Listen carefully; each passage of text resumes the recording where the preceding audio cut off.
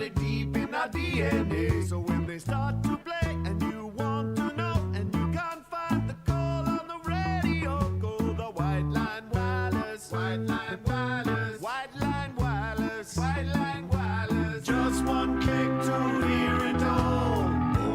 Boba, bloody bo. The pain of every true blue fan is the bad ex cricketer anchorman. It's the same old words in the same old voice. Long past time there was another choice, like the White Line Wireless. White Line Wireless. White Line Wireless. White Line Wireless. From the box of dreams you're gonna hear the call. Boba, bloody bo. And welcome to White Line Wireless and Guerrilla Cricket as we bring you Game 19 of the Cricket World Cup 2023. This is the Netherlands versus Sri Lanka. I'm joined by Bennett Olegasram, and we might have a Russ Degnan jumping in every now and then from the behind the decks as we bring you coverage of what should be either a very exciting, tense, close game or a walkover for one of these teams. I know it's too early in the day to say which team's going to be having the walkover. Just the toss, Netherlands won the toss and chose to bat, which probably a good idea considering the status of Sri Lanka's bowling attack recently. And just on the teams, Netherlands coming in with an unchanged side that beat South Africa, and Sri Lanka having two substitutions, Hemantha and Rajda in replacing Wellalage and Kumar. Bennett, your thoughts on how today's going to go? It's a very important game for both teams. Good morning, by the way. Greetings, Sapun, and greetings to all our viewers and wherever you are. It's a privilege to sort of start the stint here. It's my first time out here with the guys from down under. Yeah, just to get back to your question, Netherlands really flying high, built up a lot of momentum. This is a very important game for them to take this the win they had to the next level, because if they win this game, they'll be in a very nice territory with a few teams vying for honours in the middle patch of the table. Whereas Sri Lanka, the only team to get off the mark, it's a very, very integral game for the Sri Lankans. A loss here would mean it's going to be a do or die situation thereafter to even make any impact in this tournament. So important stage of the games. Having said that, Sri Lanka, having beaten Netherlands in the Asia Cup, going to the game slightly ahead, but on form, I would say Netherlands really riding high. Super. Yes, I would agree. I would say the Sri Lankan batting this tournament I've been happy with. The bowling and their field and their work in the field has been horrendous. There just hasn't been the sharpness that I've expected from them, and even when they do have a bowler that's performed well, they end up injuring themselves and they're ridden out for the next game or next two games. I think Netherlands have the advantage here. We'll see how they go, especially against someone who's in the form that Mendes is, because I think he's come into his form at exactly the right moment in this World Cup, and we'll see how he goes today. So there's a bit of a huddle out on the field as everyone's getting ready. So the openers for New Zealand are about to... sorry, not New Zealand, the Netherlands are about to head out. So it will be Vikramjit Singh and Max O'Dowd to open the batting for New Zealand. For Netherlands. Oh, I'm going to say that multiple times today, I have a feeling. And Sri Lanka, who will they go with to open? I would say... Kasan Rajit, most likely. Yeah.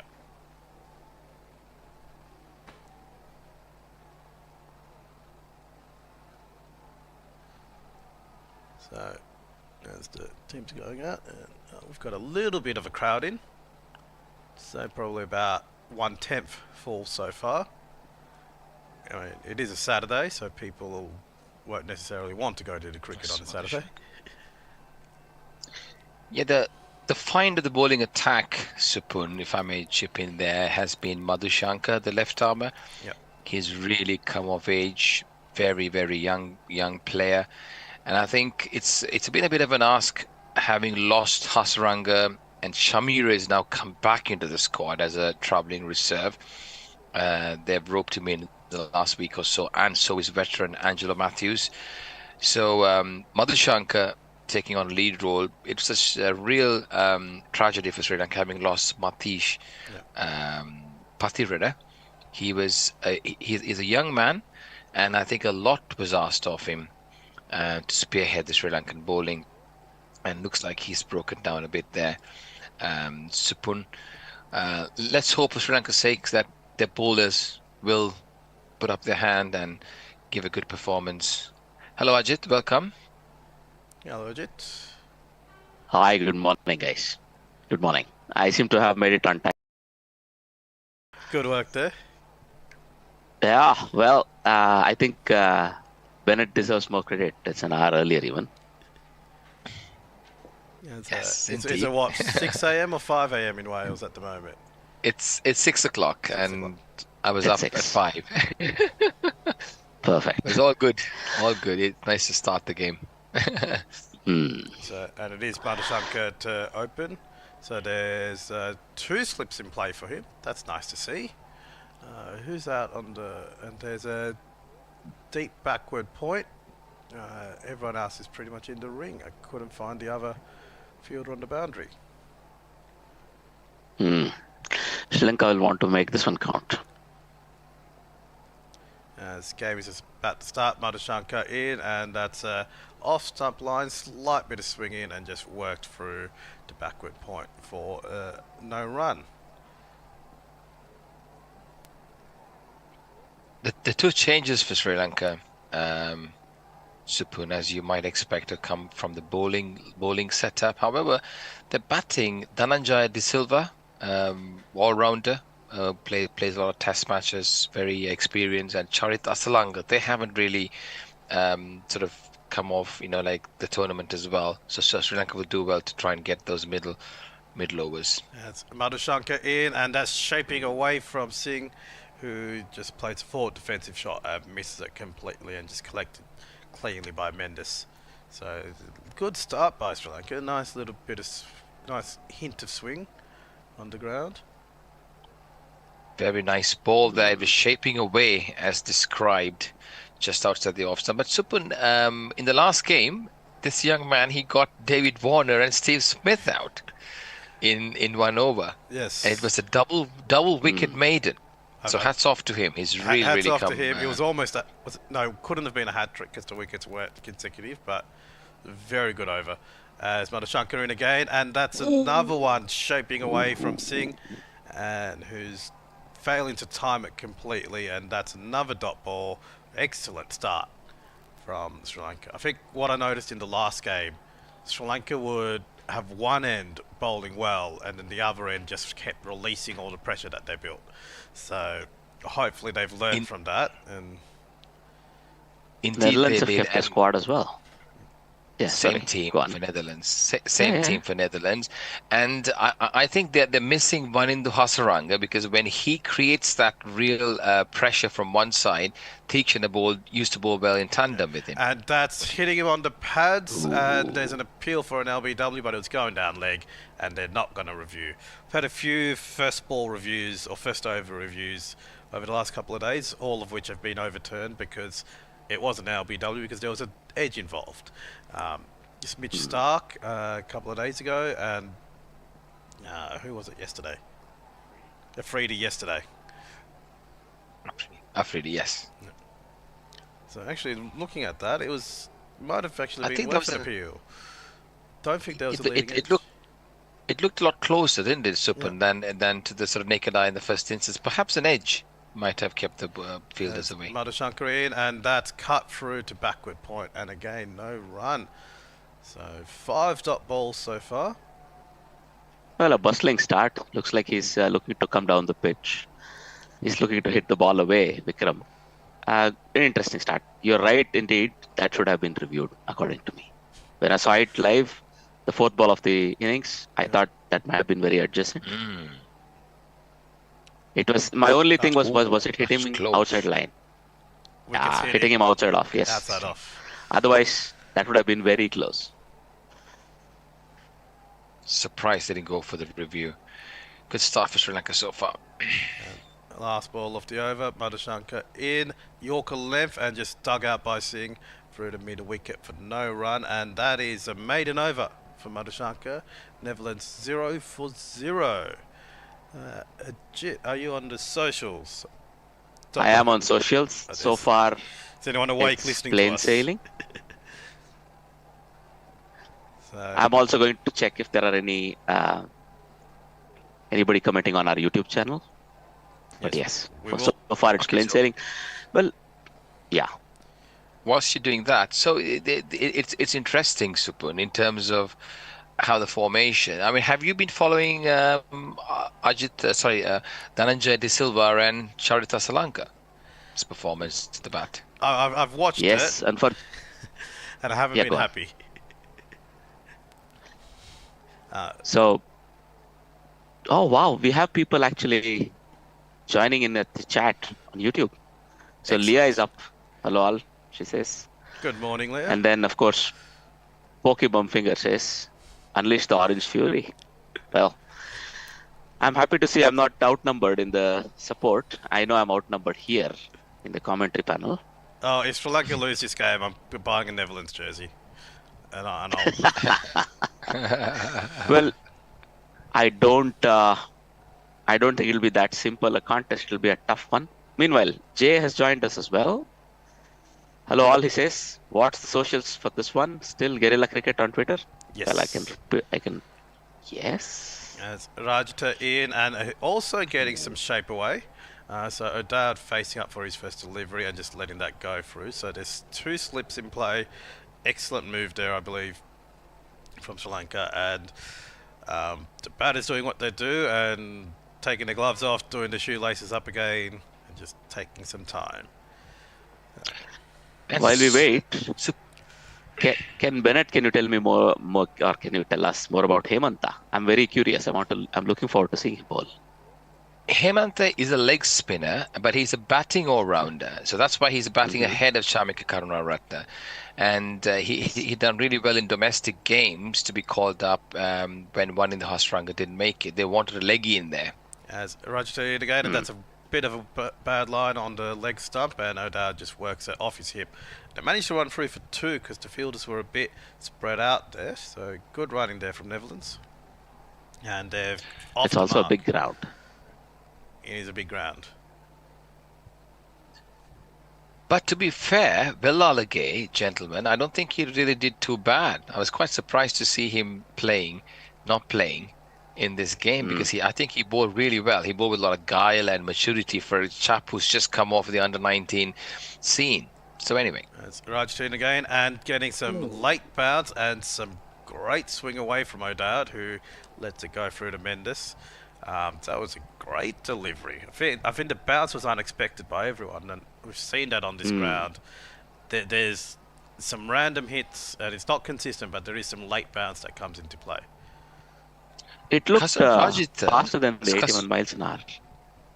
Yes, it did. It did. I was going to say, Kasan Rajita has played well within himself in the last few seasons, although he's not been picked in the first few games. I think this is a good change for Sri Lanka. And again, a bit of shape away for Rajita, and O'Dowd was going to reach after it, then realised exactly what he was doing, and that there's 2 slips there, and he lets that go through to Mendes. So this is. Am I seeing it differently, guys, or did you see that ball didn't really carry as much? It didn't carry Last either. ball. The pace was off Yes. it. That's a good one. So But he was bowling at 84. Wonder what's happening with the pitch. Anyway, we'll find out.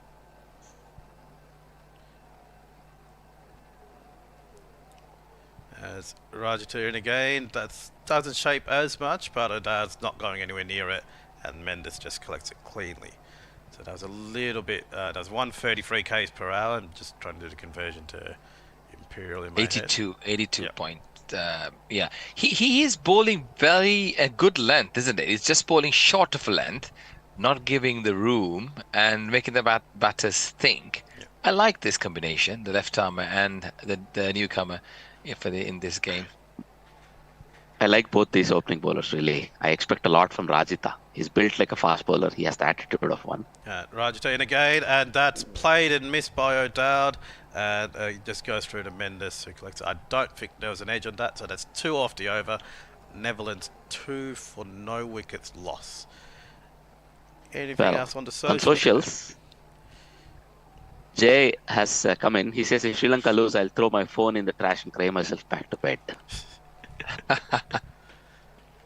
Yes. At least that's more committed than any of us here. He seems to be taking it much more seriously. And in the meantime, we are getting a shot of Shariz Ahmed, who's on the bench wearing the bib, right? And I was wondering if he would get a game.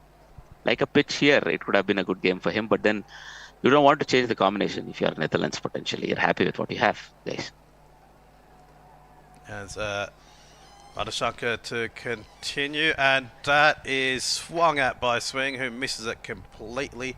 It's a little bit faster from Madhushanka, 136 k's an hour. That's another dot ball.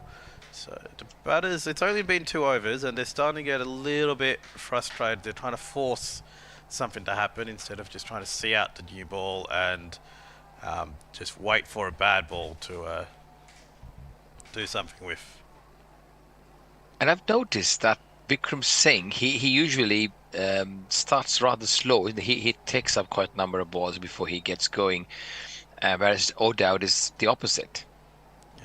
Madhushanka in again, and that's cut through to backward point by Singh. No run, so he's faced 8 deliveries and yet to score.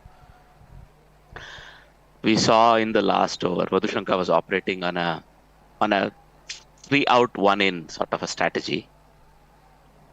I wonder if he goes through with the same sort of a thought process here. It's already 2 out so far. He's getting the ball to move appreciably away from the lefty, and that's good start as far as Madhushanka is concerned. He'll keep the ball there or thereabouts. He'll keep the batter honest. Good observation, Sajid.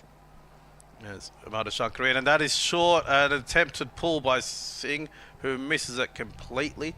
I think he lost some pace after the bounce, and I think that's why he mistimed it, and Mendes just collects it through. But this is a great bowling innings to start from Sri Lanka. I didn't think they had it in them, honestly. Oh, it's too early in the piece. Hang on. They were just, you have to back your bowlers. Come on. Knock on wood there. Come on. They're going to do well. Today, I think Sri Lanka will be very keen to make this count, if possible, beat Netherlands with a huge margin. As Madhushanka in again, and that's on an off stump line, and Singh just defends it down for no run. So there's still 2 slips in for Madhushanka, which is good. This is, honestly, like, out of all the games I've seen, this is the most early swing we've seen from the ball this tournament. Yeah, it's an early morning start. Just an observation, gents. The pitch, I think, is maybe a little bit too paced, because there are certain areas where the ball's not carrying when it's short of a length, but certain others where it's just bouncing really nicely. So maybe a little bit trickier than one would expect, the pitch. It's also an early morning start. This is in the north of India. As that's the ragfall toss, and Singh just works it off through the onside, and that goes all the way down to the boundary for 4 runs, taking him to 4, and Netherlands to 9. That gives us one of these. The way you get shot for crossing a boundary, Sorry, Netherlands to 6, not 9 there. Indeed, but that was a nice way to get off the mark if you're Vikram. Beautiful, juicy, full toss on your patch. He was trying to york him there and just overpitched. The first loose ball that we've seen from Madhushanka. I give him the benefit of the doubt. He tried a bouncer earlier, which actually caught Vikramjit a little bit off guard. So yeah, and that one's a better length and just defended through by Singh for no run. So end of the 3rd over, Netherlands 6 for 0.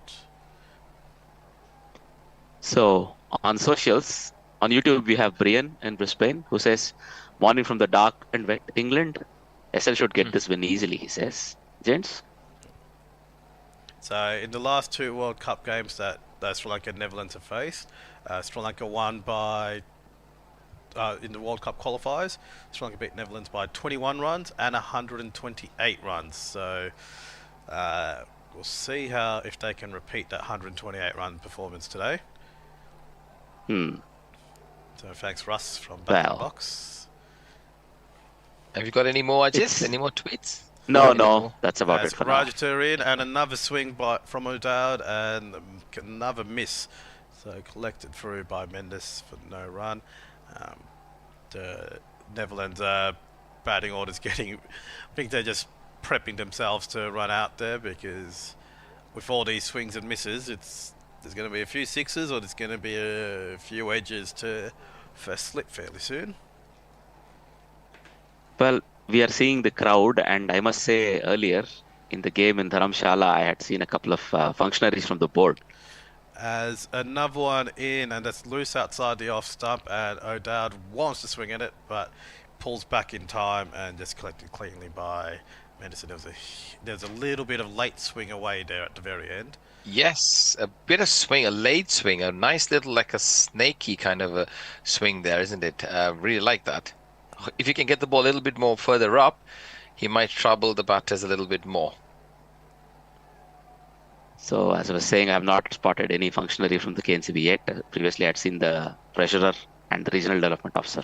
So Rajata in, that's wide outside off stump and hoiked by O'Dowd, but it just gets to the man down at third man for a single. So O'Dowd moves to 3. It's a reaching shot. If he'd mistimed that, it would have been edged to one of the 4 fielders over there on that side of the ground.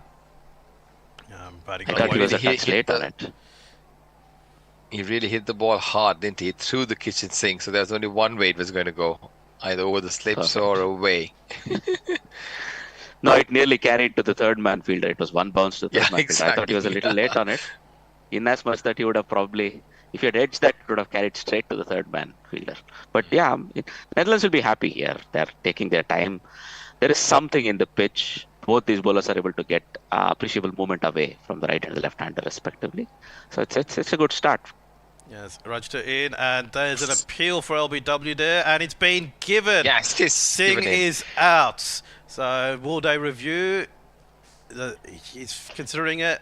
He's having a chat with his with O'Dowd on the other end. 5 seconds to go. Bounce, I think. And I he's think anything to the do with the bounce? only thing that could save him is the edge, if at all. I think he was plumb. Oh, edge, That was okay. straight on. I He was didn't see bowling an edge. he was bowling a shorter length, and this one he put it right up on close to the block hole, and a great delivery by Kasan Rajit. I hope he gets the breakthrough for Sri Lanka. He deserves it. He's the second over, just given away 3 runs, and Sri Lanka wait for the review. So, and I think I think it DRS is pitched in working. line. Yeah. I think it did enough to be hitting the stumps, but was it bouncing over the stumps? That's the only question I have. Otherwise, that looks swinging adjacent. in, no bat, That's daylight plumb. between bat and ball. Absolutely That is plumb. That is Plumb out. as you can get. That's back foot Surprise is- below, just above the knee. That's that. He didn't even consult his partner, did he? Before he No, did no, it? he did, That's he as did. He did, plumb he as you did. can- He did. Okay. So and his partner said, "Let's do it." Vikram is a tall lad, and his back foot is just at the popping crease. So I'm thinking, if anything, it's the bounce. Otherwise, he's a dead duck there. No, and we're looking at the Sitting review. there. All 3 reds Absolutely. pitching in line, impact in line, Yeah, wickets hitting. top of middle. And that is the first wicket to fall for Netherlands. Vikram Singh is out. So Netherlands 7 for 1 wicket down. So and Rajita 1 for 3 bowling figures so far. Great start there Good. for Sri Lanka, and I think they built up the pressure from both sides. Although there was a boundary in the previous over, there were lots of dot balls, a maiden over to start with. So Sri Lanka building the pressure, creating Vikram Singh. As I said before, he's a slow starter, and I think he'd consumed quite a lot of balls, looking to up the momentum, and there he was. A straight delivery, looking to drive, and caught right in the middle there. Sri Lanka take first lead. While we wait, we have Farong who's joined us. Greetings all. Hope everyone is well. Hey, Midday Farong. start for me on the cricket front, he says. and apparently he has plenty of rum to keep him company. Sri Lanka will be looking to get off the mark Oh, and get on level with Palms. yes. Farong, what rum do you drink? I have a preference for Havana Club, so do let me know. Well, I like the Old Monk, which is apparently only available in the military canteen these days, I'm told. But I was lucky enough to procure a bottle here. Bennett, would you have a preference? I don't actually. I'm a teetotaler, so I don't really Ah, drink, right. unfortunately. As Roger into Ackerman, who's the new bowler out, and who's gets some bat to this and just pushes it down to second slip for no run. And that was a reaching shot by Ackerman for no real reason. But good work here from Rajita.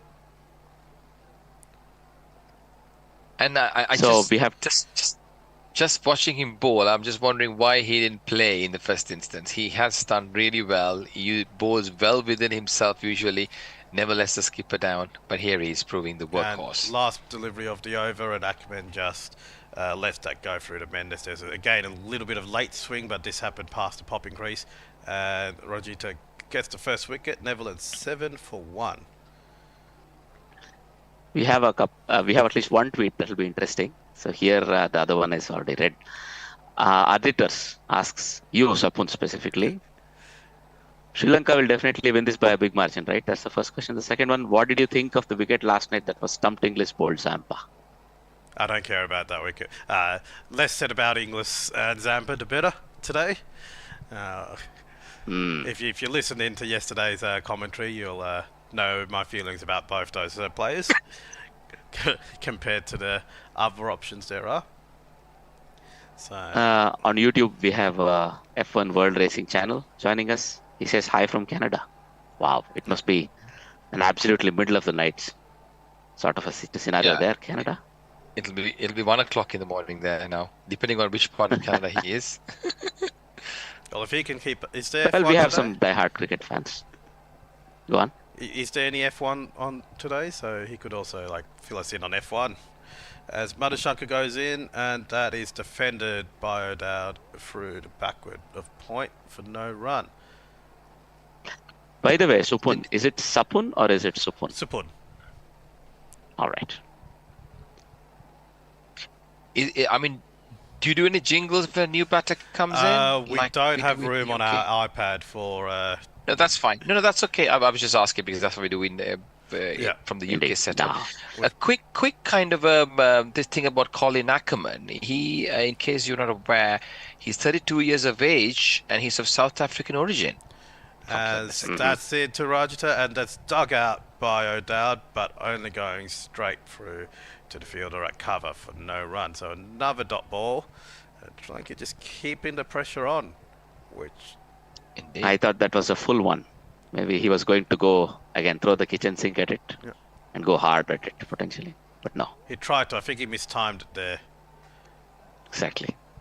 He had a chance there. I mean, that's what you do as a fast bowler, don't you? You hang up one out there, then the next one will be tighter and a little back of length. And if the batter does the same thing, you'll be nicking behind.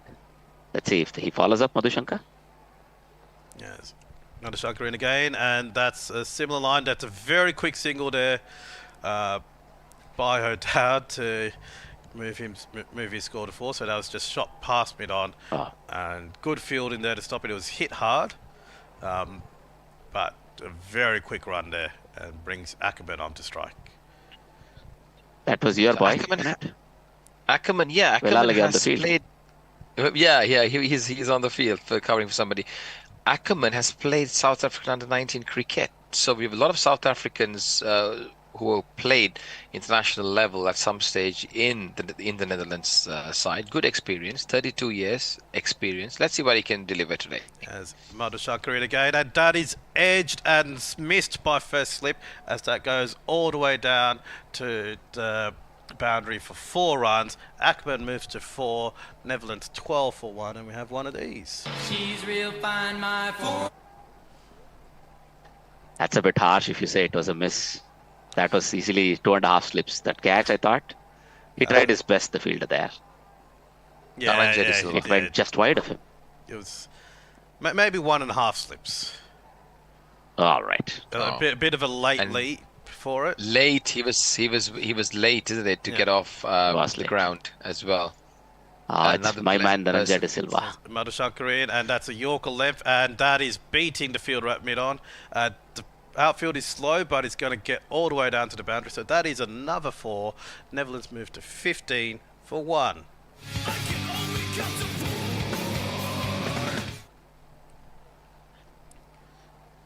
The 2 boundaries in 2 successive balls has dented Madhushankar's figures, but good going there. It was again on a half volley, wasn't it? Driven effortlessly by Ackerman. It's a nice way to get off the mark, especially if you just come into the wicket when you get these foolish deliveries to drive at good pace. So Sri Lanka just losing a little bit of grip here with Netherlands breaking free in the last over or 2. And last ball of the over, Madhushankar is in, and that is short, and Ackerman's not quite ready for it, and he just manages to punch it down, and no run there. So end of the 5th over, Netherlands 16 for 1 wicket down. In YouTube, the F1 World Racing Channel says he's in Vancouver, Canada, he or she, and it's only 2022. It's very early here, and apparently they go to bed at 3 a.m.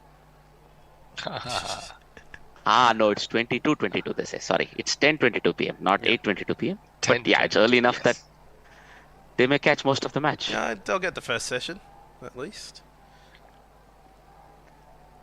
We get an aerial view of the stadium. You're saying, Bennett? And I can tell you that, like that, I mean, not many channels in Canada, having lived in Toronto for 4 years, not many channels do cover cricket, so they're probably enjoying the commentary here. Sorry, Supun. Continue, and that's a middle stump line to O'Dowd, who works it off his pads, and they managed to run through for 2 here. They've picked the gap in the infield, so very good work there from the Netherlands. There was some talking, I think, but they made the double comfortably in the end. It was an early enough call.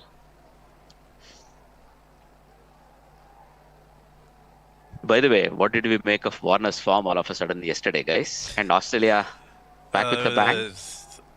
Like Hayden was commenting saying that. Sorry, we'll come back. as Rajate into O'Dowd, and he just leaves it through to Mendes. He thinks about playing it, but pulls back. There's not much swing on this delivery, but just a little hint that O'Dowd's just a little bit nervous of.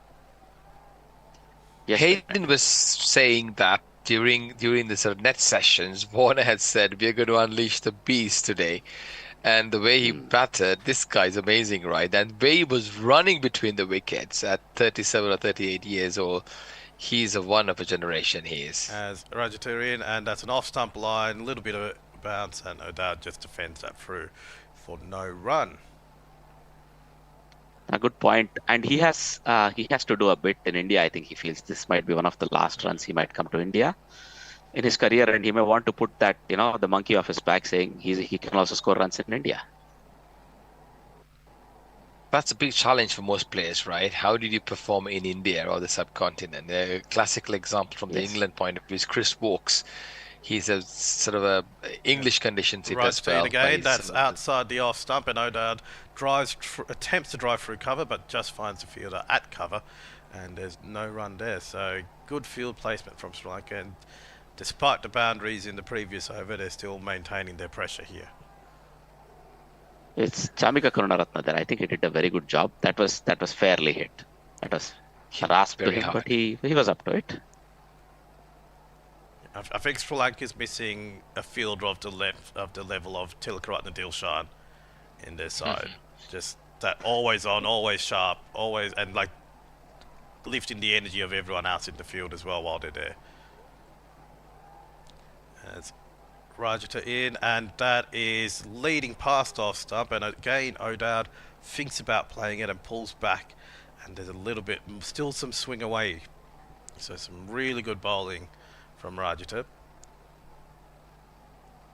He's got excellent figures, just 1 for 5 in his third over. He's really putting the new ball to good use, his part of it at least.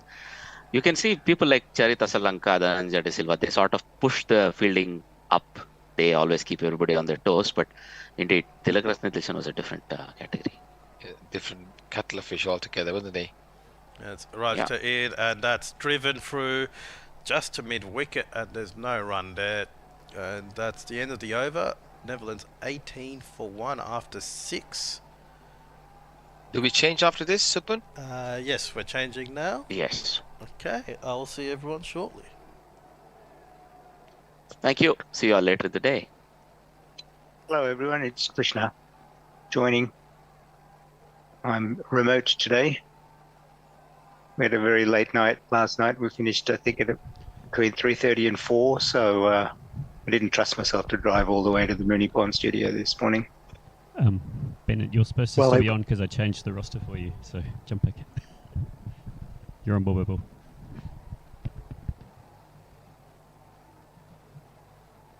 Who was the you of that sentence? Sorry, Russ. Am I on ball by ball? You are, yes. Okay, thank you. It's on at 5 and you're on at 4:30. No, I just made some minor adjustment to that to make that work. And you're still on though, Krishna. Okay. All right. Happy to. Thank you. You got your camera? Right. Yep. Give me a So sec. Sri Lanka, the over number 7 is left armer Madhushanka, who is in charge of the attack. He's bowling his 4th over. That's a good delivery on middle and leg and played back to the bowler. No chance of a run. Colin Ackerman has some South African origin. He has played under 19 level cricket for South Africa, certainly so settled here in Netherlands, along with some of his other sort of colleagues who played for South Africa. Certainly an important game for both these teams, Krishna. What do you reckon? Absolutely. I mean, stellar dwellers in this competition, especially Sri Lanka, so they can't afford to drop this.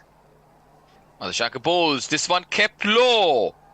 A loud appeal. The fielders are interested, and the skipper having a bit of conversations there. If there was no bat, that looks fairly plumb. The ball kept lower than anticipated. They've gone for the review, and I think it's fairly close, gentlemen, because the ball kept low than expected. And Madhushanka, he has a knack of getting batters out LBW. He had 2 in the last game in Australia. Guess who he got out? David Warner and Steve Smith. Yeah, as we wait for the review. What do you think, gentlemen? He bowled very well. I'm not a gentleman, but he bowled very well in that game against Australia, and I think we're seeing his quality again today at the start of this match. He looks very adjacent. Max it out. that looks close to me. Obviously, we've not seen ball tracking yet, but good morning, everyone. Good morning, Krishna. I guess it's not quite morning for you. Maybe it is. No, it can't be. No, it is afternoon. It is afternoon for you, isn't it? He's going to be Very saved by Ultra Edge, though. Ooh, he is. Yes. Thin but palpable edge onto tab there. The only way he would have escaped that was an Ultra Edge. Which part of the world are you tuning in from, Josh? I'm in Cardiff, so if I recall correctly, not far from you. Oh, yes. Oh, I think we have done a stint before, didn't we? We have indeed. I think this must be the strongest yes. Welsh contingent we've had here in the Box of Dreams. I was told from close to Cardiff in a place called Rogerstone. Stone throw away from Cardiff, 15 minutes drive. So Madhushanka bowls outside the off stump, edged into the gully, and no chance of run. A close call for Netherlands, close call for Ackerman. And he was quite lucky he got an edge there. He would have been very, very straight and perhaps gone if the edge didn't save him there, Josh. What's the time for you, gents? It's 6:34. Okay, so you got an early start today. Yeah, so an you early just start, talking having also been on until the end last night. Correct. Oh, you're brave. Madhushanka comes steaming in, left arm over, shortish, and Ackerman on the back foot pulls handsomely towards the deep square leg area, and that's a boundary, and he is on a roll at the moment. Yeah, Ackerman's a very experienced county cricketer. He plays for Durham, and I think he has been captain of Leicester at one point as well. So yes, he knows his way around a cricket ground, that's for sure. Yes, I suspect he Yeah, no, I heard something about the Leicester departure not having been entirely pleasant, but no, Hmm. certainly a stalwart up at Chester Street for Durham. As Madashan comes in, this one again attacking the stumps. He's bowling a good wicket-to-wicket length, and except for that short ball earlier on. So Netherlands looking to consolidate here after losing an early wicket. They've got a lot going for them, a good momentum. A win here would put them in the middle of the pack, where many teams are vying for honours. Sri Lanka desperately looking to get off the mark. A loss here would almost give them an unimaginable position to qualify for the semis. What are your thoughts on that, gentlemen, in terms of Well, the table? I made the comment yesterday. If the Netherlands win, they're certainly in the peloton in this Driven on this competition. occasion outside the off stump, but are very uncertain of that. Ackerman looking aggressive, but inside edge there that leads the ball onto the mid wicket area. And the batters go through for a quick single. Over number 7, Netherlands winning the toss, deciding to bat 23 for 1. Josh. Well, as Farong said shortly before I came on air, if the Netherlands do win, they will go 2 points above England in the table. So there will be a great many people taking pleasure in that eventuality, even its possibility. Not certain, even if they do, that they'll be viable contenders to get through to the semi-finals. Josh, are you doing socials? I think you are, right? I am indeed, but we, as far as I'm aware, are not joined by anybody. Bit early. Yeah, I think Josh. Yeah, Krishna, you're due for summary, aren't you? Anyway, Yes. as Rajat begins the next over, my apologies, viewers. We are just trying to sort out a bit of bearings here. We'll be right back with the correct sort of individuals in the correct place. On that occasion, outside the off stump, a bit of swing there for Rajita. He has bowled really well, Rajita, in this game. Yeah, mid-30s in pace, and he's getting nice movement away from the right-handed batsman, so he's looking good. And he's bowling a good length as well, isn't he? He's just short of length, some nice movement. And at this ball, he's always played well within himself whenever he's got the opportunity. Again, like a snake, like a swing there on midland leg this time. And moving away, O'Dowd, unsure of that, plays with soft hands. The ball goes into the gully area where there's no fielder, and the batters go through for a quick single. Rajat So is an exciting... Sorry, Krishna, go on. I was going to say they bring Mac Dowd onto strike, and I'd have to say he would win the World Cup competition for the most luscious lock, wouldn't he? I mean, hair is magnificent. Coming from a man who's follically challenged, I think he looked excellent. Yes, Sri Lanka making 2 changes today. Dushan Hemant coming in place of Dulalage. That was a surprise move for me. And then Lahiru Kumara, who was erratic, being replaced by Kasun Rajitha. Guys, I'm losing a bit of feed here. My apologies. I think they are as well. Oh, I Yeah, see. It's not just me then. Yes.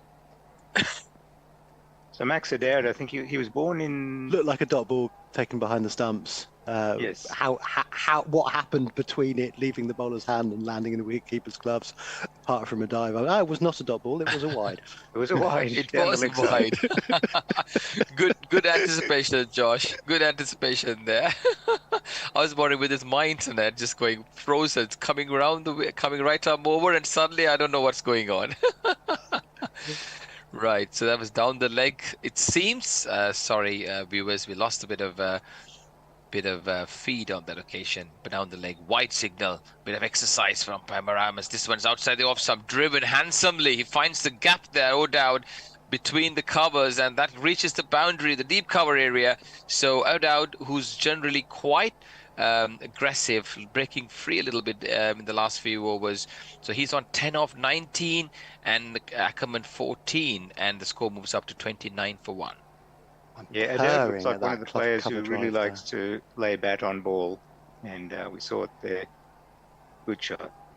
Of course, he was Beautiful born in shot. Auckland. Cover drive played just behind square. You don't often see that, the drive behind square, beautifully straight up. Oh, this one's a great delivery. Good swing there on the leg stump, and no doubt trying to work it away on the onside. Gets a leading edge, and the ball balloons just over the outstretched hands of the bowler. Eluded him just a little bit. So a doubt, lucky on that occasion. He was looking to be aggressive, playing against the swing. The ball was swinging from midland leg onto the slip area, and at the top leading edge, O'Dowd lucky to survive. That was not over the bowler's hand by much. Just beat the outstretched grasp of Rajita. He's a tall man, Rajita, but he wasn't He's tall tall enough. indeed. Yeah, this one's on the leg stump, not much swing there, and he goes on the back foot, just plays it towards the square leg area, no chance of a run. A bit of intent, gents, by the Netherlands batters in the last few overs. Indeed, I think Yes. their best opportunity here is to set a good score and really put pressure on Sri Lanka when they come out to bat. And I think- interesting, they chose to bat. Sorry, Josh, go on. No, not at all. I think it's harder for these teams towards the lower ends of the rankings. I'll break off, perhaps come in with that at the end of the over. This one's outside the off stump, a bit of swing, goes away, and O'Dowd looking to sort of slash that. Didn't get any connection. End of over number 8. Netherlands winning the toss, 29-1. Josh, what I think it's harder for these teams such as the Netherlands, who are outside the top tier of limited overs matches, and certainly outside of the test closed shop, to bat first, because there's always that danger that if you try and set what you think's going to be a competitive total, you end up flopping, losing too many early wickets and being out of the game. At least when chasing, you know exactly what you have to do. If you need to go hard, you go hard, and if you lose, so be it. But it's almost as if the difficulty of batting first is multiplied for a team that's not playing the top level teams with the same frequency, and let's put it bluntly, does not have the same weight of expectation on them. Yes, indeed, and it's over number 9, and that's a bowling change. Chamika Karunaratne being entrusted with first change, and this one's a shortish delivery as Ackerman goes on the back foot and plays it towards the mid-off area. No chance of a run. And also, I think Netherlands may have looked at the Sri Lankan bowling attack and thought, hey, you know what? Let's get a lead here and put some runs on the board. Sri Lanka's batting has looked quite solid. And the in the formula World that Cup worked so far. for the Netherlands in the game against England was to set a score and bowl England out. So maybe they feel confident using that approach. Yes, Krishna, that's a good observation. And Chamika Karunaratne normally doesn't come on till about the over number 15 and so on, but he's been entrusted as first change on this occasion. On the back foot goes Ackerman and nicely plays it away from the mid-on fielder. And there's a bit of a running to be done there, which gives the batters enough time to cross through for a quick single. Also, I noticed that Teakshaner usually bowls with a new ball. But on this, in this game now, he's been held back. But I think he's the trump card. Sri Lanka lacked that bit of bite in the middle overs, and hence I think they're holding him back. We don't know much about Hemantha, the newbie who's playing his first game today. As Karunaratne bowls, this one's on the leg stump, going away. And the umpires looking for some exercise here, stretching their hands and signaling a wide. So a loose delivery from Chamika Karunaratne. He didn't make much of an impact, did he, in his first outing, Krishna? No, well, I mean, he wasn't in the original squad, and he came into the squad as a result of Shanaka's injury. Yes. He's not part of the original 15. Yes, he was travelling reserve, didn't make much of an impact. Sri Lanka called in Angelo Matthews, the veteran Angelo Matthews, a former skipper, as part of the travelling reserve contingent. As Karunaratne comes in, bowls, and Dowd takes a few steps outside his crease, looking for some flexibility there. However, Chamika Karunaratne equal to the task and puts it a little bit more short on the location. Dowd on the front foot plays it back. No chance of a run.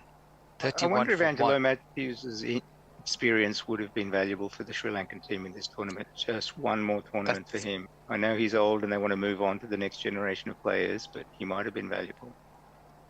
Experience is key, isn't it, Krishna? I mean, Angelo Exactly. Matthews offers a lot with the ball as well. He used to open the bowling in his primitive years before the injury.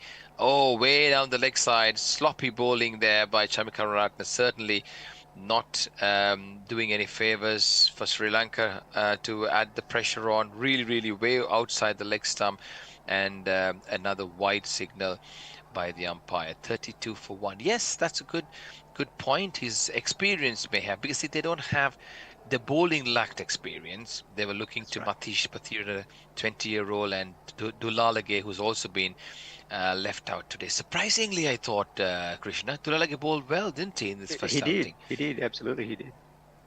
And this- Angelo Matthews' leadership would have been valuable to Kusal Mendes as well. I mean, Kusal Mendes hasn't had much leadership experience at the senior team. He hasn't, and they have the former ODI captain also as part of the squad, Dimut Karunaratne. He's not playing. There were some expectations on Kusal Pereira whether he'd play or not. He was carrying an injury, but Kusal Pereira came good in the last game. He's been injury prone. He's the diminutive Sanat Jayasuriya lookalike, isn't he? The way he bats. Oh yes. Let's hope. Yes. Karatna bowls on the leg stump again. Loud appeal. Only Chamika Karatna appealed, more in hope than in anticipation, and no chance of a run. So where are we going on this, gentlemen? On this, what should be a score for Netherlands to look at? I'm wondering whether these pitches are going to start feeling a bit worn now. I think it looked like one of the pitches they've used earlier in the tournament, so it might be too paced, and it'll be. I think the key thing for Netherlands is how do they play against the Sri Lankan spinners once they get past the new ball. Indeed, let's wait and see. Shortish delivery on the back foot goes down, and he hikes this one over the deep square leg area for the first 6 of the game. So Chamika Ratna paying the price for bowling too short down on the back foot, and for the first 6 of the game, as Netherlands move to 38 for 1, and we're at over number 9.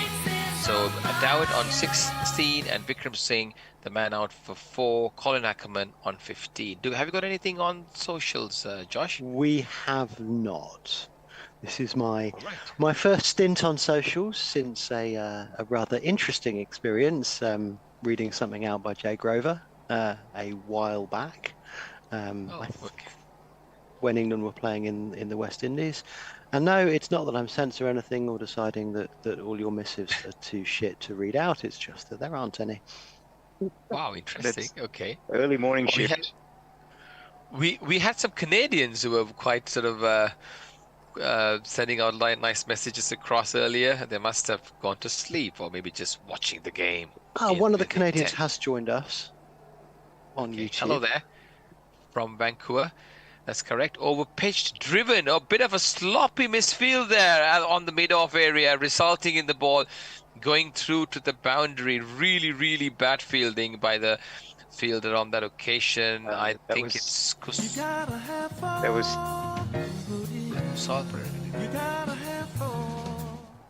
That was terrible fielding. He kind of kicked it around and helped it on its way to the boundary. I mean, yet to identify the fielder, but that was absolute terrible fielding there. I mean, Kasun Rajat has been trying desperately to keep the batters tight, and the fielders not really helping. That must be Chamika Karunaratne, who just bowled the previous over. He's usually a safe fielder, but however, here comes Kasun Rajika. Bowls, and that's edge. That would have gone straight into the hands of first slip if it was there, but unfortunately no slip on this occasion, and the ball being nicely glided away into that vacant area to the finer third man area for a boundary.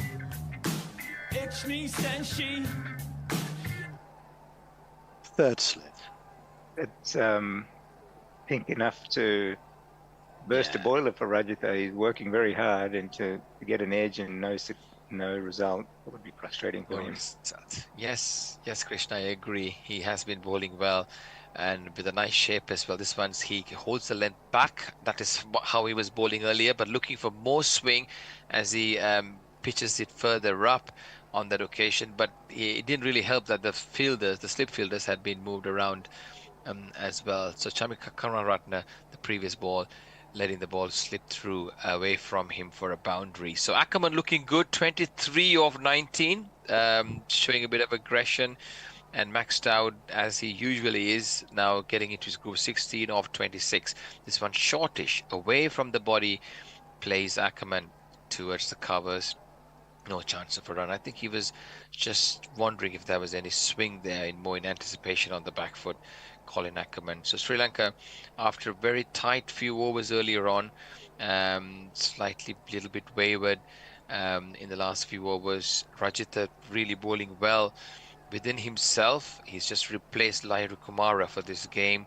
Sri Lanka going in with Hemantha, the batting all-rounder, the batting leg spinner as well. Over pitch, driven nicely. This time, Chamika Karunaratne gets his hands over the ball, stops it from passing him, and the batters go through for a quick single.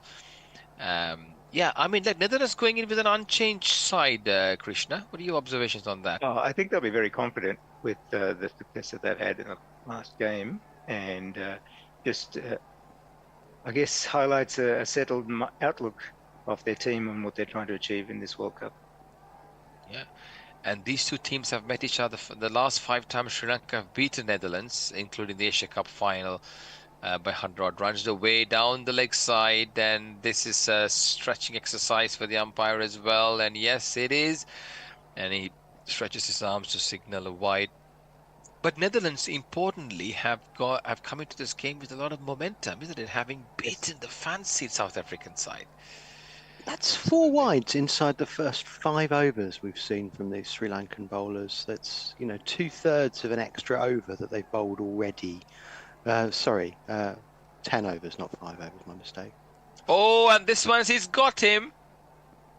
He's got him. This was outside the off stump, and O'Dowd driving away from the body, gets an inside edge that comes straight back onto the stumps. Rajitha very confident of that, as he deserved that, although not on that ball, but it deserved the last few overs the way he was bowling. A bit of swing outside the off stump, moving away, driven away from the body by Dowd, off an inside edge, hits the stumps, and Netherlands lose their second wicket with O'Dowd bowled by Rajitha for 16, and with the score on 48. He looks so he did deserve distraught, doesn't he? He did deserve that success, Rajitha. He's bowled really well in that first 10 overs. Unfortunate for Max O'Dowd, though, getting an inside edge on that one. Do we have a shit gets wickets jingle for that one? Because it was a rank half volley outside off that just did enough for Max O'Dowd to drag it on with that thick inside edge. He looks rightly distraught, less so at getting out, more so I think at getting out to a ball that was there to be belted through the covers. Right, so I take it we don't have a jingle for that dismissal, but anyway, Netherlands, after looking a little bit looking to break free from the early tight overs, have lost their second wicket. And we do have some comments from our listeners joining us. F1 World Racing Channel has added something more. Joining us from Vancouver, you'll remember, says, I'm Raj Singh. Hello, Raj. And enjoying your wonderful commentary and eating beans on toast. I saw that Heinz put out some recommendations from an expert, an etiquette expert, as to how beans on toast should be prepared and eaten. So, Raj, please do send us your recipe if you have anything to contribute in that regard. Adit RS says, given Sri Lanka basically can't make the semi-finals, what do you think about them spending the rest of the World Cup preparing for next year's T20 World Cup? Maybe I'll pass that question back to you, Krishna and Bennett, shortly. Straight up before which I will just read out the good morning greetings from Woy Woy Pom. Karunaratne is bowling the 11th over, perhaps the last over of our stint here. Before we switch, and that's played into the covers. No chance of a run. Yeah, Sri Lanka, are they preparing for the next T20? Krishna, what are your thoughts on that? I think not yet. I think there's just so much cricket these days that these teams don't get a chance to look that far into the future unless they really are in a rebuilding phase. I think I agree I they're think it's you also on that. hard to use a 50 over tournament to prepare for a T20 tournament, Precisely. unless you know. Karate balls, short delivery on the back foot goes Ackerman, plays it into the covers, no chance of a run. Sri Lanka changing their strategy. Karuratne bowls normally around the 15th over, around the second state, the sort of middle overs of the game, but this time entrusted bowling the first change here. They're holding back their mystery spinner Theekshana, who generally has a few deliveries, few overs, right up. So they changed their strategy because they've got a newbie in Dushmantha Hemantha, who's actually playing today. Driven, this one's over pitch, driven back to Chamika Ratna, who picks up on the follow through. No chance of a run. Netherlands 48 for 2. Sri Lanka looking we for are their. we Sorry. are remiss in introducing the new batsman Baz de Leader.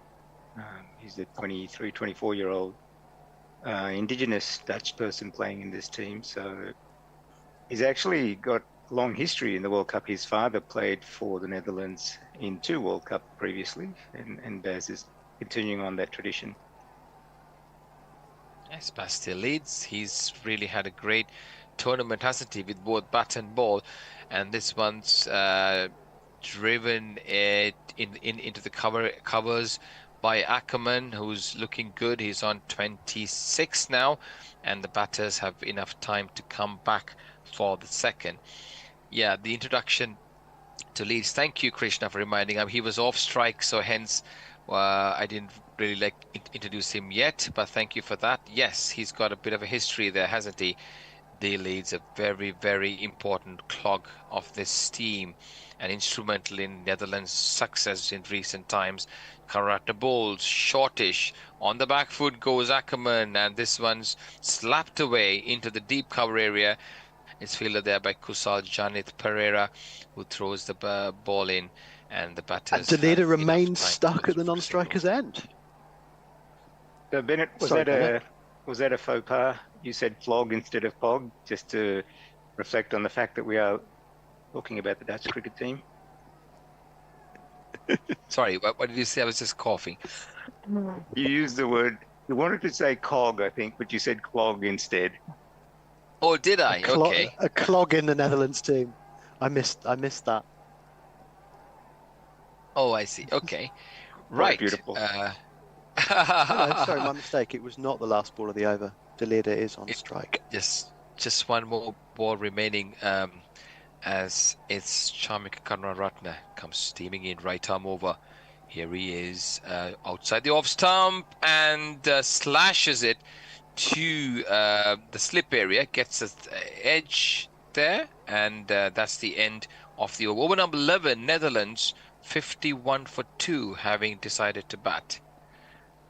Messi have Jez has joined now. us.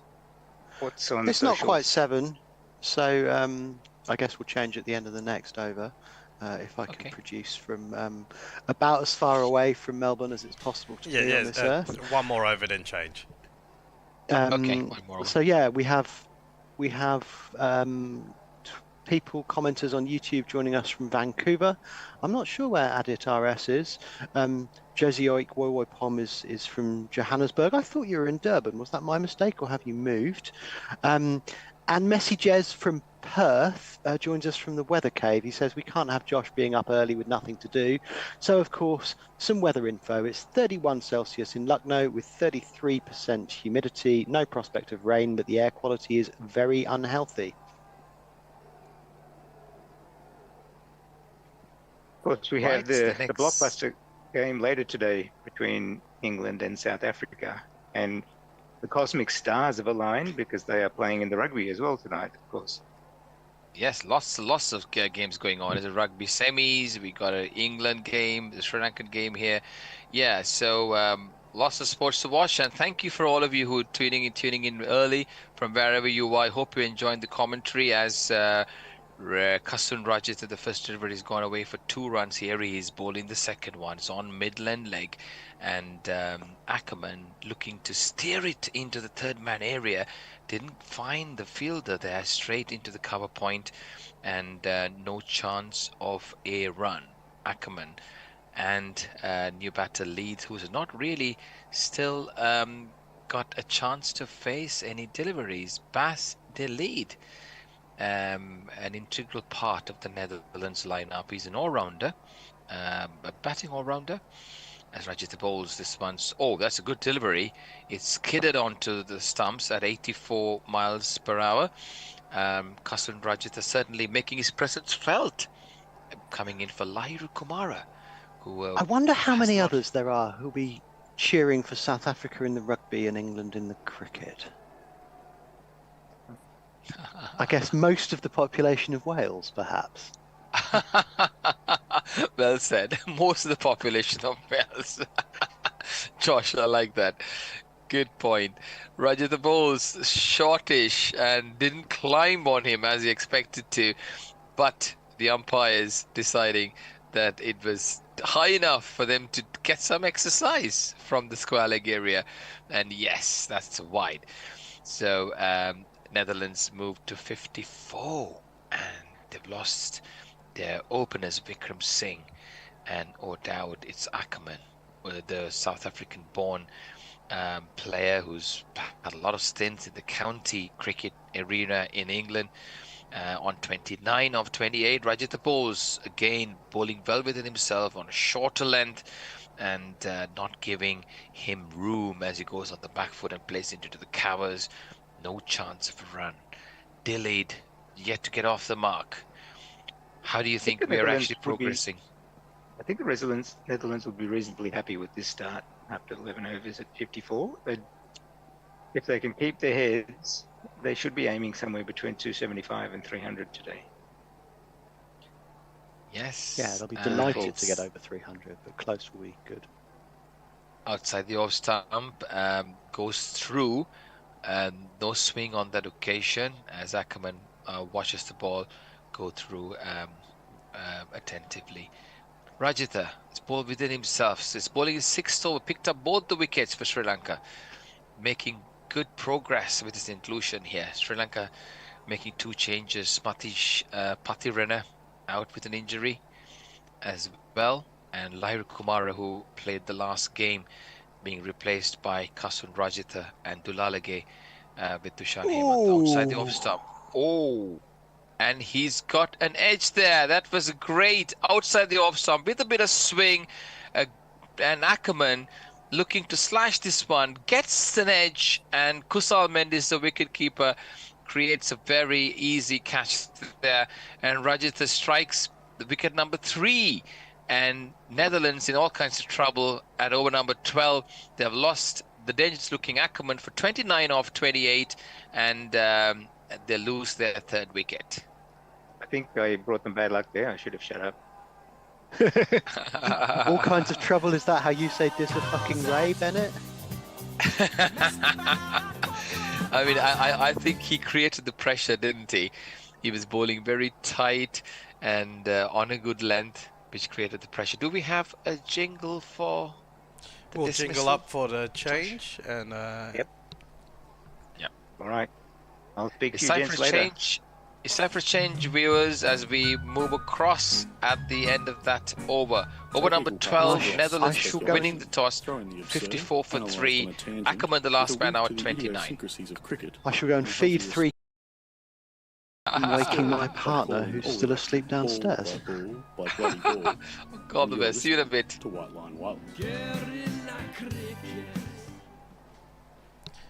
And welcome back to what is proving to be, I wouldn't say it's a Netherlands collapse yet, but relatively, we're almost there.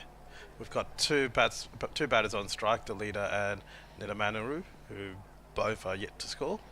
And so welcome Russ Degnan into the box of dreams. Thanks, Sapun. It's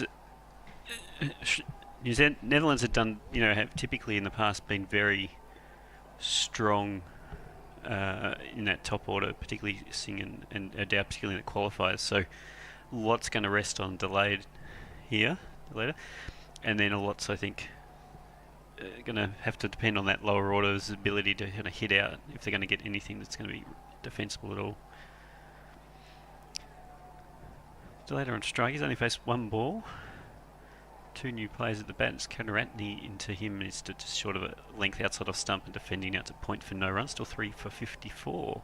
Good aggressive field here from Sri Lanka, and good intent, just getting to the ball quickly and just threatening to frighten the stumps even though there's no real need to. I think we might be inceptioning on the... We are. It's waiting for Ajik to join us. Hopefully he's there. He was there. Okay, if you can come back, Ajit, if you're listening. Here's Kaneratne again, and it's full and defended out on the offside to mid-off. There's no run. Filtering quickly. So, might stop the... So, Russ, can I just clarify? I mean, the last email I've got is at 5 o'clock. Bennett, Armchair, and Supun. Is that what we're doing? Correct. No, we switched it around a bit. No, we switched Bennett around because he wanted to go back to back. So, but just check the link in the Google Docs because that's by far the most up to date. Oh, okay. Kaneratne's in again. It's full and it's getting hit on the pad. He's huge appeal. It's a big broad appeal, cellular appeal because he's way down the other end. Kaneratne before he even turns around to the umpire. I'm not sure it was that close. It seemed in a long way. They're not going to review this. Kaneratne was the only one appealing for it.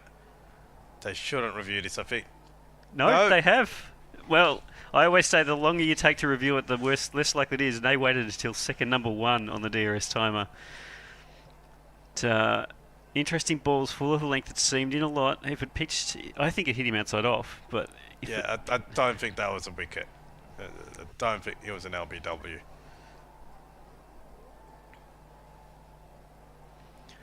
Watching the replay now, it was pitching well at sort of stump, coming in. Well, maybe it's hitting him in front. Maybe it's going to hit leg stump. It's hitting him on middle. Going down leg. Well, he's not a long way forward. It's probably not the worst one to review. Huge wicket if they get him because delayed is so important to this Dutch side. Playing very bottom hand with that shot. Squared him up.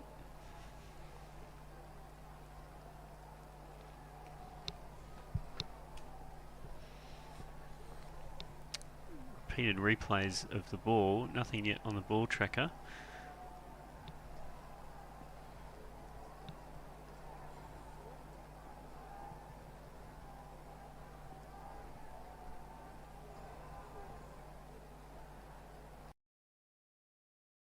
If he looks at the edge, there's definitely not an edge. It was miles away from the bat.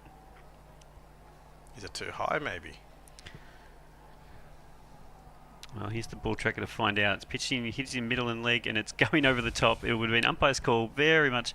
Just clip it in the tiniest part of the ball on the top of the stumps. Probably not the worst review ever, but... Definitely not the worst review in the last 3 days. No. It wasn't clearly off the bat, for starters. But, so that survives. The score is still 3 for 54. And 2 batters still on naught.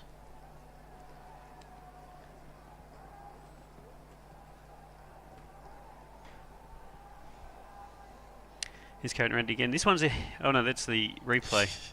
My mistake. Don't do a bear, Russ. Oh, it's... I thought we were about ready for another ball. He's, he did not... he was so enthused by that appeal. And like everyone else was just like carrying on. This time he is, and it's defended out in the offside straight to cover. No run by Delator. Still on naught. All of the Sri Lankan bowlers looking much more dangerous in this first 15 overs than we've seen in previous games. Then the last... How many? There's 4 games they've played. So, yeah. So the last 200 overs they've played, this is the most dangerous they've been. Pretty low bar, actually.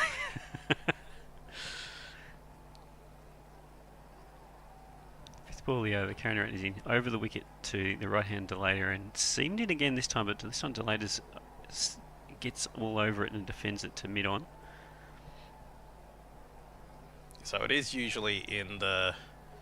between over 20 to like 35 that Sri Lankan bowling loses its edge. So we'll see if they can keep the pressure on, especially when the spinners come in. Yeah, spin's been their weakness so far, which is surprising from Sri Lanka. the pitches haven't given much to the spinners at all. Like the three who've been really able to get something out of the spin of the Indian pitches. He's carrying around these short of length outside of stump, delayed defending out to point. End of the over a maiden, 3 for 54 off 13. Are the spinners from India? Now a couple of tweets. Edit's coming in saying Scott Edwards, who plays his club cricket at Richmond in Melbourne, probably the best wicket keep bat in Victoria right now. Should get a go in the Shield. You know what? Replace Inglis with Scott Edwards. That's what I'm saying. Just on the YouTube. Where's my YouTube gone?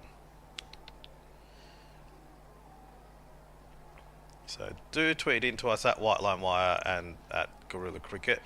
We do have a second game that will start by the time the second innings start, which is going to make things very interesting for everyone involved. And doesn't look like there's anything too new on the YouTubes. Looking at the Manhattan graph for Netherlands, steadily increased in run rate until they lost that second wicket, and then it's been pretty dire since then. 3 wickets for probably what, 3? And it looks like Sri Lanka's going to bowl Rajitha out. He's up to his 7th over. Yeah, and it's still got a swing for him, so it's probably not a bad idea. His one's swinging outside, and just a late cut from new Netherlands batter, whose name is escaping me for the moment, down to third man for 1 run, takes him off the mark. Manaru, that is.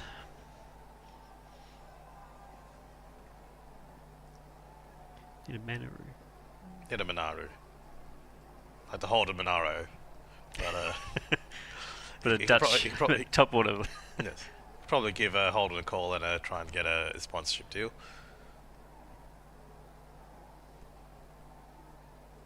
Jita, 3 wickets so far for 25 of his 6.1 overs. This one's outside of stump and swinging away. It's left alone by Delader.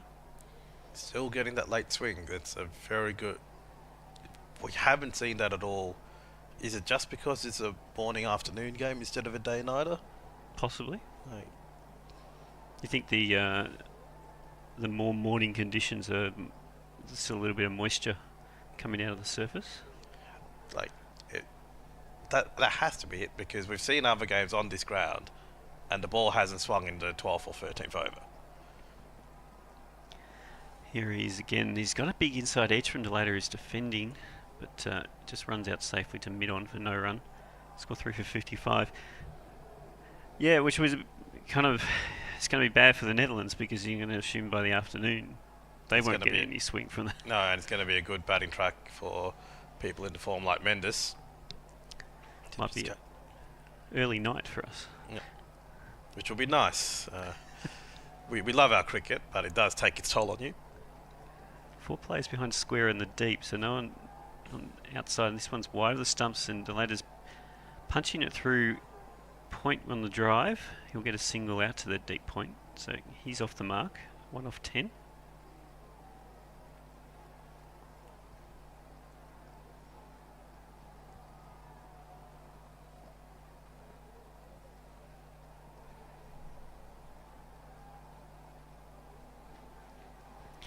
Period of consolidation for the Dutch after a couple of quick wickets. Here's Rajitha again over the wicket to Manaro, and it's past the outside edge, although he pulled the bat inside last second. So no run again. 1 ball to come in the over. Yeah, you can't be risking those sort of shots with when Rajitha's getting the swing he is. And it's a real sucker ball too, isn't it? Just leave it out there and let it move away. Hope that he chases it and edges.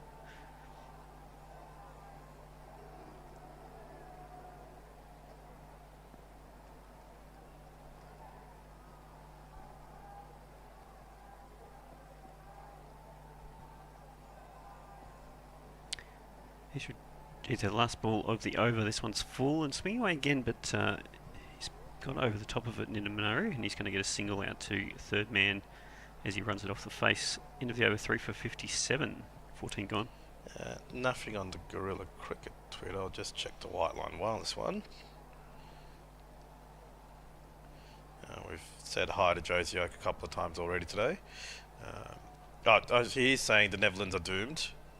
As a country, because of rising water levels due to climate change, or just in this game? Just because of their proximity to Russia, maybe. And, Oh, they're not that close to Russia.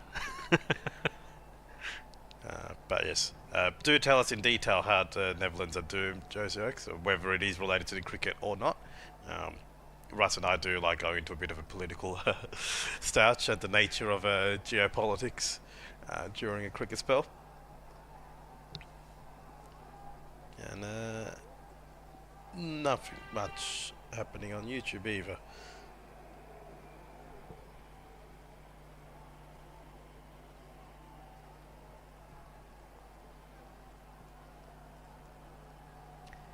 And I've just got a tweet from Dan Liebke from yesterday coming through saying Maxwell ball. So Twitter, fix up your. I think we're in a drinks break, Sapun. I reckon we can. We've gone to 3 ads, so we're in a drinks break, or someone's decided to have a drink anyway, despite the forthcoming drinks break. Enjoy.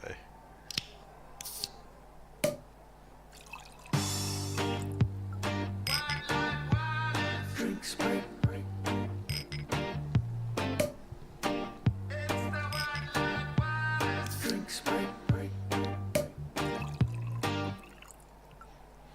Yes, it is drinks.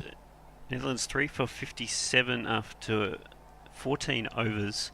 Seems like an early drinks break, but all Sri Lanka really in this opening part. So far in this tournament, they've really struggled to keep the runs down, and so far they've been getting expansive swing and continuing to swing all through that opening area. It's quite. Yeah, based on Rajata's performance right now, I'm surprised he wasn't in the side. He wasn't in the squad from day one. Or wasn't in the playing 11 from day one. This is excellent work from him.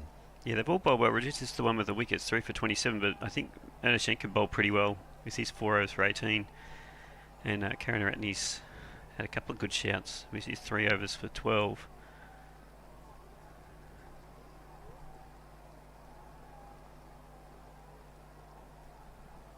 Dutch, after their great success in their previous game, have got their work cut out for them in this one to set a defendable target.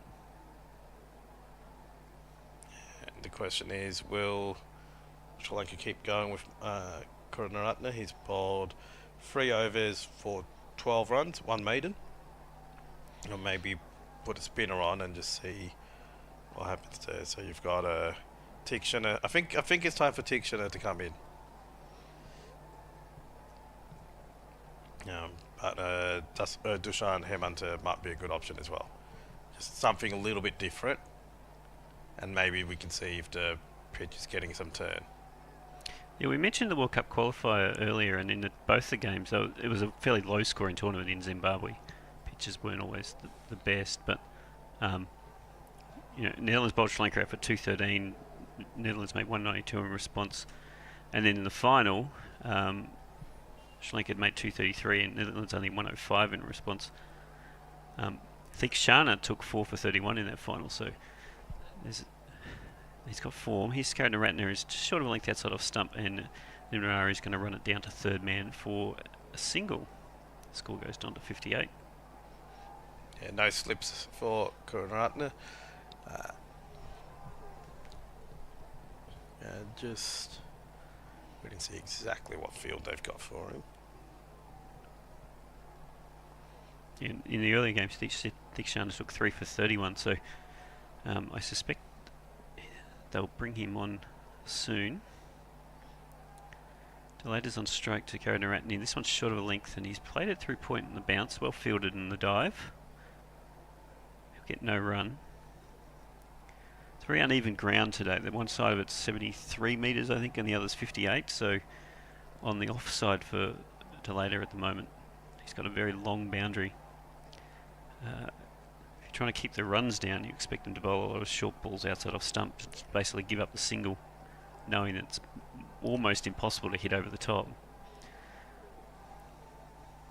We haven't seen a surprise bounce that we saw earlier from Rajata from Karunaratne. No, it's more slidey action, isn't it? This one's full and Delator's defending out on the offside for no run. The bowler fields it in the follow through.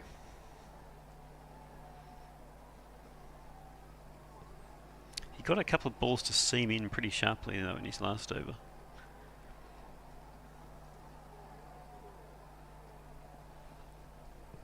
Interesting, I think, too, Sapun, that Sri Lanka didn't seem to quite know what their best side was coming into this World Cup.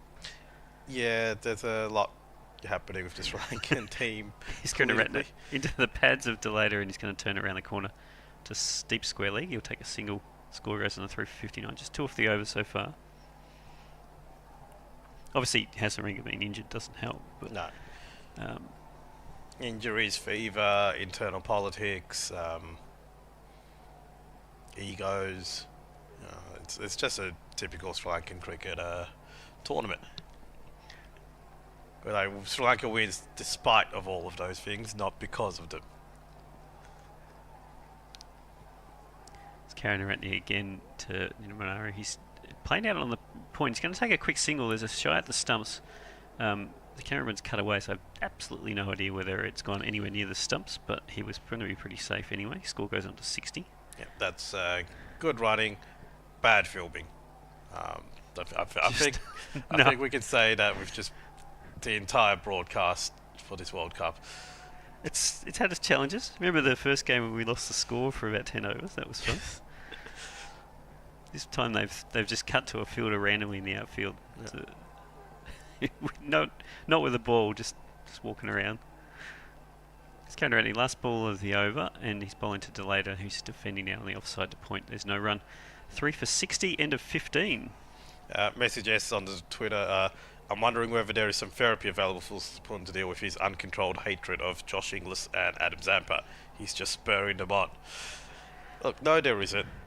There isn't any therapy that can help me with that. But if it's working because they're both playing well and getting runs and wickets, then what's the problem? I just don't like them. No, I meant from an Australian perspective. Yeah.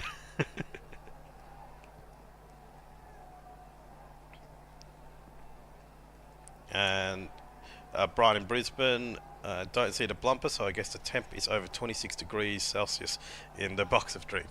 It's an Udi, and yes, it's a reasonable weather today. A little bit hay fevery. Otherwise, it's decent enough. The box of dreams doesn't believe in insulation. No. So the temperature can vary.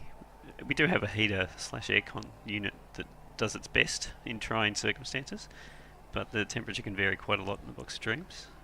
Today it's kind of balmy. Yep. We've had a couple of sunny days in Melbourne, which is nice. And Rajita comes out of the attack, and Tixner is in.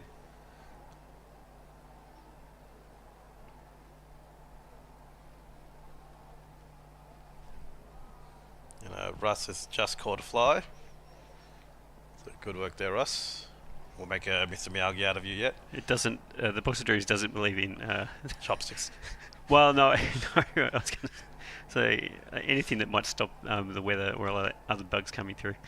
Here's Theekshana. The first ball's to Ninamari. He's played it out on to the onside to mid-wicket for no run. They've got a slip in. They didn't have one for Rick Sharman, despite the fact he was No. swinging the ball out and getting edges. They will for Theekshana. Here he is over the wicket again. Ninamari's driving on the up. He's going to be fielded at mid on a big diving roll. Spectacular. A little unnecessary, but they'll take a single. 3 for 61. Dives are... The more unnecessary to dive, the better it is.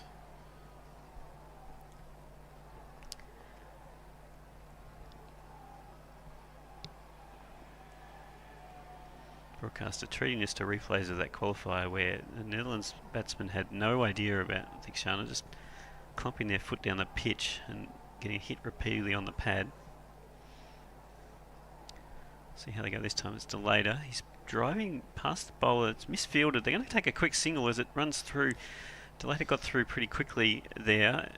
As there's a little backhanded flip from Nidamanu wasn't expecting a run. Mid on. No, probably the wrong end in some ways, but he only went with the backhanded flip to the closer end, and Delata was through quickly, so it takes the score into 62. Run rate exactly 4 and over. Just not bad, because I thought they were doing worse than that. But here's Theekshana. It's a full toss and driven by Ninro past the bowler, and they'll pick up a single to that deep long on, or just long on. just to log on. Well, not that deep. And somehow the bales have come off as well. I don't think anyone planned to hit it, but they just came off.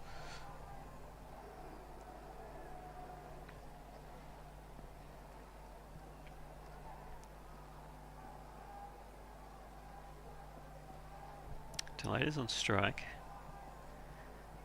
They've got players deep on the square of the wicket and down the pitch. Thixana's put the carom ball in that time. It's defended by Delayer, who picked it well. They call it a carom, but it's really a leg spinner, isn't it? Yeah. It's just a straight It's a leg spinner that straightens up. twist to the wrist, as opposed to his normal, more off-spinny delivery. Very leg spinner action, actually, Thixana. Here he is again. This one is full and driven by Delayer. He's got to pass the cover, but it's fielded by that deep mid-off. End of the over, just 4 off it, for 3 for 64. Nothing much on Twitter at the moment, and YouTube, nothing much there either. So do tweet in to us. But it's a good over now, and they're having a. Sam Mendes was just having a quick chat to his bowlers, saying, "Get a wicket for me, please." Keep doing what you're doing, because this is better than what you've been doing for the previous 3 games.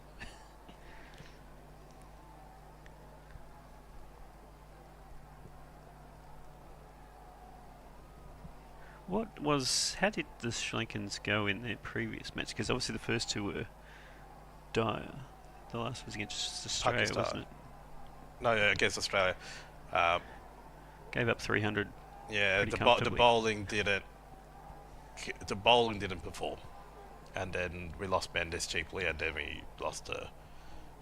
We let Australia get, 30 runs more than they should have, and our batting. Once we lost Mendes, we just didn't have the pressure. We didn't have the power to get the runs we needed. Here's Mandashankar again. He's into the pads of Delayer, who's. I don't think he actually got some bat on that, but he'll get a single behind square on the onside to take the score onto 65. Yep, given a bye. Pitched outside leg, so no risk of being out.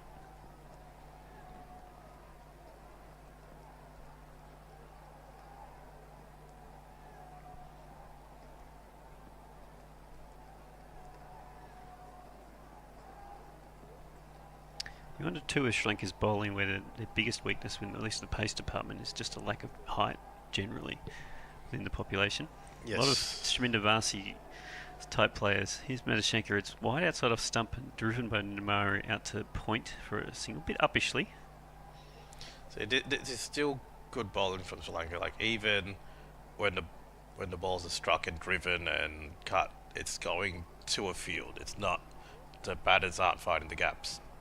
So it's where they failed previously, where they had a good field set and then they didn't bowl to it, and or they bowled rank half volleys, and just especially to someone like David Warner, who's just going to get that to the boundary every single time.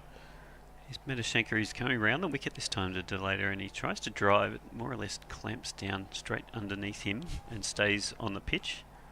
Bit of fancy footwork that got away from Jarrett and hits the stumps. Delayer had no idea where that ball went, and he was walking around outside of his crease, turning around, trying to find it. So he should have just gotten himself behind the crease anyway and let Sri Lanka figure out where the ball went.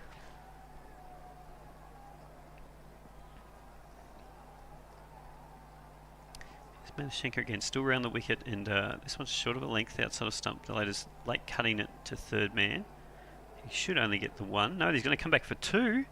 And it's a very well run 2, so that takes the score to 3 for 68. I don't think Nidamanaru wanted that 2. No. He was halfway down the pitch when Delayer was almost at the other end. And a throw to the bowler's end may have been more interesting there. Something to pick up. That's not the first time Delayer's like, I want a single and not had the result. Just gone, oh, thanks, great. We saw some face painting on the screen a second ago, which is very easy for the Dutch because you just put 3 things next to each other and make a line. I like to see them do that with the Sri Lankan flag. Here's Mandashankar. It's wide outside of stump, and Delayer's going to cut that, and he's cut it in the air, and he's been caught at third man. It was short and wide, and it deserved to be put away, but all he managed to do was scoop it up as a diving catch down on the boundary, and De Later is out 6 off 20. Not a great innings from him. Netherlands slump further, 4 for 68. Oh, shitty shit. This is really fucking bad. No. I probably shouldn't have gone for that one. Like, it wasn't that bad of a dismissal. Well, no, but it's a good reflection of where the Dutch are in terms of this innings. If anything, he got too much of the bat on that, but also not enough to get it over the fence. So all he really did was hit a very catchable ball. It was a good catch, taken two-handed diving. Pereira was the man down there. So we'll have a quick change at the end of this over, I think. Who's in? You're in? Krishna and Josh will be in. And you? And me. Yes, I'll be staying. I'm here. Very Perfect. Ferran's just saying, steady as it goes, approach from the Netherlands, 220 minimum we fix. Can they get enough runs to keep Mendes quiet, so to speak, assuming he doesn't go out cheaply, the Dangerman?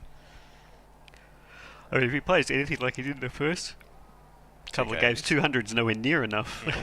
It's like, If he plays like he did against Australia, well, different story.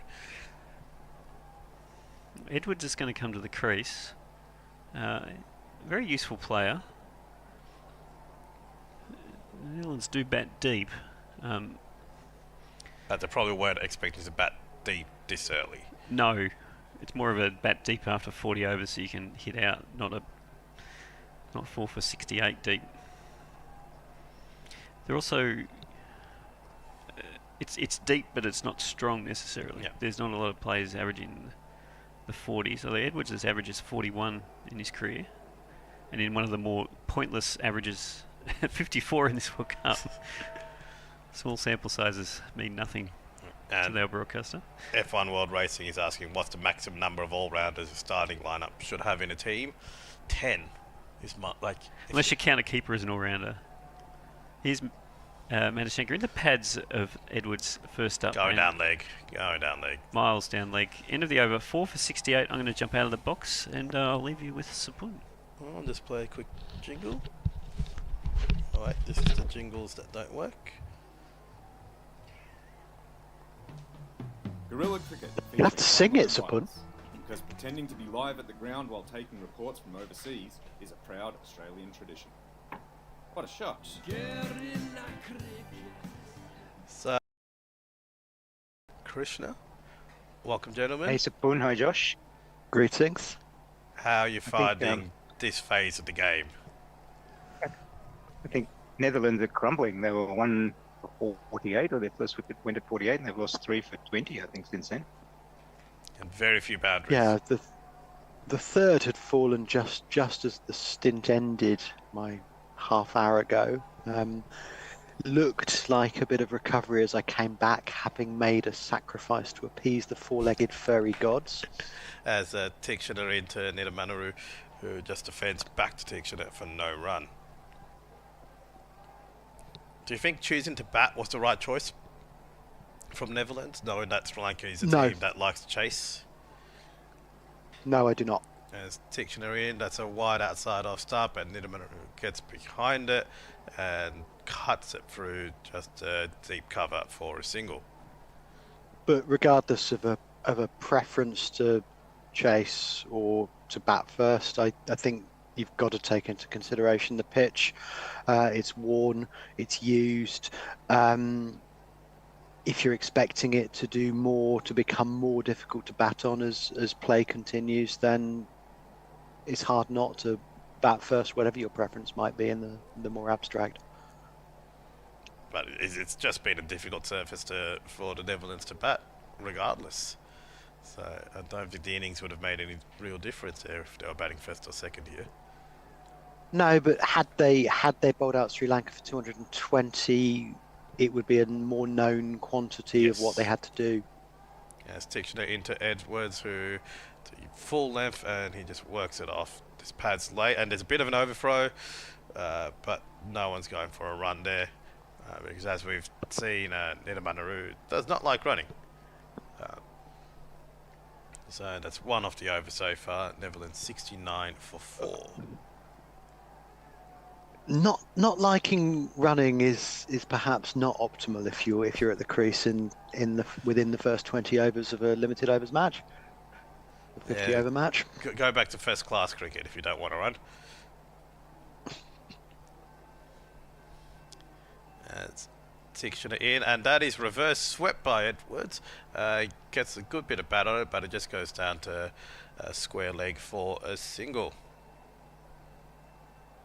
So Edwards Colin off Edwards the mark. played the excellent innings for the Netherlands in the game against South Africa. And he has an Australian background. He plays for the Richmond Cricket Club. As Tickshiner in, and that's a straighter line, and Nidamanuru just works it down to mid-off for a single. You mean Scott Edwards? Scott Edwards. Don't you, Scott Krishna? Edwards. Yes. Sorry, what did I call him? Did I? Scott Edwards. Yeah. Who's Colin Edwards? Name sounds familiar. Was he a rugby player? I did mean Scott. So, I mean, it's been interesting this week. There's been interviews in the media with his coach at Richmond and what a good guy he is. So, Yes, Tickshiner into Edwards, and that is played very late and just Yorker length and just defended for no run. So end of the over, Netherlands 71 for 4. Chris Messages over on the posting platform formerly known as Twitter says that Scott Edwards is just about as Australian as a Dutchman can be. Well, that's true. I mean, a Dutchman did design the Sydney Opera House, and Tasmania was Tasmania. That was Van Diemen's land. Yep. So there's a Dutch history in Australia. and on YouTube, Disinterested Handjob says, top of the afternoon, chaps. So welcome, Disinterested Handjob. Good to have you. Top with of us. the afternoon Mog. Or Oh, is top that of Mog? 7:36 in the morning. Well, I assume it's Mog, unless it's a Mog fanboy joining us on YouTube with an account named after Mog's band. But I suspect the YouTube handle Disinterested Handjob is where they release their video offerings to the world. As Madhushanka in, and that's a late leave by Nidamanuru, and just collected by Mendes. So no real danger, or a little bit of swing, I think, on that delivery. So we'll just see if Madhushanka can get a bit more happening.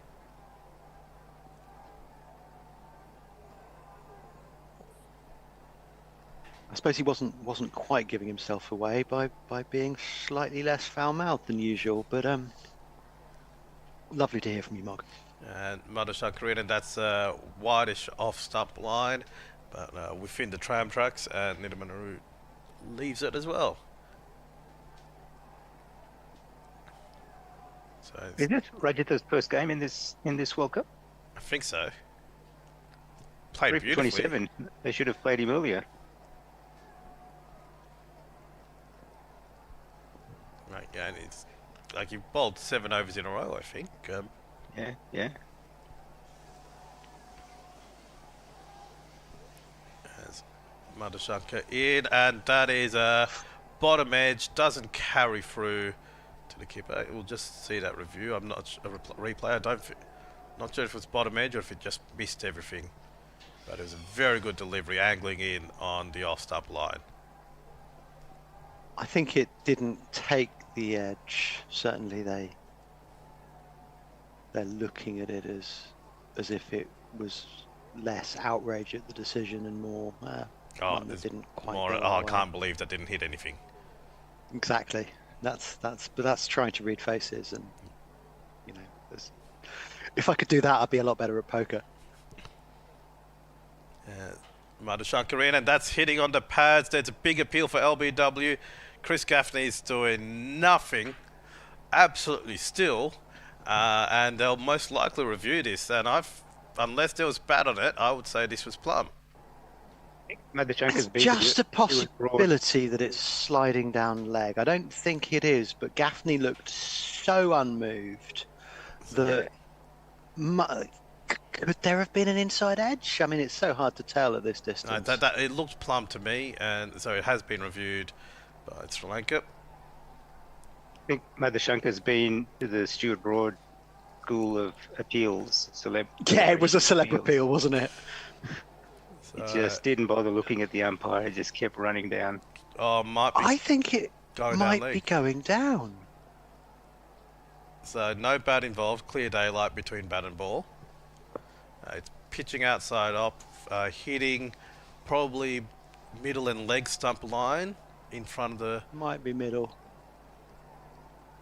So I don't think it will get to umpire's call. I think Sri Lanka will lose this review if it's not given out. So this one will probably be a definite out or a definite not out. So pitching outside off, impact in line, wickets hitting, review retained, and Sri Lanka gets the wicket. So very good review, and Madhushanka moves to 2 for 21. Netherlands now 71 for 5, and there's one of these. Struck in front of the stumps. LBW.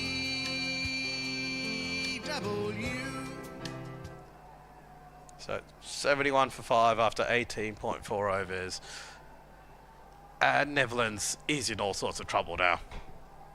It was interesting to hear you talk about that, Sapun. The way you were confident that it was not going to be close. It was going to be decisive one way or the other, but you didn't quite seem sure which. Yeah. It seemed quite hard to judge, didn't it? I can see why Gaffney gave it not out, because it wasn't hard to imagine it going down, especially on the relatively limited information the umpire had to go on between the ball pitching and it hitting the pad. It's just a case of have you judged that angle correctly? And what was it? It was just over half the ball crashing into leg stump. Yeah, and it was just Gaffney was just dead still. Like, yeah. Usually when he's like that, usually there's a bit of a movement of the arm where he's gonna say something and decides against it. This time, completely dead still, and that's what made me think it's gonna be a wasted review. Yeah, and he was so dead still that, and given that it looked close to us, he was so dead still that part of me thought there must have been an inside edge I'd missed. But that brings Sibrand Engelbrecht into the batting, and that is wide outside the off stump, and he gets behind it and just drives it through for a single through to cover. So one of our listeners earlier asked Chris if Gaffney would be quite upset that you're calling Erasmus by his name, because Gaffney is a far fitter looking gentleman than what Erasmus is. Oh, was that Erasmus? Oops. I think Russ and I have been calling him Chris Gaffney for the whole session, so apologies to you.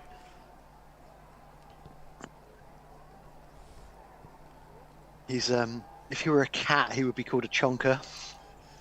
And yes, there's indeed. a bottom edge there by Edwards on that last delivery from Madhushanka, and somehow it's missed the stumps and it's worked its way down to backward square leg for a single. So that's 2 off the over. Netherlands 73 for 5. On the One of our socials, listeners disinterested handjob says there are surprisingly few MOG fanboys, which is very sad. And the F1 Oh, World that Racing is a Channel, sad state of affairs. F1 World Racing Channel says Sri Lanka always have great spin bowlers. Al, I think you'd be in a good position to tell us, Supun. Oh, look, Sri Lanka's we've got the good bowlers. We just don't have the. They're not getting enough experience in the one day format. Like a T20 spin bowler and a Test spin bowler, neither of them are able to perform in a one-day international as effectively as they used to be. T20s, you know the batters are going to go for a slog anyway, so it's just deceiving them in the air and then you get your wicket. One day it's a lot harder to do the same. As Madhushanka in, and Edwards is sweeping, and I think there's a top edge there going all the way behind the wicketkeeper, but there's a sweeper out there from fine leg who manages to pull through and collect that in for 2. So, did they run 2 or just 1 there? I think they came back for 2. True. Netherlands moved to 73 off 5, or 75 off 5.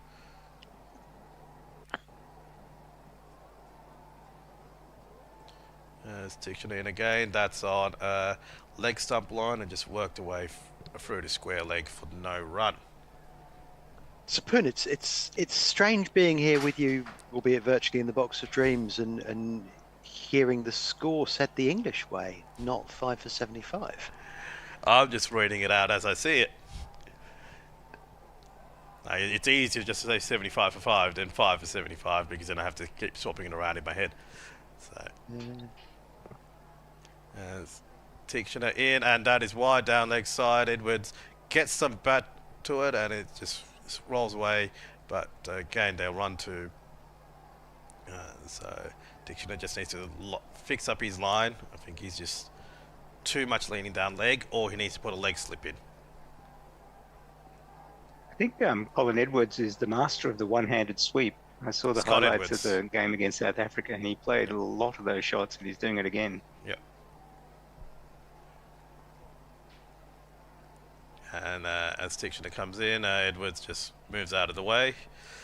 So Tixner will have to bowl that delivery again. We will have, during the innings break, live kitten cam again. So brought to you by the Sugar and Spice Cat Rescue. As Tixner in, and again a leg stump line beating the man at square leg, and they managed to run one, and they come back for 2 nice and comfortably. So that's 6 off the over so far, mostly driven by Edwards. He's now moved to 8 off 9. Netherlands 79 for 5. I have that terrible memory. I think it was 2002 when through the night, hearing the Australian commentators saying that England were 4 for 2, and then realising that it was 2 no, for it 4. wasn't. As that's into Edwards, full on the pads, and he just works it through the mid wicket for no run. 4 for 2 sounds kind of dire to me, and then, but you know, the idea that it's actually the 4's the wickets was Yes, Tixner in, flied it up, and Edwards gets some bat on it, beats mid wicket, and it goes down to deep mid wicket for a single. No, they're running for 2, and really good running from the Netherlands this over. So that's 8 off it, 81 for 5.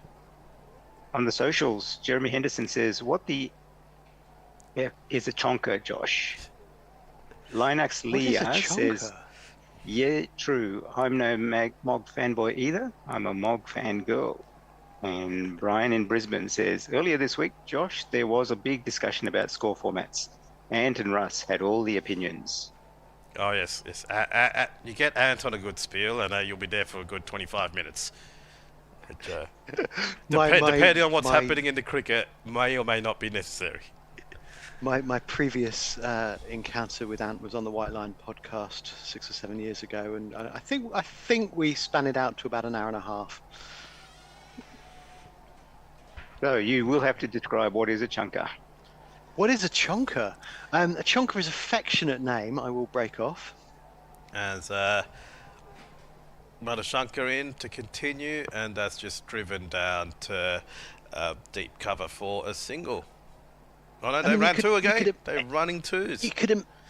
You could imagine a cat who played for the Northamptonshire team, the team that included Richard Levy and Rory Kleinfeldt, Ben Duckett.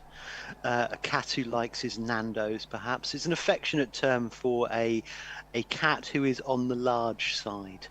The sort of cat that makes some noise as they walk along. As that's it, bottom edged there, but landing safe for Engelbrett, just down to The sort of cat backward square leg. when you hear them coming up, sort of hear them lolloping upstairs, you say, "Oh Lord, he coming." So my dog was one of those. On the chonkier side. Yeah, so my old dog, my granddad just kept feeding her a lot of food, and then like towards the end, it's just like, oh no, we need to make her lose weight, but now she's too tired to exercise. Like she'll chase a ball once, and she'll get it, and then she'll sit down because she's too tired to run back to you. As Madhushankar in again, and that's a swing and a miss by Edwards. Mistimed it completely. I think there's a bit of pace taken off there, and that's a dot ball. As are eating breakfast at the moment, so I can't entice them here. But one of ours, Yuko, is a rescue. He's lived on the street for quite a while. Had a particularly traumatic experience in that, having been adopted, his human died, and he was thrown out onto the street and was found by the rescue people trying to scratch his way back into the house. Yes, Madhushankar goes in, and that is a short one to Edwards, who just manages to get out of the way of it. I think he took his eyes off it as he was trying to hook it away, and another dot ball, and not called a wide. So that's good work there from Madhushankar. But as a result of that, he's got pretty poor appetite control. Even if there's slightly too much food for him, he'll try and cover it with something to keep it safe for later. So he's been with us for 7 years now, but he still has something of an anxiety about not being certain that the next food is going to come or when it's going to come. Yes, Madhushankar in, and that's angling in onto the off stump and driven by Edwards through cover, and there's a sweeper out there who'll collect it, so they'll just run two. So he's also an exceptionally good alarm clock when it comes to telling us when Cato breakfast time is, and an amateur practitioner of acupuncture. Aren't all cats practitioners of acupuncture? Some better than others, but he does pretty good. His claws to the skull when he decides that it's Cato breakfast time are That does not sound pleasant. He is adorable, though. I may bring him down for a future session. And last ball of the over to Madhushankar, and that was ridiculous. It was defended by Edwards to Madhushankar, picks it up and shies it at the stumps for Edwards, even though he's standing right behind it, and it gets overthrown for 4, the worst 4 scored this tournament. And Netherlands move to 90 for 5, and Engelbrecht gets a 4 he didn't deserve. He's just extending the Dutch innings. On socials, Ajit Skanda says, is the GC feed still playing yesterday's game? I don't know. Let's check. Oh. Brian in Brisbane It says almost certainly will be, because the GC feed will be gearing up to play the England-South Africa game, and therefore I can't Yes. imagine anyone would have got up and gone into Sydenham to switch it onto this game in time for it to start. Yeah. Brian in Russ is- Brisbane says the Tonka description sounds like his old cat Elmo, all 10 kilograms of him. Sadly, a snake got him a few years ago. Ooh, as Tixner in, and that is played late by Engelbrecht through the square leg, and there's a very quick single there to get Edwards back on strike. Well, Ukes is only 6 kilos, so he's got a fair way to go. But one more reason not to let your cats out, folks. Yes, snakes are quite dangerous. And As are cats if you're a bird. yes, or a native animal in Australia, in which case cats do what they can to decimate the population. But it just shows you what the Australian nature landscape is like. Brian in Brisbane has to deal with snakes as well. There were lots of cats on the street in Turkey where we got back from in the small hours of Wednesday morning. It's developed Tixner arena. That is bottom edge and bowled. Edwards is out. That is a great delivery from Tixner. And Netherlands move to 91 for 6 after 21.2 overs. So that is one of these.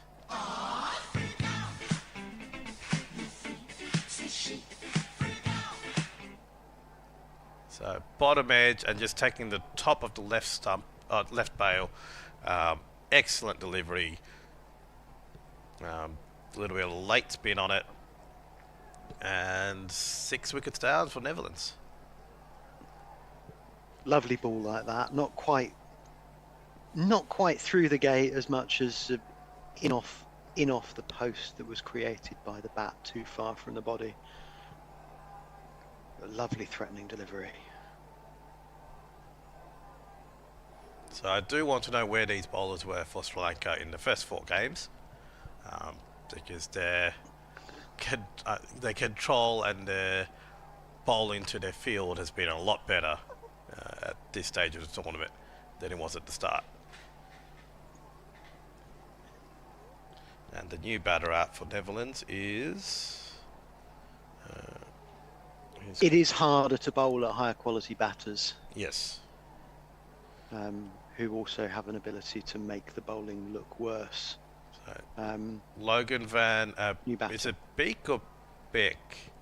Beek, I would have thought. And Beek. Van Beek. Van Beek. There was I think it was Doug Wright was asked to describe the best over he'd ever bowled. And he said, bowling to the Don at Lord's, each ball came out of my hand just as I wanted and pitched exactly as I'd imagined. Beat him twice, went for 16. So as Van Beek to face against Tictioner, and there's a slip and a leg slip, finally, as that's just defended down to square leg for his very quick single, and attempted shot at the stumps, but the throw was wide, and it's actually been taken off by the arms of Mendes. So it's good to see a leg slip in one-day international cricket, one of my favourite fielding positions. Have you met Gary Sapun? He's always not in person. I think I've had a couple of commentating stints with him, but I haven't met him in person. He's always complaining when there's not a leg slip in. And Tichenine again, and that's just defended by Engelbrecht. So it looks like they're only going to have the leg slip for Van Beek as they've taken him out. But you know what? Next time Van Beek's facing, put in a short leg as well. It's the perfect time to crowd him up. You've got 30 overs to still go as Tichenor in, and that's leading edge from Engelbrecht, and there's a bit of a miscommunication as Van Beek is halfway down the field before he gets sent back, but the throw's coming in late and he's safe. So Netherlands 92 for 6, 1 ball to go in this over. I mean, if Sri Lanka are going to be in the mix, then their net run rate is going to matter. So reducing the time it takes to chase this down is going to be of prime importance. As Tichenor in, and that's just defended at end of the over. Netherlands 92 for 6. All right, on the socials, F1 World Racing Channel says many teams go through a cycle of replenishing quality players. Domination is for a period of time. This interested handjob says, just this morning, one of my cats weighed in at 9.08 kilograms. That is heavy tubby. Quite impressive.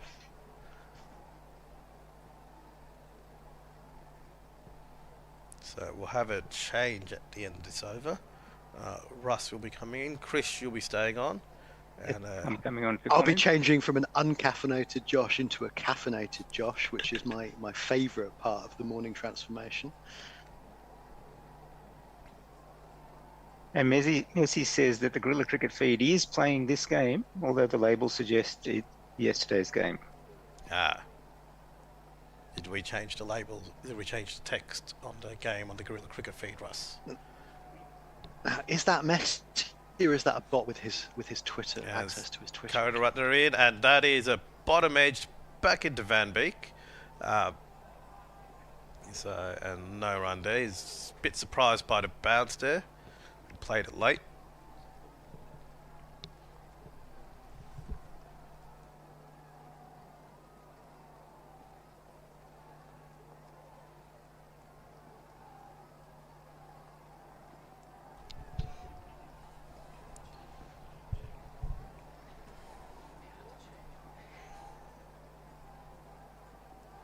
Yes, Coda Rutner in again to Van Beek, who just defends that. There's a bit of a misfield there. Otherwise, there was a chance of run out, but they managed to run through for a 1 through a shot past gully.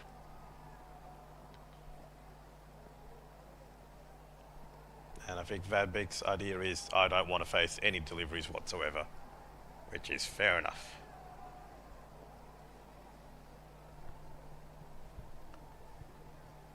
Fair enough, except there's the best part of 30 overs to come, and you're one of the two batters at the crease with 3 to come.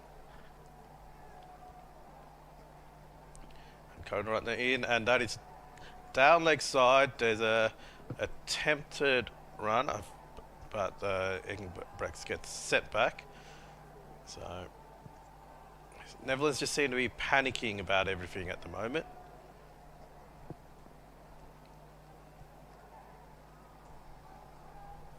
Yeah, which once again makes me question that decision to bat first, because it's so easy to get it. You know, even if a difficult target is a long way away, you still know what you have to do to get it. And that's wide outside the off stump and just driven through covers for a single there. If you're 7 down and need 8 and over, you have to go through it. There's no real decision making to throw you. You either do it or you don't. More often than not, you don't. But when you're 94 for 6 in 22 overs, you have no idea whether to try and bat for as long as possible at 4ish. Sorry. Yeah, whether to push hard and score as quickly as possible because you're going to lose your wickets quickly, or I think for a team like Netherlands, batting second would have been the better choice. Yes, corner right there in, and that is middle stump line and just defended by Van Beek. Back to mid off for no run.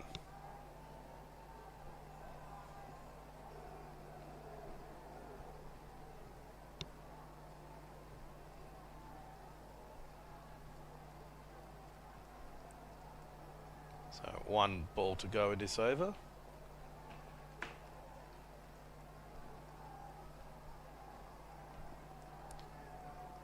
And they're taking their time about it, as here we go.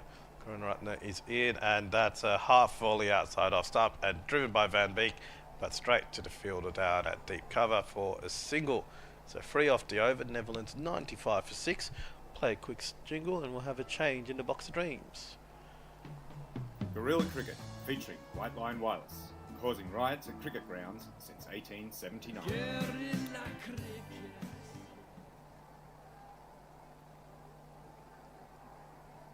Right, so I think They'll come back, so okay. Yeah. Russ is coming on to commentary. I'm doing comments, and socials is armchair. Bennett, I dropped you half an hour. Sorry, I did message you. Oh, sorry. You're I'm good. on the wrong channel. Okay. Just to pull you closer together later. Here's That's fine, Thikshana. no problem. I'll see you soon.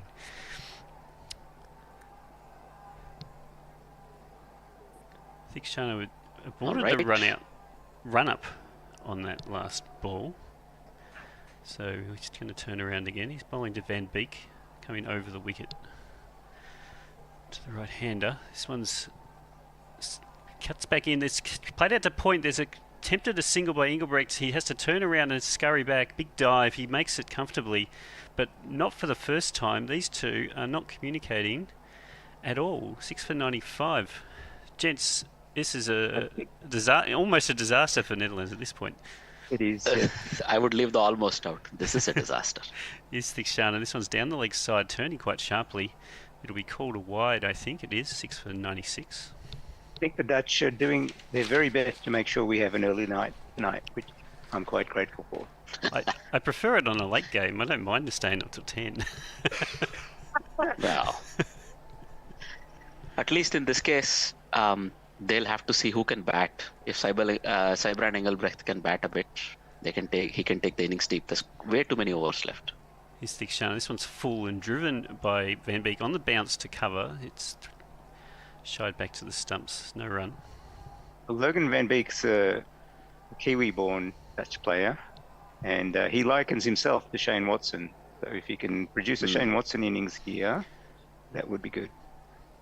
That would be dream-like, almost. Here's Thikshana. This one's short and spins back in. It was stayed quite low. There's a big appeal. I think it hit him outside off stump Van Beek as he went to sweep. And I just wish that had been given out, because in true Shane Watson form, he would have challenged it and gone for the DRS. Of course, right? Well, they may as well. It's He would seven down. Van Beek, we'll come back to this in a minute, because he has had one heroic moment in getting the Netherlands to this World Cup. Here's Theekshana. This one's full and defended straight back to the bowler, no run. He went into a super over against the West Indies, having scored quite quickly in the last few overs to get them to a tie, and then single-handedly both bowled and batted. He scored 30 with the bat and took both wickets with the ball to win it. Yes. So, yeah, absolutely, yes. That was a 374 game, right? Yeah, it was quite crazy. So he can score quickly and hit out. They're a long way from doing that yet, though. He's Theekshana into his pads. He's going to turn it around to backward square, and it won't run all the way to the fence, but they'll actually get 3 because there's no one within cooey of where the ball ended up. Van Beek onto 6, scored 6 for 99. I went hard because I heard a no one within a cooey. That's quite Australian, isn't it? It's very, very Australian.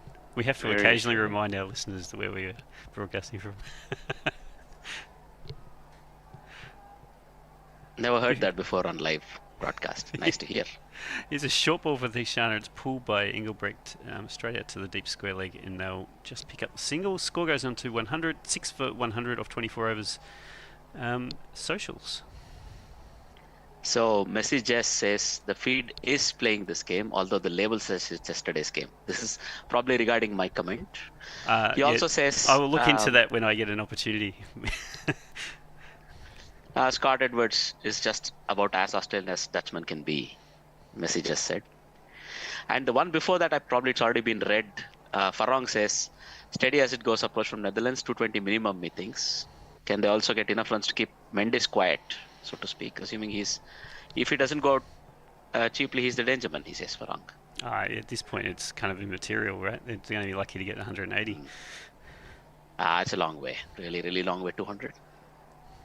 But if look, Engelbrecht has something to prove. It's his first tournament. He's got a break to play with his team. And Van Beek is a proven quantity. He's done these 20-30 cameos, but can he actually hang in there, bat 20 overs? Can he bat time? That's the question. And look, Van der Merwe and Dutt can both play, and even Van Meekeren can occasionally at least hit out. So they do bat all the way down, the Dutch. In the meantime, disinterested hand job, which is Mog. Just a second, he's Hemantha and his son is just short of a length, and Engelbrecht steps back and plays it on the cut through point for a single. Score goes to 101. Engelbrecht's He actually... points out how I had suggested. It's fun bake. I would even say FU in English, fun bake. That's exactly how you call his name out. And the F1 World Racing Channel says after today's game, there could be 4 teams on 4 points after 4 games each. If Sri Lanka win, that is. Or Netherlands win in this case. Here's Samantha over the wicket to the right-hander, and he beats the bat of Van Beek, who's prodding forward as the ball spins. There is a little bit of turn there for Hemantha. Is this his first game of the World Cup? Yes. Engelbrecht, yeah, I think so. It is, yeah. He's 35 years old, but he's only played 2 one-day internationals. Yeah, he's a bit of a late addition. Here's Hemantha into the pads of Van Beek and defending back down the pitch. Engelbrecht's journey has been very, very interesting. He came to the Netherlands, he stopped playing cricket and sort of had a business degree. He started building a business and came here from that business. But then he continued playing amateur cricket over the weekends, and then eventually he built up the experience to be considered for the Dutch team. This ball boy Hemantha's down the leg side. He tries to sweep, but he doesn't beat the short, fine leg. Again, there's a little bit of a yes/no with the running. These probably haven't batted much together in the middle, I guess. It's a bit iffy, the call. This one's short by Hemantha. It's cut by Van Beek. He's going to get a single down to deep point. Score goes to 6 for 102. Maybe the South African and the New Zealand languages are quite different. Just a little, yeah. I mean, there is a joke from a British comedian, if you want to speak English with a accent of South African or New Zealand, but I'll get to that sometime later. Samantha is short outside of stump on after it turns, and he's going to cut again. Van Beek, Engelbrecht. down to deep point. He'll pick up a single, scored a 6 for 103, into the over 3 off, 25 gone. So the joke, there's not a lot on social, so I'm giving you that joke. Hang on. Lavender Gorilla Leah says Brian isn't in Brisbane anymore though, and luckily there aren't that many snakes in the metropolitan Hanover apparently. Yeah, there aren't, I can tell you. Also, I don't know if we read this. Leah says it's okay to call it Twitter, Josh. It's only dead naming I approve of apparently. Must be a little bit of a dated tweet. Here's Hamantha. It's full to Engelbrecht. Wait, it can't be Hamantha because he bowled the last over. It's Thikshana. And it was full to Van Beek, who's driving to mid-on. Scorecard was a bit slow to update. Score goes to 104. I don't know why the scorecard should be. I don't know why the scorecard should be slow to update. They've got 2 spinners on and they aren't able to score. No, this ball, it was Engelbrecht on the strike before. He's on 10 now. Van Beek defends this one into short mid-wicket, so no run. It's not too bad really. They're going at 4, just above 4 and over. It's about the wicket column really. And if they can keep wickets for another 10-12 overs, they may get to about 150, from which they might feel comfortable. Yeah, it's totally true. This ball from Thikshana is just short of a length and he's on the back foot defending. Van Beek back to the bowler. I mean, they're really a long way away from setting anything competitive yet. But if you get to 200, you have some sort of a total to bowl at now. Yeah, his Thikshana is full and he's driven this Van Beek straight back down the ground. He'll go to dead long on for a single, scored a 105. The last 2 times these 2 teams played though in the qualifier, Netherlands couldn't get to 200 in either match. So, and that was chasing a score not over 200. So obviously maybe this pitch is a bit better, but it does imply that Sri Lanka kind of has their measure. Thikshana, this one's short outside off stump, and he tries to cut Engelbrecht and goes past the outside edge. Was there to cut, but didn't play the right height. There was some discussion previously on whether they should have batted first or bowled first. I'm of the theory that they should bat first. I think these sorts of teams need to set a score and then try and put pressure on.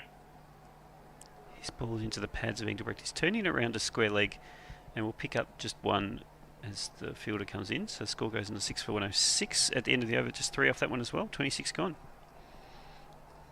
I kind of agree, but I wonder, because we saw so much swing early on, whether or not that was an opportunity missed for the Netherlands. Indeed. I mean, most of the damage has been done by the faster bowlers. The social media front is quiet. In any case, I'm just surprised at also the amount of turn. I mean, it's going to be tough for the sort of lower middle order batters to face people who can turn the ball both ways, and there are 2 of them. Thikshana and Hemantha in theory can turn the ball both ways. So it's a bit interesting if you're a batter right now. But I'm surprised at the amount of turn this pitch is offering. Here's Hemantha again. It's full and driven straight back to the bowler by Engelbrecht. It'll be interesting to see as the tournament goes on whether the scores become lower as the pitches wear. One can expect that, but I think they have enough fresh trips. They have 10 or 11 places as well, or really locations where they're hosting it. This is wide of off stump and it's defended out to point, but they'll take a quick single. Let's take the score under 107. Yeah, this pitch, for instance, is nowhere near the centre of the wicket, so they're obviously bouncing from side to side with these pitches in luck now. You can expect, I think, most of these grounds have 4, if not 5 strips ready for the tournament. This one's swept by Van Beek, and he'll get 2. It's picked up on the fence, so he'll go on to 8, the score to 109. Game just drifting in the middle overs a little bit. No, it's okay. The Dutch will take 3 and over for about 10 overs if they don't lose a wicket there, because this is very crucial. If they lose 1 more wicket, well, Aryan Dutt can hit. He showed us he can hit. Can he hold one end of the one end up? That's the real question, really. Maybe not. Yeah. Hemantha into the pads of Van Beek, who defends it out to mid wicket for no run. And Roland van der Merwe is also very, very experienced. He just needs a short period of time to hit out. Samantha again. This one's wide of the stumps. Van Beek was looking to sweep, and he ends up kind of bunting it back to the bowler for no run. Vandermeer's progressively moved his way down the order. I think when he started, he's quite old now. He was kind of a 5 or a 6, but Right, yes. not the player he was, certainly with a bat.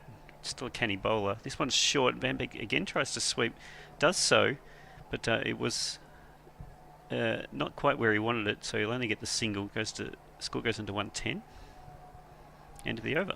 I mean, if you are a spin bowler, frankly, this is the sort of introduction you want. Two batters sort of stuck, not really looking to attack you, and this is a good way to start if you're a spinner.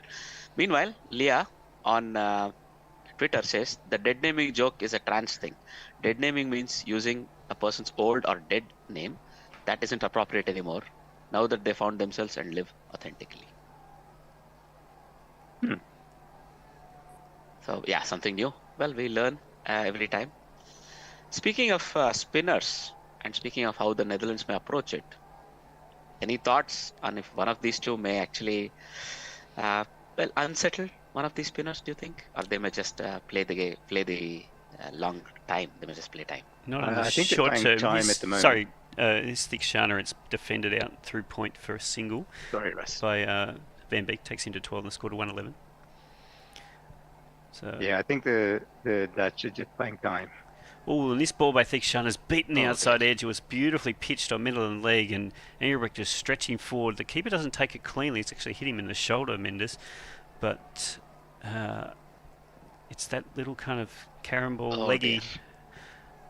They are not picking it at all, which is very dangerous against a bowler like Thikshana. This is what I meant, especially with Tikshna, who's a mystery bowler, caramballs, look googlies and everything. Here is maybe again hit him a little off his length. Engelbrecht. This one's defended back down the pitch. Thikshana dives across the pitch and stops it with one hand, so no run. Is Kusal Mendes the permanent keeper for Sri Lanka, or is he just stepping in for the white ball game? I think these days he's the number one choice for the white ball game because he also bats near the top of the order. He gives you that dual role.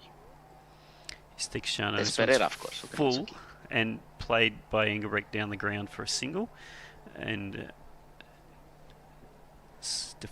fielded there at long on for score goes to 112. It's been common for years now, isn't it, to have a keeper as your opener and keeper, which is weird because you'd think a keeper is coming out to open is when they're already tired is not what you'd want. But there you go. Here's Thikshana. Wide of the stumps, and Van Beek tries to club it over mid-on. He doesn't get a full piece of it, probably for the best because there's a fielder down there. He'll just get the single. Scored at 113. And one ball to come in the over. Adam Gilchrist has changed the global landscape of wicket-keeping and batting and opening. He was once in a generation cricketer.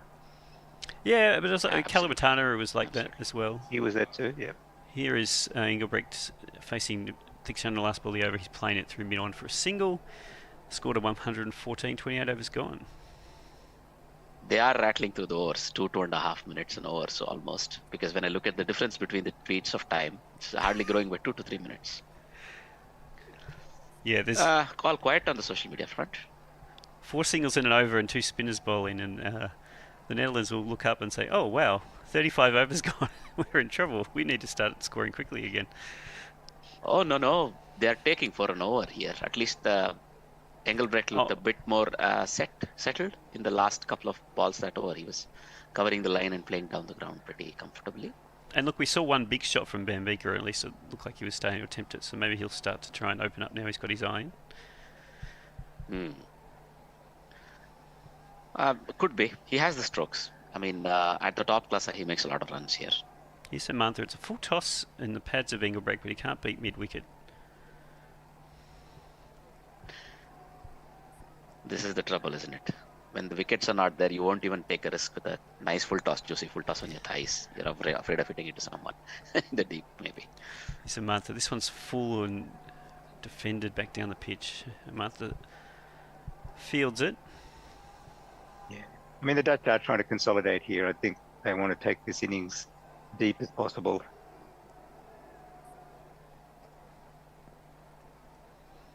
Very slight cricketer, Samantha. Bowls again. This one's runs on, but it's cut as Ingebrigtsen stepped back away from the stumps. Doesn't beat point, so they might have taken a single though. They have more. Taken a single. That was it's Van Beek on strike. Pretty well run. Scored a 115. I think he ran with the shot. He Yeah. thought it's going to beat the fielder. Might have been interesting if he'd fielded cleanly. Here's Hemantha. He's sweeping Van Beek. He's hit that pretty well, but he won't get past the fielder who's deep on that long boundary.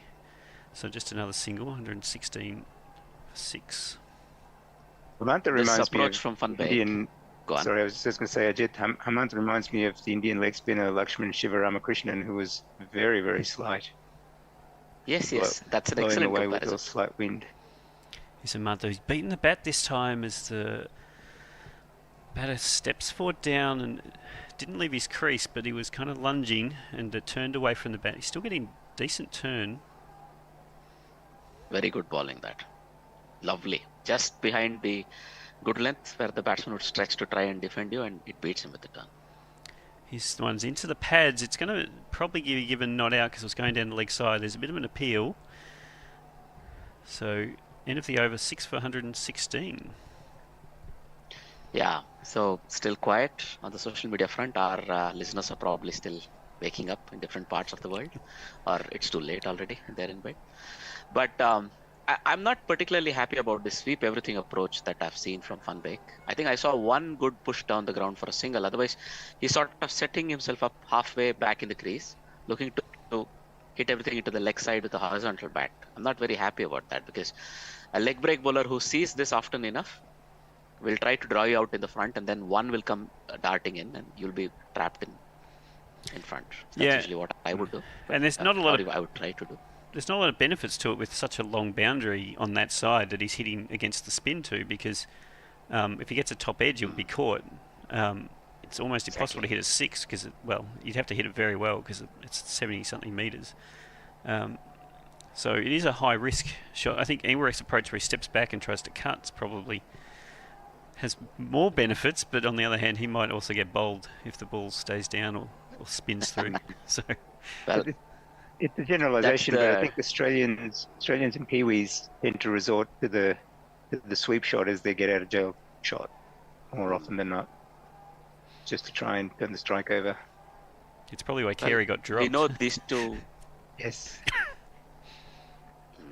Now we know these two can clearly hit the ball hard. They can clear the fence if required, but they're not in the mood for that. Let's just say, because it's more about can we take it as deep as possible, as in into the 35th, 40th over. But they're somehow squeezing in 3 runs and over. It's not something to be sneezed at, given the pressure they're under. They've made 25 runs in about 46 balls. It's a little below what you would like. In about 8 overs, you've made 24, 25 runs. It's not too bad. If you can get it up to about 30 runs in 8 overs, they'll take that. No, they can still make 230, 240 if they can get through the next 10 overs without a wicket lost and still go up 3-4 and over. So, I'm not sure if we're at a drink break, by the way. Yeah. If you come to about 37, 38 over, and if you find yourself at 160, 170, you can practically, what they said, the last 8 overs, last 12 overs, you can go to 8 and over. Yeah. Yeah. So we are at a drinks break at the moment. Let me play the jingle. There's never enough opportunities to play the jingle.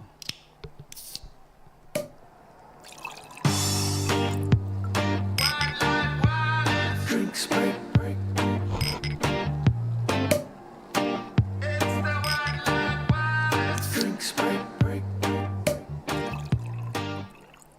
If anyone owns a brewery, is still looking for a sponsor for the studio, Box of Dreams, so feel free to get in contact. The producer. We are looking at the dismissals of the Dutch players. So do Sri Lanka have a 6th bowler today? They've bowled 5. Do they have, if somebody was being hit, do they have a 6th that they could employ? Dhananjaya De Silva is always there. I mean, yep. I have not seen him in action yet. I'm a big fan of that guy. And I know Charith Asalanka can also bowl some useful part-time stuff. Both of them bowled in the previous matches. Yes. Obviously, in the previous matches, they were being hit quite a lot. So Well, when we looked at those dismissals, I found at least Ackerman and Bastelida, they gave their wickets away. Ackerman chasing a wide one, Bastelida hitting a wide one straight to third man. I don't know what was going on. It was an excellent catch at third man for Bastelida. You can probably give him the benefit of the doubt, but Ackerman, who'd gotten to 29 of 31 and looked really comfortable of all the batsmen, I think he gave it away. and that's just an execution, I think, as much as anything, because it wasn't as if those balls weren't there to hit.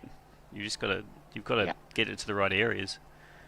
There's a reverse sweep attempt this time. It is to Silva bowling, so we've got that little change, and he's going to paddle it down through third man. It's just stopped right before the rope by the fielder, and so he's fumbled it. They're going to come back for 3, I think. Score 119 for 6. Here's the 6th bowler they were asking. Yes. Just to show us he can do it. I mean, I'm a big fan of this guy, by the way, and I get very frustrated when he doesn't perform. Dhananjay De Silva. He has the capability to win matches from near impossible situations. I mean, he's a real maverick cricketer. But I guess that comes with the territory, being a bit inconsistent. Around the wicket to Engelbrecht this time, and he's defending straight back down the pitch, so no run.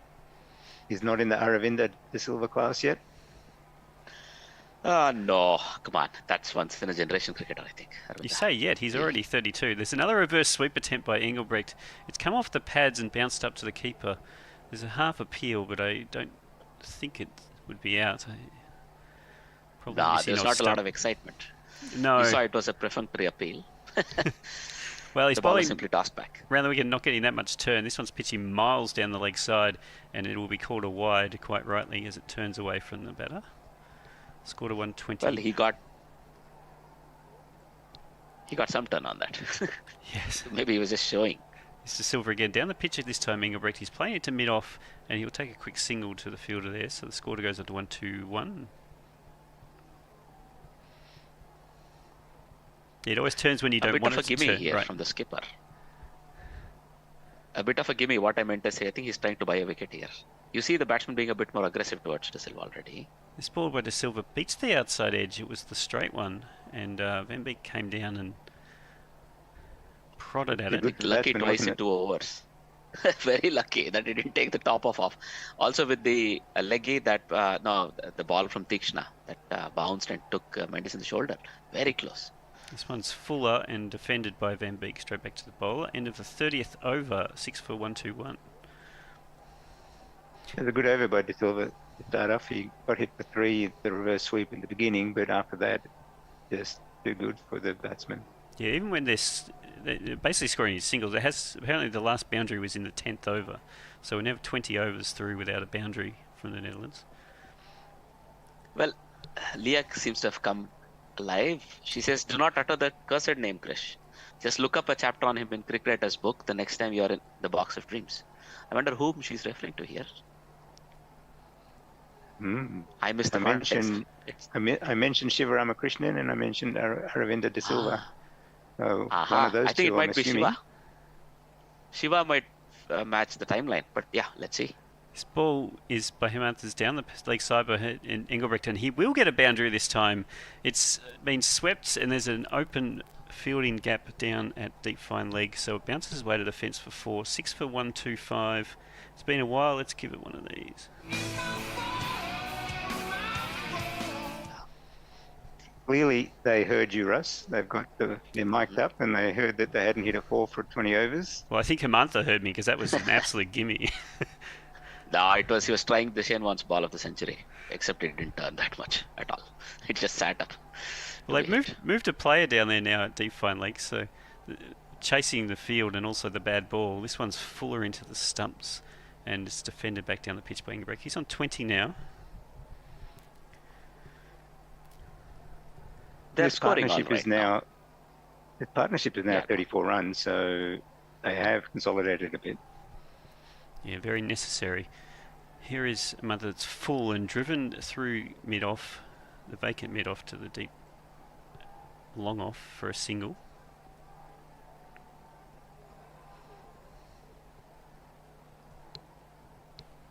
Ellen 6 for 128.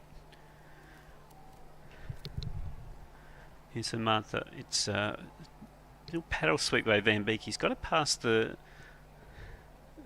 keeper and the slip who tried to run around to stop it, but finally will keep it from going to the fence. So they'll go on 2.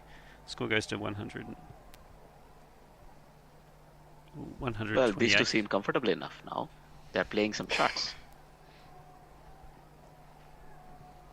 Yeah, the broadcaster shows the replay of the last 10 overs and it looked like nothing but Sri Lankan opportunities, but it's really more of just a series of gentle singles for the most part.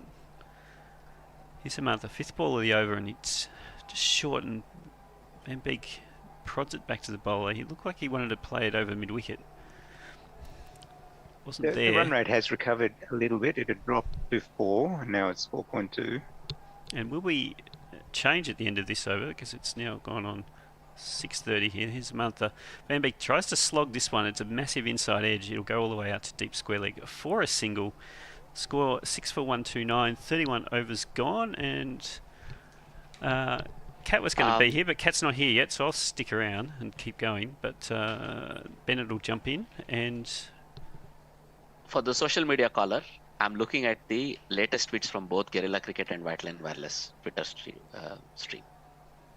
See you all later. No worries. And Josh is going to be back on too. I assume he's here. Yes, here he is. See you later, Jim. Yes, indeed. See you guys later. And Russ, interesting passage of play here. So, hello, Josh. Hi.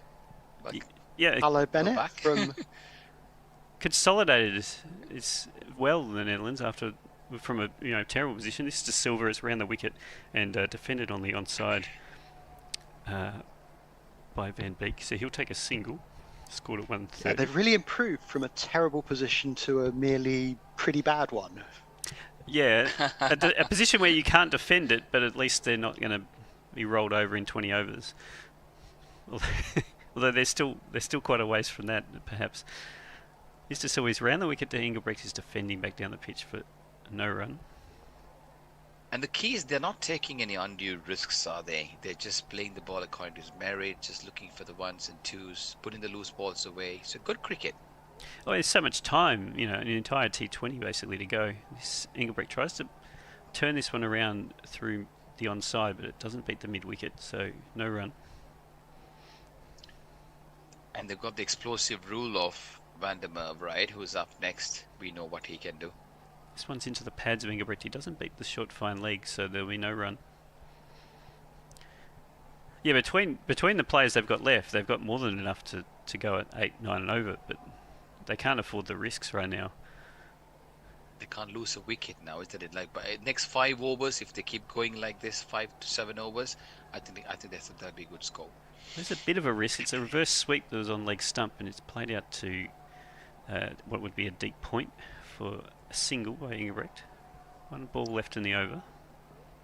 These days, Russ, the reverse sweep is more like part of the armory, isn't it? Everyone's playing reverse sweep. It was a risk in the olden days. Well, that's true. This is defended by Van Beek down the pitch, and there'll be no run. End about 6 for 131. It was more than Mike Gatting. It seemed more like a risk to him because he'd stepped across his stumps and left his leg stump exposed. So if he misses it, he's bowled. Fully agree with that. But then these days, the way they play, Joe Root, that's like his go-to shot these days. Yeah. He plays it so bad. He plays it better than his normal shots. Some players play it better than others, that's for sure. I wonder if Sri Lanka have missed a trick in the field here. They seem to me to be comfortable keeping the lid on this Netherlands innings, knowing that it's not going to pose them any problems in the chase. Here's Samantha. It's short and cut by Engelbrecht out to the deep point. He's going to pick up a 2, in fact. Score to 1-2-3. And I just wonder if looking at net run rate, which if they're going to do anything this tournament, the Sri Lankans are going to need really to up their run rate, if they should be bowling just a shade either tighter or more aggressively. Yeah, that's true. Hermanthus bowls this one into the pads of Engelbrecht. He tries to drive past mid-on but does not. Unless they've just decided they're going to chase it down in as few overs as possible, and actually it doesn't matter whether it's 80 or whether it's 180. Samantha, and Engelbrecht tries to pull it, but he's not going to beat mid-on. It turned away from him, so all he managed to do was more of a tennis forehand than a proper shot. Cat is here. I think the key. So at the end of the over, Cat, I'll let you take over. Here is Samantha. It's full and driven, and it won't go past the mid-on, so again there'll be no run. Still scores 6 for 133. I think the key there was, Josh, just to sort of add to what you were saying, is that they tried to get the wickets through their key strike bowlers earlier on, and now they have to go through the passage of play where they're bringing these guys into bowl. So this one's driven through the offside for a single with the deep cover, so 6 for 134 the score. One ball left in the over. Van Beek will be on strike.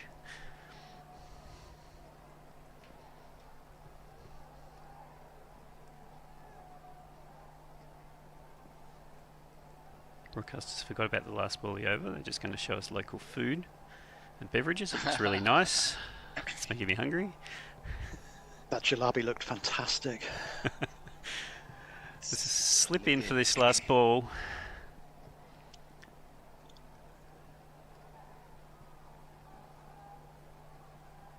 Van Beek on strike, and he's just driving it, but it won't be covered. So that's the end of the over. I'll jump out and leave you with Kat. Hello there. Hi, Bennett, and hello, Josh. Hello, Kat. Been a while. So we're just hopefully going to see this innings go a little bit deeper for the Netherlands, right? I hope so, for the game, for the good of the game. Have you got any socials, Josh? We haven't had anything for a couple of overs now. I don't know where we got up to on YouTube. We've not had anything of note on Twitter for about, well, certainly not since this session. I think the last comment on YouTube might have been about someone's 9-kilogram cat, and I'm not sure we've had anything since then. Ah, okay. Then we've had a couple of things. One from Vancouver, where F1 World Racing Channel, whose name he has told us is Raj Singh, says that after today there could be 4 teams on 4 points after 4 games, which very much a possibility. That's good. Could well be 4 teams with 2 wins each. Certainly we were talking about this yesterday, the final 2 qualification places. So we're resuming now. We've got Karuna Ratner, who's steaming into bowl, and this has been pulled beautifully by Engelbrecht, but there is a fielder out there in the deep, and so they're not getting a boundary that they might have been really happy to have, but instead they get a run. So the score moves to 135 for 6. And then Brian in Brisbane. Sorry, Josh. Go on. Sorry, Bennett. Go on. You go on. Okay. Brian in Brisbane says maybe 220 today for the Netherlands. Still cold, wet, and grey in my part of England. Wait, are you in Brisbane or England? So Brian in Brisbane is actually Brian in Brisbane in England. Karuna Ratner's over the wicket again, and this is play late by Van Beek, and he's not quite making contact. Straight through to Mendes, the keeper. You know how we can tell Brian in Brisbane is in England. He says, I'm at the age now where I'm off to a caravan and motorhome show today. I hope the Wi-Fi in the show is good. What age is that, and how far away is it from 55. the dressing gown and slippers? Scarily close to that. I think it's more than that. I hope it might be more. This one is short from Karuna Ratner, and Van Beek pulls, but again, not convincingly enough. He does get a good piece of it, but just goes out through square, and again, they're dribbling along. Another single, so really not tearing ahead of that run rate. They're on 4, though, so I think that's great, Bennett. They're getting there. They are slowly but surely consolidating from the last wicket, it was 91 when they lost their skipper. So they put on a good 45 runs without losing a wicket. I think that this is the key passage, because the next batter who comes in, Ruler Vandermuff, can hit the long ball. Yeah, this next one back of a length and just push to cover, no run. And I think the win probability, I'm looking at Crick Info here, the win probability has gone from, I think, Sri Lanka 90% to Sri Lanka 85%. So, they're improving. Certainly since the last wicket, their win probability is going up just a touch. I think that's an order of magnitude too high for the Netherlands at this stage. You're overestimating Sri Lanka's ability. They may well still collapse. This one is short and it bounces pretty harmlessly through. Did they call it a wide? Was it a half? Yeah, no, Yes. it's been called. It has been called a wide. It looked like he flashed up a wide and changed his mind, but no, the wide has been called. That was an unfair wide, Bennett. I don't think it was a wide. It seemed a little bit like a good bouncer for one moment, but the umpires probably had a better look at it. Yeah. But just I coming think it back was to called what on you were saying, height. Called on height, yeah. perhaps. Yeah, definitely I called think on height, but yeah. I think the half-heartedness was checking with the square leg umpire. Yes, maybe again. This one's Oh, short. another This one. time it's Oh, beating dear. everybody, including the batter and the keeper. The keeper, it's also been called a wide. Slap 5 happy on the wides. wides. Probably called another wide on height, do you think, Bennett? I think so. I really think so. And Karunaratne has been trying to bounce the ball from the time he got the ball in his hands. Yeah. And I think he has not really done himself any favors, nor the team at this stage, giving away those extra runs. But Sri Lanka's strong forte is their batting, Kat. So on this occasion, even if they give a little bit more runs, their batting has always clicked. It's their bowling that has been a worry. They had a new bowler in today, Hemantha. So they were trying to play, get his overs around. Kusal Mendes did really well to bring his strike bowlers back to get the key wickets. They have to strike now. This one again is full and it's edged through a vacant gully position. It's going out towards the boundary where Dilshan will pick it up inside the ropes. This is a fantastic over for the Netherlands, not entirely of their own doing, but they've got 3 singles off their own bat. So that's something, and certainly they are improving. I have a dog helping me here. Oh my God, it's so cute. Is he on top of his shoulder, is he? Yes, he was jumping. This particular dog likes to steal hair ties out of my hair. So just having a We look. have a She's cat having a who look. does that. How many dogs do you have? Two dogs. Okay, this This next particular one's dog, I played like the way you late said by Van Beek, and it's heading out to the deep cover and getting one more run. So extraordinarily good over there for the Netherlands. Not so great for Karunaratne. He's through it now. Is he through it, or has he still got one more to come? No, He's that's all. got- All That's it, 8 to It's the finished. wide. That's the end of the done. over. Okay, end of the Almost over, and the 2 score extra 145 overs for that- 6. Almost 2 extra overs that the Sri Lankans have bowled in They wide have- so far they this have innings. indeed. That's, Talking about dogs, I wish I had a dog like that was sort of, climbing all over me and being as calm. I've got a huge black Labrador. He's just amazing, but he's just so needy. I haven't walked him this morning because I'm up 5 o'clock, doing the I'm commentary. surprised he's not barking if you haven't walked him. It's very Well, tricky. he's on the other side. My oldest one's trying to get him walked, but he knew I was watching a bit of cricket with him down, and he's feeling sorry for himself. Anyway, Oh, what about you, Josh? that's You have a little- dog as well? No, I've got You've got 3 cats. cats. Yeah. One of whom was on with me yesterday, not entirely willingly. They often join us. Minnie Minerva, she loves hair ties. Yes. Hides them. We Yep. think she's a bit of a. We think somewhere in the house she's got a lair that's full of hair ties and other things that she likes to play Yes. with. And at That's some great. point we might discover it, and all Jess's missing hair ties will suddenly be there in a pile of treasure that Minnie is guarding. But she Oh, also likes to amazing. climb on my shoulder. I might see if she'll join us in 45 minutes time when I start my last stint. Yes, well, Bobbin has disappeared. We've got a slip in place now for Hemantha, and Engelbrecht says, thank you very much. This is going out towards the cow corner boundary for 4 runs. Well done to the Netherlands. She's real fine, my form.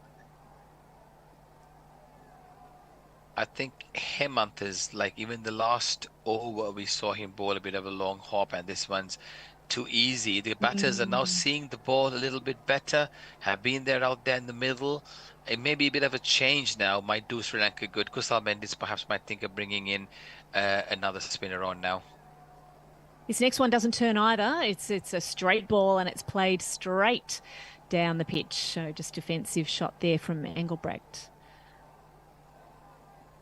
Mog comments that it's a 4-person commentary barrage. Is there really 4 of us? I think there were briefly when we were trying to get you on. Ah, yes. Okay. So now we have Engelbrecht driving down to mid-off for a single. So I think the Netherlands are looking pretty... They've taken some confidence from those couple of wides. And, 150 up. 5 runs, so they're over there. Their run rate's creeping up now. And all it needs to be is 4, I think. needs in order to make sure that, I don't know, I'm just worried that even 4 and over would just turn it into a bad game. Amantha bowling again over the wicket, and this one is swept by Van Beek nicely and out into the deep where it's hit straight to a fielder, but another single taken. Apologies for this sunshine coming in over my shoulder in Melbourne. This is when the sun is setting, and I'll get up in a minute and shut the blinds, but it's not that glary. Beautiful, Kat. It really looks beautiful. I'm very jealous. Another ball defended away by Engelbrecht. It's really good for me to have all of this backlighting. You can't see my face. you want to make us all jealous, right? Drizzle. Sorry. Yeah. Dan's got up to close the blinds now, so that's good. Thanks, Dan. Thank you, Dan. And this next one straying onto leg stump, and Engelbrecht just pushes it to a short mid-wicket. That's the end of the over, and the score 151 for 6. Over to socials. Nick Vickers says, morning all, it's always a pleasure to wake up to top-notch cricket commentary, or indeed to us. A big thank you from the north of Spain, and let's hope the Netherlands can make a real game of it. Brian in Brisbane says that he's too lazy to change his location in his YouTube handle, but he's in Northampton and off to the NEC Birmingham, and he's of pensionable age. Although, he adds, the campervan scene has exploded with you youngsters. I wonder if we could ask our listeners to tell us how old you are without revealing how old you are in years. That's a good challenge. I could perhaps start by saying that after this innings finishes, I shall be driving to Gloucestershire to go to a National Trust garden. Westbury Court Gardens in Gloucestershire is my plan for the rest of the day, so that might give you a sense of how old I am. It's De Silva bowling. I think we were asking for De Silva to come back in just a little while ago. He pushes this ball backward a square for a single. So De Silva's only in his 3rd over here, and he's got pretty good figures. I mean, I guess all of the Sri Lankans have good figures, Bennett. I don't know what figures you're referring to, bowling figures or the natural figure. I'm Sri Lankan by birth, so I'll take that. Yeah. Next one defended away as well. Engelbrecht is on 27 and the Van Beek's 26 into this partnership of 61. So great partnership. 9 kilo these two. cat has a great figure. So another ball defended away. They're just seeing off this little bit of spin, trying to get their eye back in. What have they been doing in the previous half hour? Were they attacking the fast bowlers or the spinners, Bennett? A bit of both, Kat, but I'll come to that in a second. So anyway, another ball driven down to mid-off for a single, turning over the strike beautifully, these two. They're batting well together, and I think they were struggling together for a while. Yeah, so what they were doing was literally like just now, just playing the good balls away, choosing the singles, just rotating the strike and putting the loose balls away, which was the most amazing part of the partnership so far. Sorry. This guy bowls the balls very quickly, right? He comes in before you know it, he's come with the next ball. So you're just worrying about missing the extra ball. There he is, 2 steps and no. This is an attempted reverse ramp, I think, and he doesn't make contact, but it also doesn't hit his pads and no danger of an LBW. Just 2 runs from the De Silva over, 153 for 6. Very and good Nick over Vickers there. commenting on the caravan show, the caravan exhibition at the NEC in Birmingham, says it should be a fine day out. I've always appreciated a good trade show. 58, I think, is what you're telling us, Nick. 58 years old. Yeah, good guess. And Josh, your garden centre trip, from looking at the overcast conditions from here in my room, looks like it's going to be a tough day for you out there, Josh. It's going to rain. Yeah, I mean, Westbury Clouds. Court it's a beautiful garden. It's one of the ones that it's still the Dutch style. In fact, appropriately for today. I'll break off. That's very appropriate. Engelbrecht steps back, gives himself some room, exposing all of his stumps, but he's spanked that out backward of point, and they have gone through for another single. It's one of the last Dutch style gardens that predated the English fashion for French style gardens, sort of pioneered by Capability Brown and others. Nice. Looks like a good day out there. Are you into gardening as well, Kat? I garden on my deck only. This is Bobbin. Bobbin's coming to say hello. And anyway, we have Samantha bowling. This is a genuine sweep very close to the ground. It's gone backward of square. They've scampered through. Good running and a good single. Engelbrecht's on 34, Van Beek on 27, and the score 155. You're a good Nick girl. Vickers went to a farm show a few weeks ago, a pleasant day out, but a few dogs did get a little overexcited at the rabbit section. Oh, of course. There's a little bit of turn. This next one is pushed out through point and bit of a misfielder. It's gone past the fielder at least, all the way to the boundary. It is 157 for 6 now, and that is 4 runs. You gotta have fun. You gotta have fun. Engelbrecht certainly growing in confidence, and they're really putting the loose ball away, isn't it? Hemant is struggling to keep it tight. A little bit of width, a little bit of room is enough for them to pounce on it. Netherlands looking good. Indeed, I called the score when the scorer had only put 2 runs of those 4 onto the score. It is 159 for 6 somehow. Now, this one is flighted up, and Engelbrecht again on the drive. Can't get it past mid-off. The scores so far, 4 balls gone in this over. A single, I'm a 4 and surprised. single. I'm surprised that they don't have a +4 button, that they have to add the 4 one by one from the boundary. That's At this that's level, right. you would have expected that, wouldn't it? 160 for 6, a ball pitching on leg and mistimed by Van Beek. So not looking quite as fluent as Engelbrecht, do you think? Bennett, what do you reckon? Yes, he has only scored 28 of 43, but the most important part is he's played second fiddle in this partnership, but he stayed there. Yes, which was the key thing indeed. for Netherlands. And he's pulled out the sweep, which is a good thing to do when you're slightly lacking in confidence. It's gone out into the deep. They've turned over the strike again, but it is the end of the over, and a good over for the Netherlands. It's 8 runs from that over, 161 for 6. This is I think just progressing into something that might be a really- contest. I hope so, for the sake of us being on commentary, watching a nice and commentating on an interesting game. Hemant started well in the first few overs, playing his first game in this World Cup. I would have, as captain, probably kept him back a little, maybe bowled him just 3 or 4 overs rather than getting him through a longer spell. So, I mean, they've found him out now in the last few overs, so the batter's looking well on top of Hemant. But De Silva's done a decent job, Kat. Yeah, and De Silva back on now. This time Van Beek gets the ball past the ring fielder, out into the onside for a single. Good for him to turn over the strike as well. But De Silva does have the best economy. He's only bowled 3 overs, economy of about 3 at the moment. So we will go back to your socials. Please let us know. Let Josh know how old you are without telling him your age. This one around the wicket, and he's beaten. It was almost caught and attempted stumping as well. So Engelbrecht has survived all of that because, in fact, he was well in his crease. I think that was for show rather than an attempt to affect a wicket. Rich Turner, who was clearly listening yesterday, asks how my wine was and whether it got me pissed. Beautiful bottle it was. Excellent. This next one down leg side and can't make Should be contact through to the keeper again. Clumsily taken, but safely for Sri Lanka. Was there a touch of pad? No, it was called wide.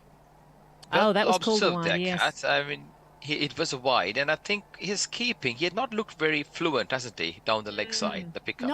Not so much. Maybe he was a bit missighted there. Another defensive stroke into the offside. The score 163 for 6, and this is much better than we expected when it was 91 for 6. Wonderful partnership from these two. Absolutely wonderful. A flighted ball around the wicket, and this is turned towards square. Another single taken. And they're looking for the singles at every given opportunity and putting the loose balls away, which has been great. 4 runs, 5 runs and over, the odd boundary here and there. They've consolidated really well. This next one, Van Beek can't get any contact on. It's down leg side, so it's another wide. He was attempting to hit it. What would you do, Bennett? Would you let those go when you know it's going to be a wide, or would you try to help it on its way? It depends on the match situation, Kat. On that occasion, I would have let it go. I mean, because you never know what the next ball is going to be. But you never know. It could be a good ball. You might be out, right? That's right. Well, this next one was a good ball, but it was well defended as well.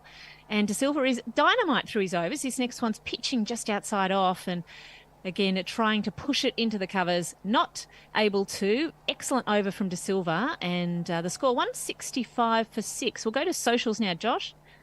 So yeah, to respond to Rich, no, half a bottle of red is not enough to get me pissed, but nor was that the intention. It was a very, very pleasant bottle. If you're in Australia, I can strongly recommend Unico Zello, who are the winemaker. They don't grow, they buy up nice patches of juice and make quite pleasant new style low intervention wines out of it. We've had 5 or 6 of theirs now. Of course, other winemakers are available, and if anyone's from there and wishes to send some samples to the Box of Dreams, our White Line partners will be grateful. Indeed, Engelbrecht is on strike, and Hermantha is bowling. He gets the ball to mid-on, and I think they took one there. No, that's a 6. It was hit over I'm the watching a long-on different area. ball. I must be a little bit behind the play here. This next one is a full toss, and Engelbrecht puts it over the boundary. It has gone over cow corner for 6, and that takes the score to 171 for 6. And this is going back to what I was saying earlier. It would have been better to have taken Hermantha off, but there you go. Yeah, I think you called it before the captain saw it. The captain has now seen it, hopefully. But anyway, Engelbrecht is in reach of his 50, and he squirts the ball out to a very short cover position, unable to take a run. He's on 46 from 61. It has been a good innings. Oh, lovely stop there. I'm just aiming to sync my feet up with yours at the moment. And I think I've just missed a ball as a result of doing that. It was pushed to extra cover quite hard. Beautiful diving stop. Not a clean one, but it saved 4. So this next one not spinning very much, and is an attempted push out into the covers. Doesn't get enough of it to really get it anywhere near the boundary, but another single. So 7 from the over. Partnership cut is 81 runs off 111 balls. Very decent given the match situation. Well done, these two. They've taken Netherlands out of the woods. And Van Beek pulls out the sweep again. He's doing that extremely well, I might say, through square to take another single. He will retain the strike. That's the end of the over. 8 from it. 173 for 6. And what have we got on the socials here, Josh? So Raj has accepted our challenge, perhaps given us a bit too much information, but he says that he was at Chelmsford and watched the World Cup match between India and Australia. Kapil, Vengsarkar, Thompson and Border. He gives away that he was 13 years of age when he did that, so we can That's work just that one out simple maths. That's relatively not easily. even... He must be Exactly. he must be in his mid-40s, late 40s, I would say. Shade older than that. Shade older than that if he was at Chelmsford for Maybe a World Cup early. match. A little bit older? World Cup match. 13 at the time. Maybe early 50s then. Could be early then. What is Well, it, Josh? Tell us what age? What age is it? So that would have been, was it the 87? No, Chelmsford 82 World Cup. 83. It's 40. 83. 83 World Cup, I reckon. 40 is 83 Dan's World feeding me here. I really don't know. But Dan told me it was 83 83. World Cup. So that makes him 12 years older than me. So 53. 53. There you go. Just the right vintage for a White Line Wireless Guerrilla Cricket listener, I think. Now, my feed Quite is still on important. advertising here, so hopefully I will be with you in a second. The feeds are linking Well, we're up 2 balls nicely. into this over. There is this particular feed that I'm watching is not ideal. I'm not quite sure why it's so far behind everyone else, but I think they're just getting extra ads in. Check But the they Zoom. don't The deserve one it. we're watching cut off the ball at the start of the last over that was a single that you called. We didn't see Yes. that. What's happening for me is and anyway, I'm going off commentary soon, and just as well because I think my feed has switched to the England game when I can't find the other one. Over to you now, Bennett, to do ball by ball. Sure, indeed. It's Tikshana who's bowling the last 2 balls of this 40th over. And he's bowled it really well. The first one went for a couple, and the other 3 were nice on the stumps. And Van Beek trying to get that cheeky single away like he always does. Always likes to get his partner on strike. Not able to do so on this occasion. Again, well bowled by Tikshana. A shortish delivery coming hurriedly onto the stumps. And he goes on the back foot and jabs it towards the mid-wicket area. There's no chance of a run. Are you back with us, Our Kat, yet, cats or are no? lying to Maybe, my but I think partner. we're They're just saying about that to change. Maybe it's one more over Yeah. before we do the change.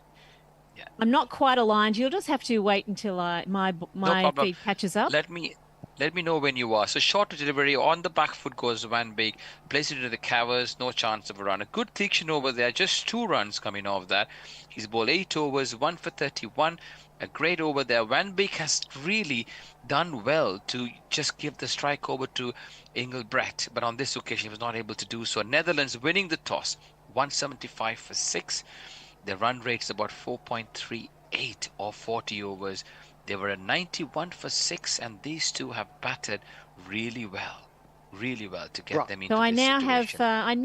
have the screen, and it's Rajitha bowling to Engelbrecht, and he's sending the ball out into the deep, and 2 runs taken from this first delivery.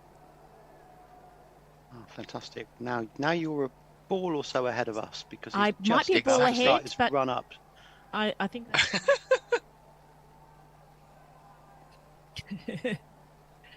that's okay. You For can us, he's comment on just it. starting his run up for that one. The perils of everyone being on a different screen. All I'm seeing now is replays for some reason. But anyway, I think we're up to date now. I think we both have 2 runs on the board. Yeah. It's like going forward and back in a time machine, isn't it? Rajitha has the figures of 3 for 29 from his 7 overs. He's starting his 8th over. 2 runs from the first ball. And that is Engelbrecht's 50 off this next delivery. 50 from 65 deliveries. The score is 178 for 6, and we may pause if there's a jingle for a 50. Let's see if there is. 50, yeah. 50, yeah. Brian in Brisbane in Northampton on his way to Birmingham tells us he's under strict instructions not to come home with a new motorhome, although the wife is currently in Benidorm with a daughter and granddaughter, so I'm somewhat uncontrolled, but enough of your bowels. Don't buy a caravan. Greetings all from Ireland on this bright, fresh morning, says Fidel McCarroll. No offence, guys, but I must say it is lovely to have Kat on commentary. Ah, that's good. It's always good to have a variety of voices, I think. When everyone sounds the same, I can't tell anyone apart. Anyway, Rajith is bowling a good Yorker, and Funbeck gets it out, digs it out into the onside, runs through for a single. Good to give Engelbrecht the strike again, Bennett. That's what he's been doing so wonderfully well. And Engelbrecht, he deserves his 50, doesn't he? He's looked in ominous form. And Netherlands will be very proud of where they are, considering they were 91 for 6 and over 21. So great partnership here. They're still looking good to take it a bit more deeper, Kat. Indeed. Rajitha comes in, 4th ball of the over, and it's wide, and it's lofted by Engelbrecht out into the covers. Doesn't get enough of it to get it all the way to the boundary. The fielder comes around, but still a nice confident stroke. And so far from this over, 2-1-1-2. He's growing in confidence, isn't he? Looks better and better by the over. This is the last over for this particular pairing of Josh, Kat and Bennett. It's been lovely to be with you, and I will be back in Three-way pairing. Half an hour or so. It's a triple pairing, whatever you call that. What do you call that?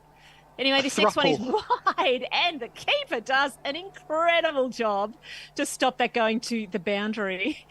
That was fast too, I think, Bennett, and a bit too fast maybe. It was indeed, and Kusal Mendes did well to sort of stop the ball from passing him and possibly another boundary. I think that was the 12th wide, so 2 extra overs so far have been bowled by the Sri Lankans. Yeah, Engelbrecht facing up. A little bit of width given here by Rashid in the other direction on the offside. And this is going all the way out to the cover boundary. An excellent 4 runs for Engelbrecht. The score, 186 for 6. Engelbrecht, unobtrusively big over this. 11 off it so far. And Kasan Rajitha, he looked really good with the new ball when the ball was swinging, but now coming on towards the latter stage of the innings, no swing, and the batter certainly finding him out. Last ball of the over, provided it's not a wide, and it's not. It's in line with middle stump, and it's turned into the onside, and Engelbrecht wants two, but no, it's just going to be the one run. He will retain the strike. He's on 57, Van Beek on 33, 187 for 6. Netherlands, a massive comeback here. They have scored.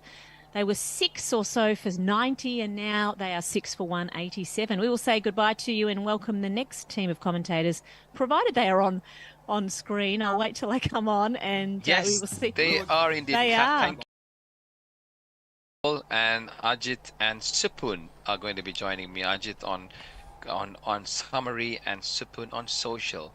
Yes, here we are. What do you think, gentlemen? 187 for 6. Did we even anticipate this being 91 for 6? This is the exact same as all of Sri Lanka's other bowling innings this tournament. They just lack something in the middle overs to penetrate, and they do good work applying pressure, and then they just ease the throttle and let the batters relax. And I think you said it spot on, Supun, and that's exactly the reason why skipper Mendes tried to bring his strike bowlers on when the wickets were there, and then he did well. But this is where the middle overs, the new man Hemantha, he bowled really well. If I was the captain, I would have taken him off after 3 or 4 overs, given him a breather before bringing his last 2 overs. He struggled because the batters were trying to sort of take him away. And then Dhananjay De Silva, as much as he bowled well within himself, he's more of a containing bowler, isn't it? So now they brought Theekshana back in to see if he can fetch Sri Lanka a wicket. Netherlands looking good at 4.56 runs and over, but don't forget Sri Lanka's strong forte is their batting. That's where they've clicked, and they've done marginally well compared to what they did previously to bring Netherlands to under 5 runs and over. Theekshana starts a new over. It's over pitched. Reverse swap. Straight to the short third man area. He's lucky, and he is Engelbrecht is shocked that he didn't put that away. He's upset with himself. That was a freebie there, Rajit and Supun. Absolutely. He could have hit that anywhere. He chose to reverse sweep it, but all right. He got a single out of it.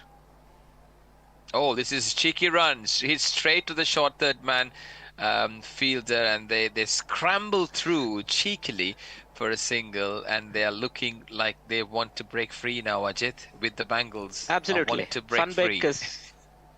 Van Beek has been playing this reverse sweep for a while. I would like to thank the set of commentators who kept the wickets intact while I was away. Right? So well done. This is a quicker delivery by Theekshana outside the off stump, and turning into the batsman there, and they play towards the short mid-wicket area.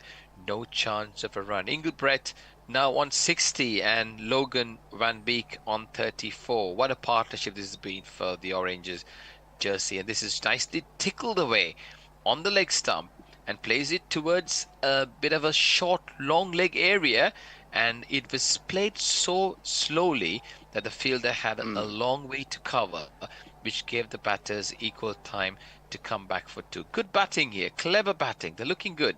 Sri Lanka struggling to put the brakes on, Ajit. Absolutely. Now it looks like these 2 batsmen are very well set. They're able to take the runs at will, even with a boundary or 2. Wow, what a recovery. Oh, that's 100 partnership of 129. Very well done. Very well done for Netherlands. This one's played into the deep by Engelbrecht, and they come through for a quick single. He's on 56 now. Van Beek on 34. Partnership 101 of 130. Over number 42 in progress. Run rate 4.59. Netherlands winning the toss. Being in a disastrous position on 91 for 6 when they lost their skipper Scott Edwards on over number 22. Done really well. This is a good delivery and nicely tucked into the covers by Van Beek, and they go through for a quick single. And that's the end of over number 42. Supun, what have you got there? A couple of things. Messages is how old am I? Well, when Josh mentioned the Kit Kat Club, I assumed it was a place you go for crunchy chocolate delights. And Leia's posted the first Iron Maiden album, which she bought when she was 10, which is Fear of the Dark. But she's also put the 2015 remaster, and I don't think she was 10 in 2015. Right, thank you, Supun. Thank you. We are in for an interesting next few overs, Ajit and Supun. And I'm delighted to say that this is going to be an exciting part because Netherlands have got the wickets intact. They've got Roland van der Merwe, who's an exciting big hitter, a South African player who now plays for Netherlands. He's due to come in next. And Engelbrecht looking good, 61 off 72. Van Beek, 35 off 56. And we're in the last 8 overs of this innings. And what can we expect, Ajit? Well, I'm expecting they'll go steady for another 2 or 3 overs. Then they'll try to go all out. Maybe get to 265, 270. Sami Kanuratne is a new bowler. Shortish delivery outside the off stump, punched away into the covers, and they get the single. That is Logan Van Beek. Ajit, he's been really great, hasn't he? He's just sort of played well within himself, gets the singles, always looking for the sort of single to rotate the strike, and he lets Engelbrecht get on with the job, which is great batting at that stage. Absolutely. He's played the perfect second file. Oh, this one's outside the off stump and hits the helmet as the wicketkeeper misses that. And that's going to be 5 runs awarded to the fielding side. What a disaster for Sri Lanka. Kusal Mendes is keeping, Ajit. Have you observed his keeping the last few overs? Ajit, any comments on that? Well, I think he might be a bit tired or just losing focus because he's also the skipper, right? This one he was a bit unlucky, must be said, because the ball swung away after it beat the bat, but then after pitching it took a completely different turn. It took the edge of his thigh. I think he might be a bit losing focus, struggling for focus here, Kusal Mendes. But he's a very experienced cricketer. We expect he'll bounce back strongly now. He is. And that was a cutter. And he bats at number 3. And he has been in top form in the tournament, not when he skippered the game last week. I'm not really sure it was a great idea to make him captain because he was Sri Lanka's mainstay. Yeah. Let's see how his... who else, right? Exactly. It's who always else? a That's question. a good question. Tough question. Yes. Dhananjaya De Silva is one of the people I would have liked, but he's never showed that sort of leadership quality, I suppose. Because he's a really good cricketer. He is tipped to become, he's a test vice captain. He's tipped to replace Dimuth Karuratne when he retires shortly. He has leadership credentials, but I'm not sure whether his place in the team is as assured as Kusal Mendes. Precisely. This one's outside the off stump, shortish delivery, and hit uppishly towards the extra cover area, and beautiful piece of sort of ground fielding there, but he tried to get hold of that. He got into it, and I think the ball popped out of his hands. That was a possible chance, wasn't it, Ajit? That was definitely it was a chance. I mean, it was a wonderful attempt. Debutant first time in the World Cup, Hemanta tried his best, dove forward. That would have been a spectacular catch. One for the replay reels for the World Cup, I would say. I think he may have misjudged it a little, but he tried to make up for it. Again, shortish delivery, and Engelbrecht now throwing the kitchen sink at this and didn't get hold of it as it went on to the mid-on area. He came as a sub, and they go through for a quick single, by the way, 202 for 6. He came in as a sub in one of the games previous and took a blinder in the covers, Hemanta. He's a great fielder, and as you said, this could have gone in as one of the greater catches of the tournament, but he just couldn't hold on to it. He was leaping ahead. He was airborne for a while, but unfortunately not able to hold on to it. Meanwhile, Dutch 200 is up.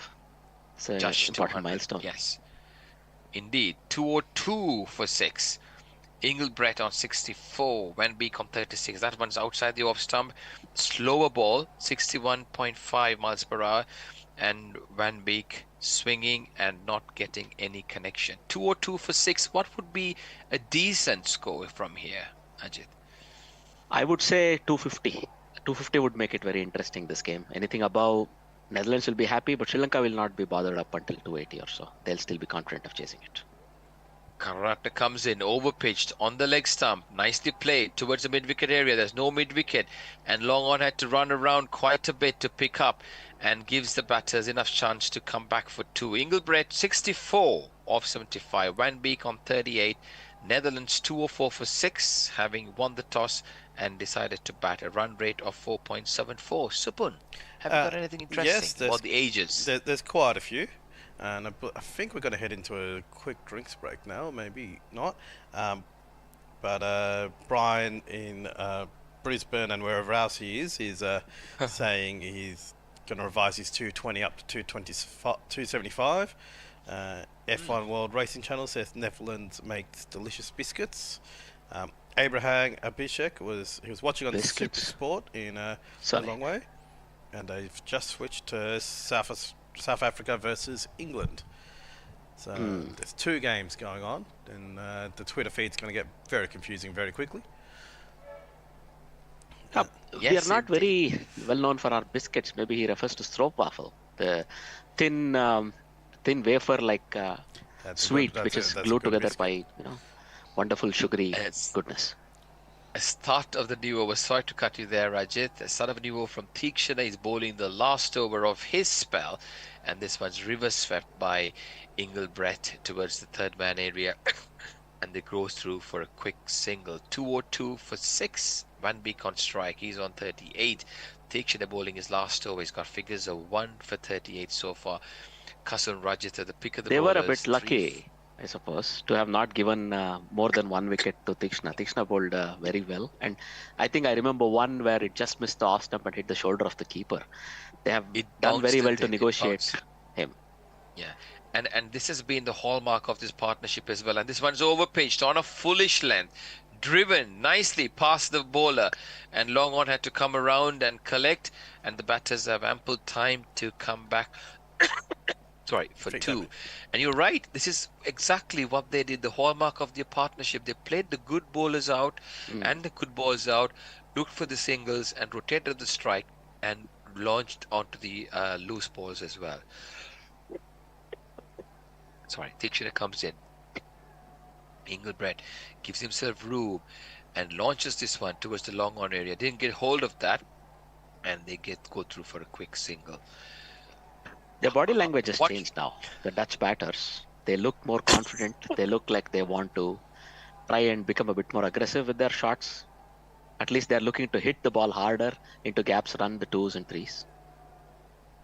Agreed. Good observation. Yes, this is shorter, quicker, onto the stumps. And Van Beek, this is what he does. The good balls, he blocks them steadily and then rotates the strike. Tikshana got 2 more to go. Can he break through this partnership? Van Beek with a steel defense and a watchful eye for quick singles has contributed equally well to this.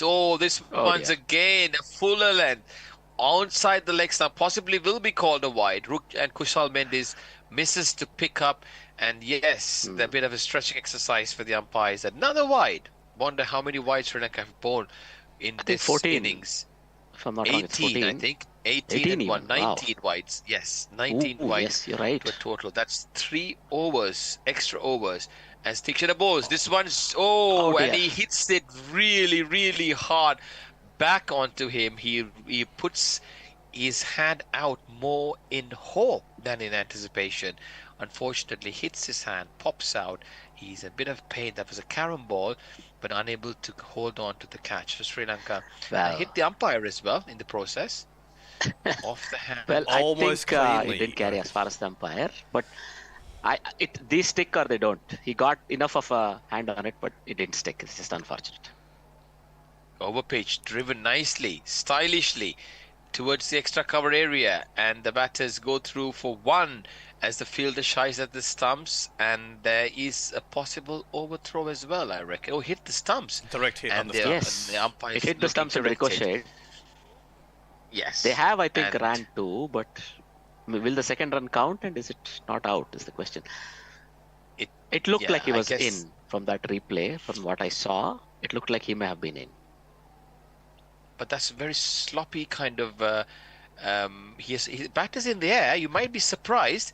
His foot is in the air. His bat is in there. He may be in trouble. Has he grounded the bat?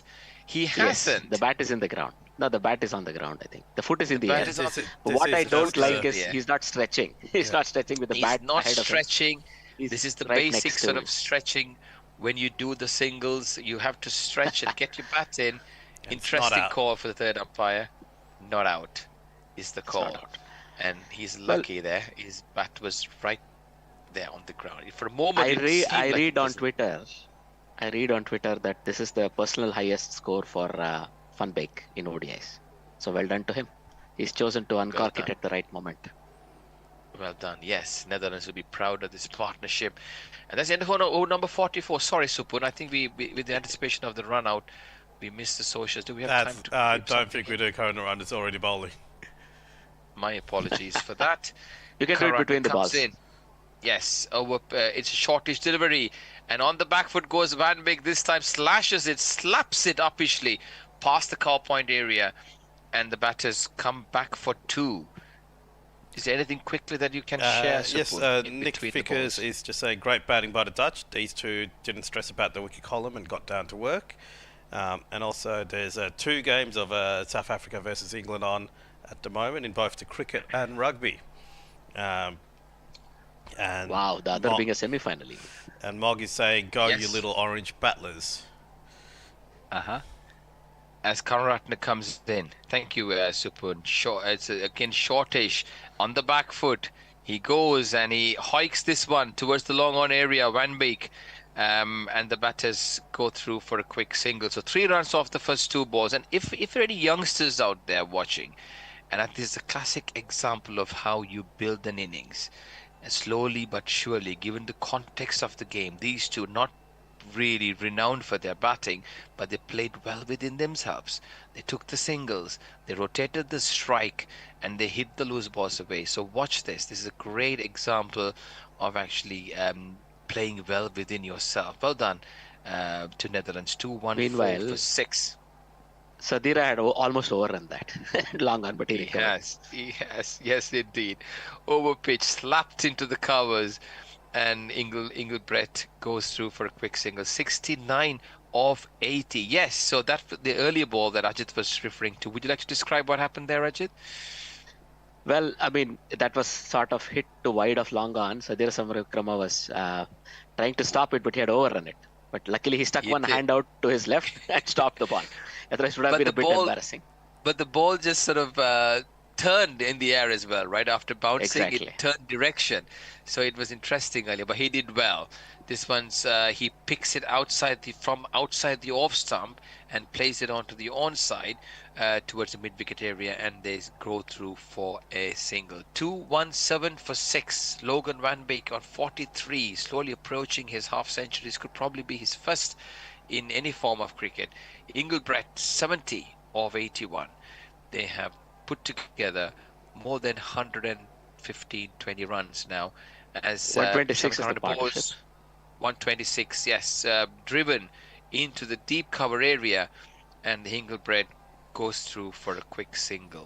126. They seem to be isn't it? bowling to a plan here.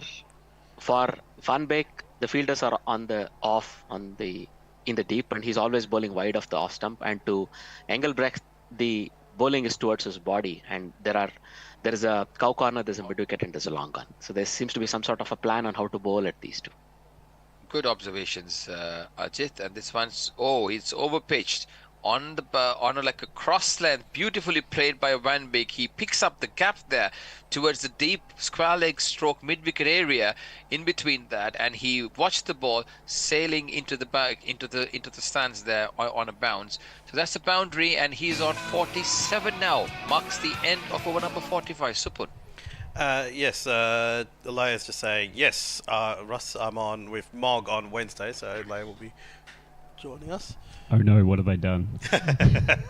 And she's also saying the remaster was the first hit for Fear of the Dark. Of course, I should have put Afraid to Shoot Strangers in the tweet so no one would have known which album I was talking about. So a lot of fun there, and pretty much everyone's saying it's a really good effort from Netherlands at the moment.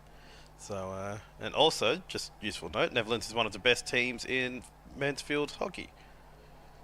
Of course, yes. Always, Interesting, both in men's and interesting. women's, they're near the top of the heap. Always. And they're also known for their biscuits, aren't they, Ajit? With their creamy biscuits Well, that you described earlier. I see. Now I have to look a bit into it. I'm not a biscuit eater really, but potentially yes. Madhushanka Bose, a new over, and he's got him. Engelbrecht tried to cross over. It was bang on target on a Yorker length, and he castles his thumbs, Madhushanka, as he came in with the very first ball of a new spell. Engelbrecht bowled Madhushanka for a well-compiled 70 of 82, and Netherlands lose their 7th wicket with a score on 221. A great breakthrough from Sri Lanka. Do we have a jingle or anything for this, Supun? Yes, we do.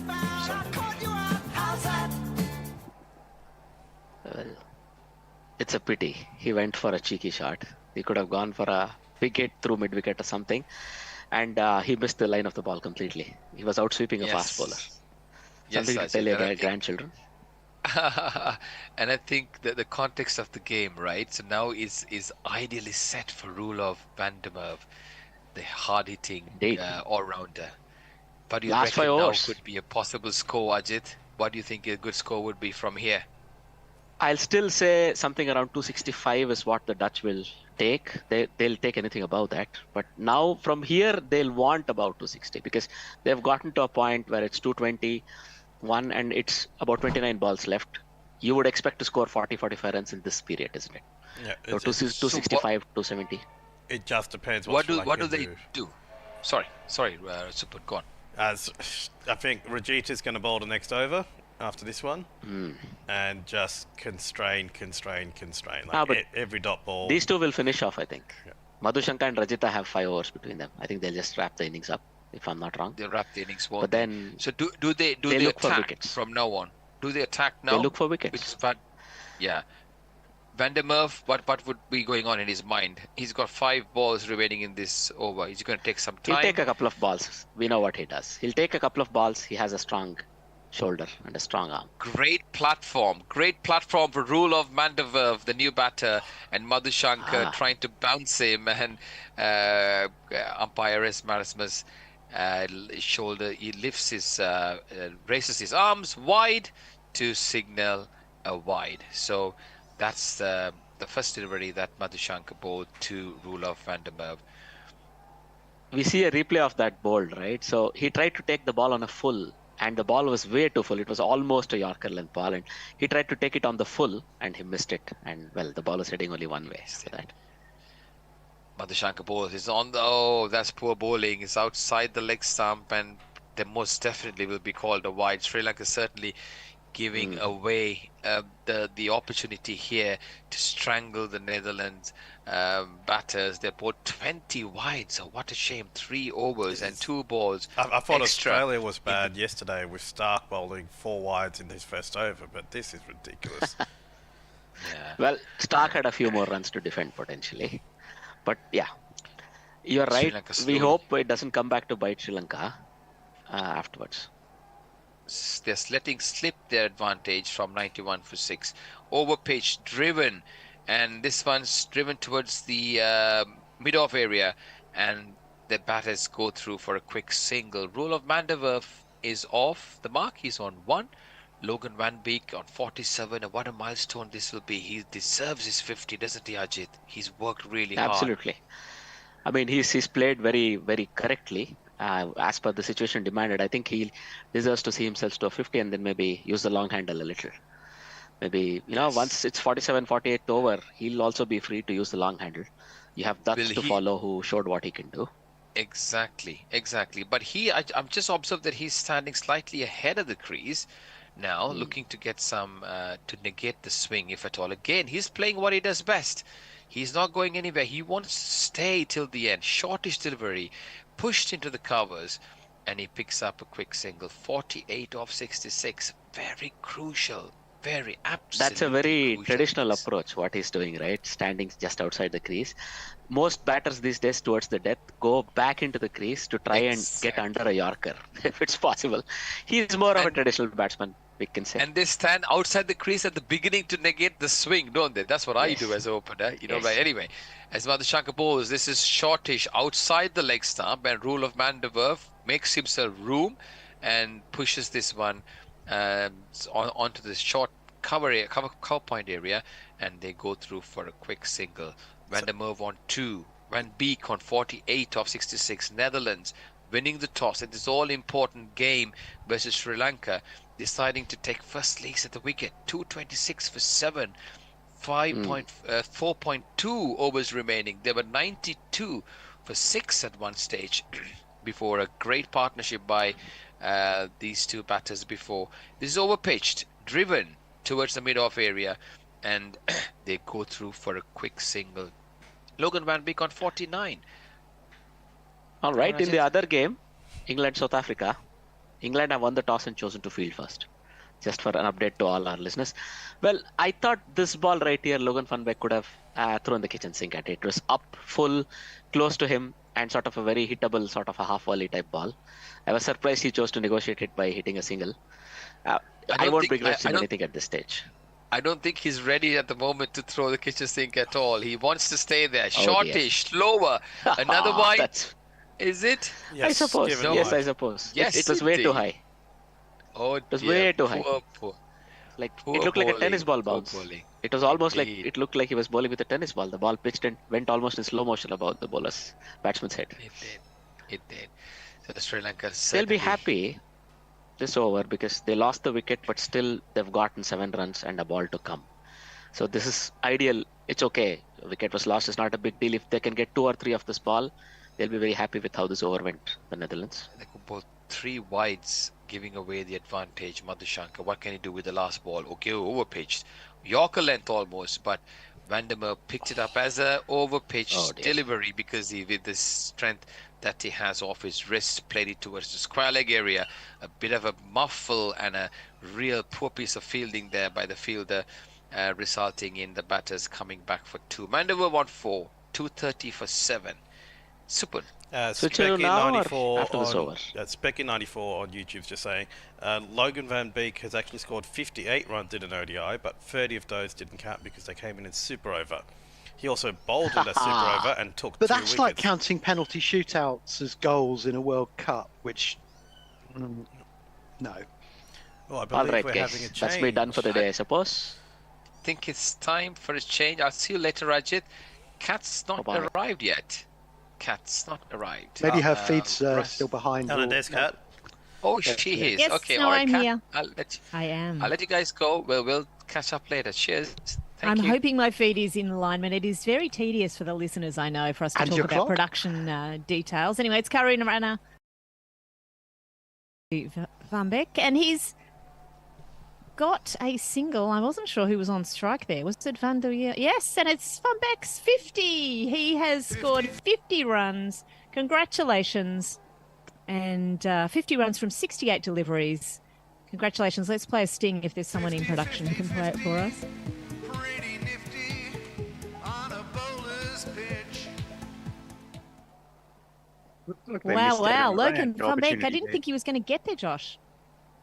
No, I think a direct hit, he'd have been out.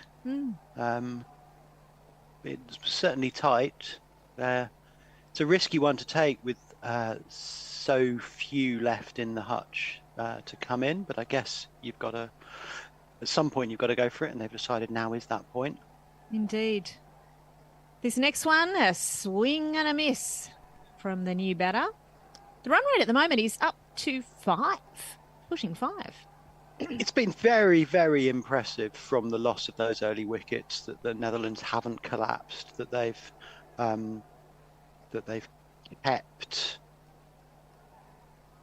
Just seeing a replay of that mix-up, and it was basically the new batter not communicating very well with the established batter, and they had a mix-up in the middle of the ground. This next one from Karuna Ratner is a very bad wide, bounces 3 or 4 times before it gets through to the keeper, outside off stump.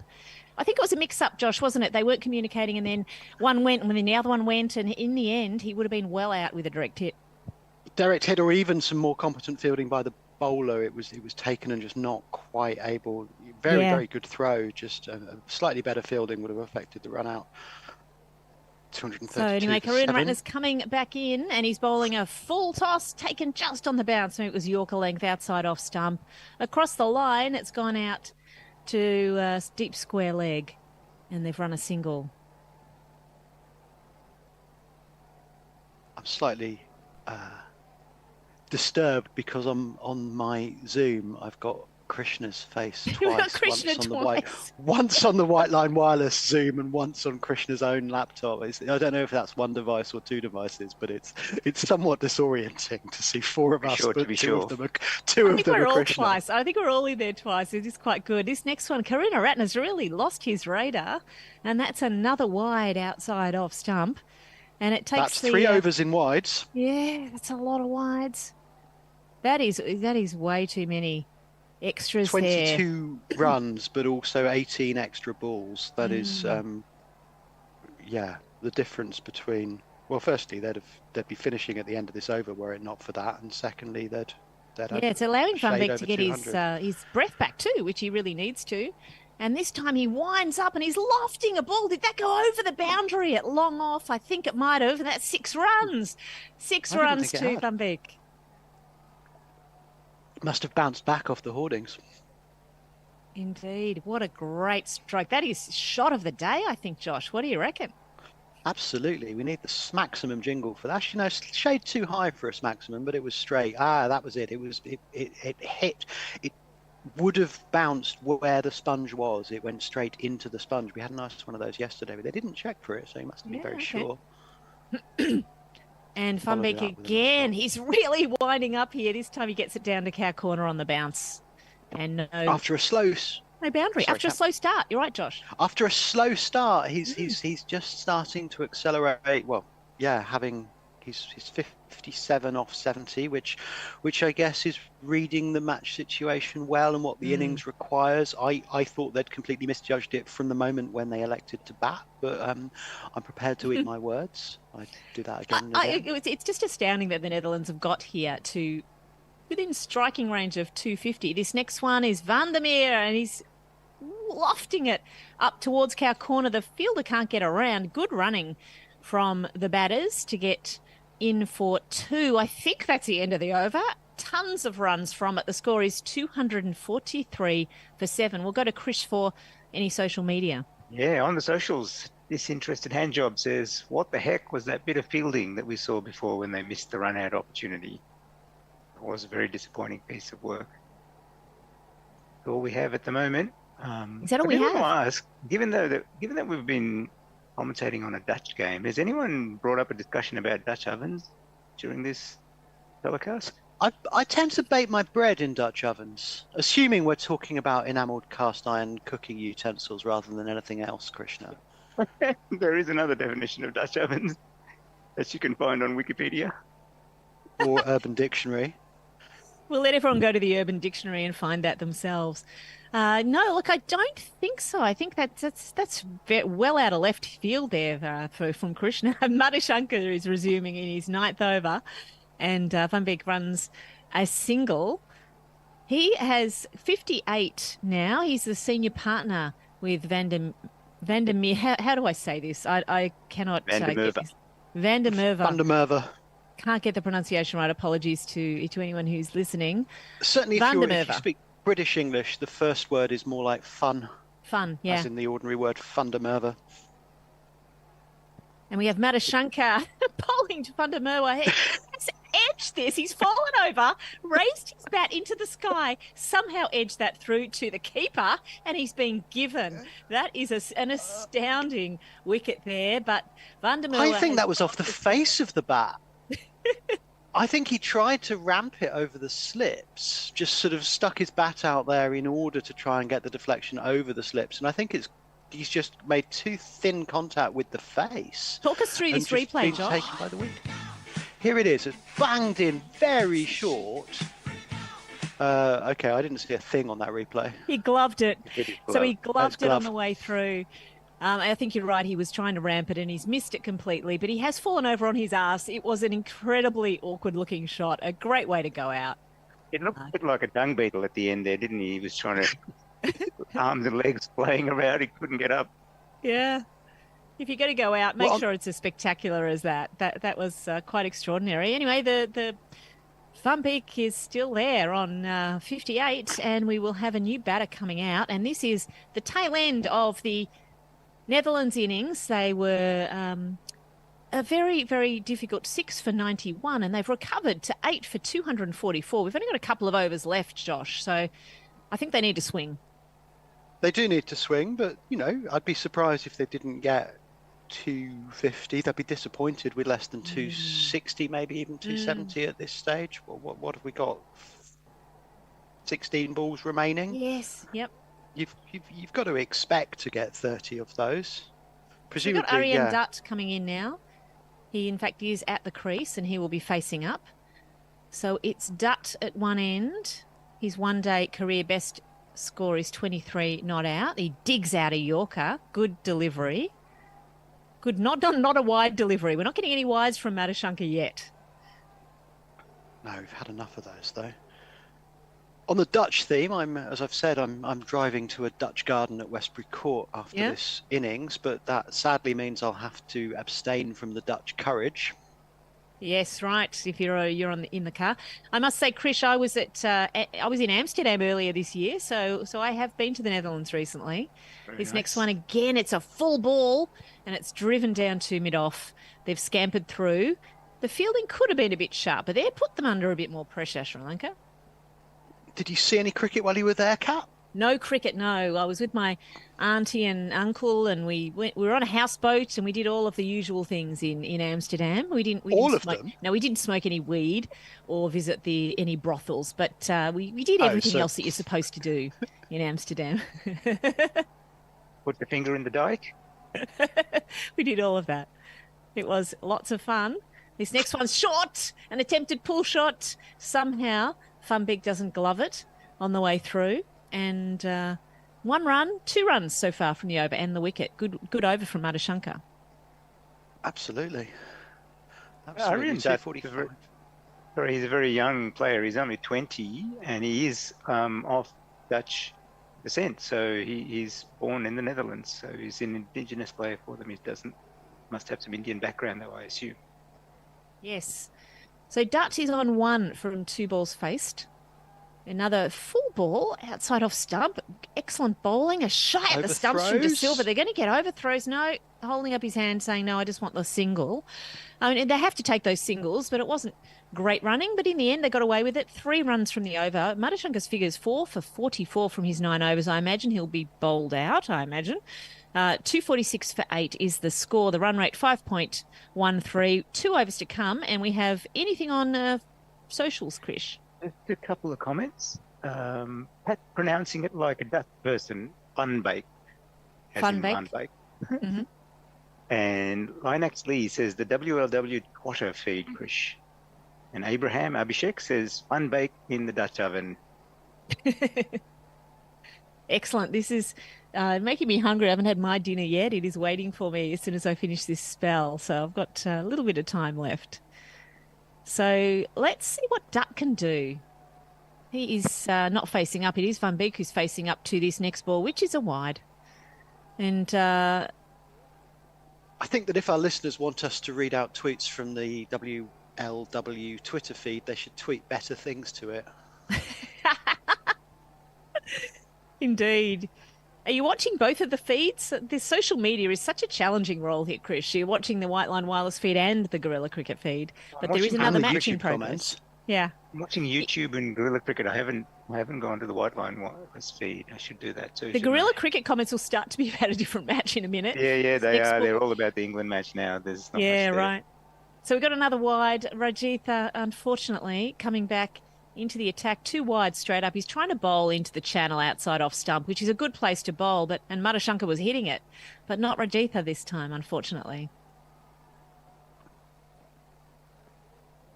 What is happening in that other match? Let's get Krish to go over and have a look for us, and we will bring you the results. It feels like everyone has gone off to listen to the other match. Cock was out on review. England so this next ball full and pushed into the onside. They're getting a couple of runs as the fielder comes around from mid-on. Yes, and England. That's 2. South Africa is 6 for 1 after 2 overs. Oh, so a wicket falling already. And Ben The Stokes has cock was come into out. the team. The cock was out and- second ball. Correct. Presumably Ben he's not going Stokes- to bowl. No, Ben Stokes is in the team, and so is Atkinson. So they've dropped Wokes and they've dropped Liam Livingston. So everyone will be going off to that match, presumably, Yes. if they haven't already. Not at all. Stick with this one. This is exciting.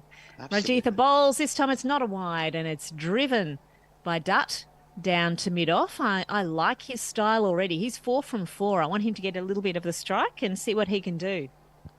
And Bavuma, I think, is injured because he's not playing, and Reza Hendricks has come into the team. These two are lightning That's between the wickets, interesting. Josh.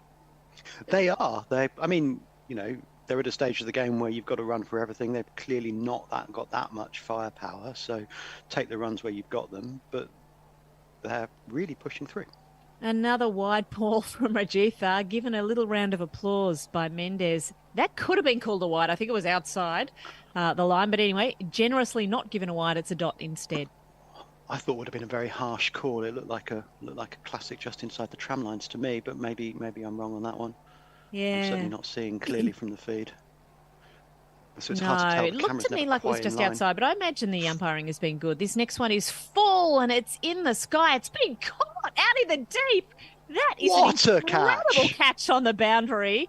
And that is Funbeek out for 59. That is an absolutely incredible catch, very close to the rope out in, I think it was Cow Corner in the end. And we'll just talk you through the replay, Josh will.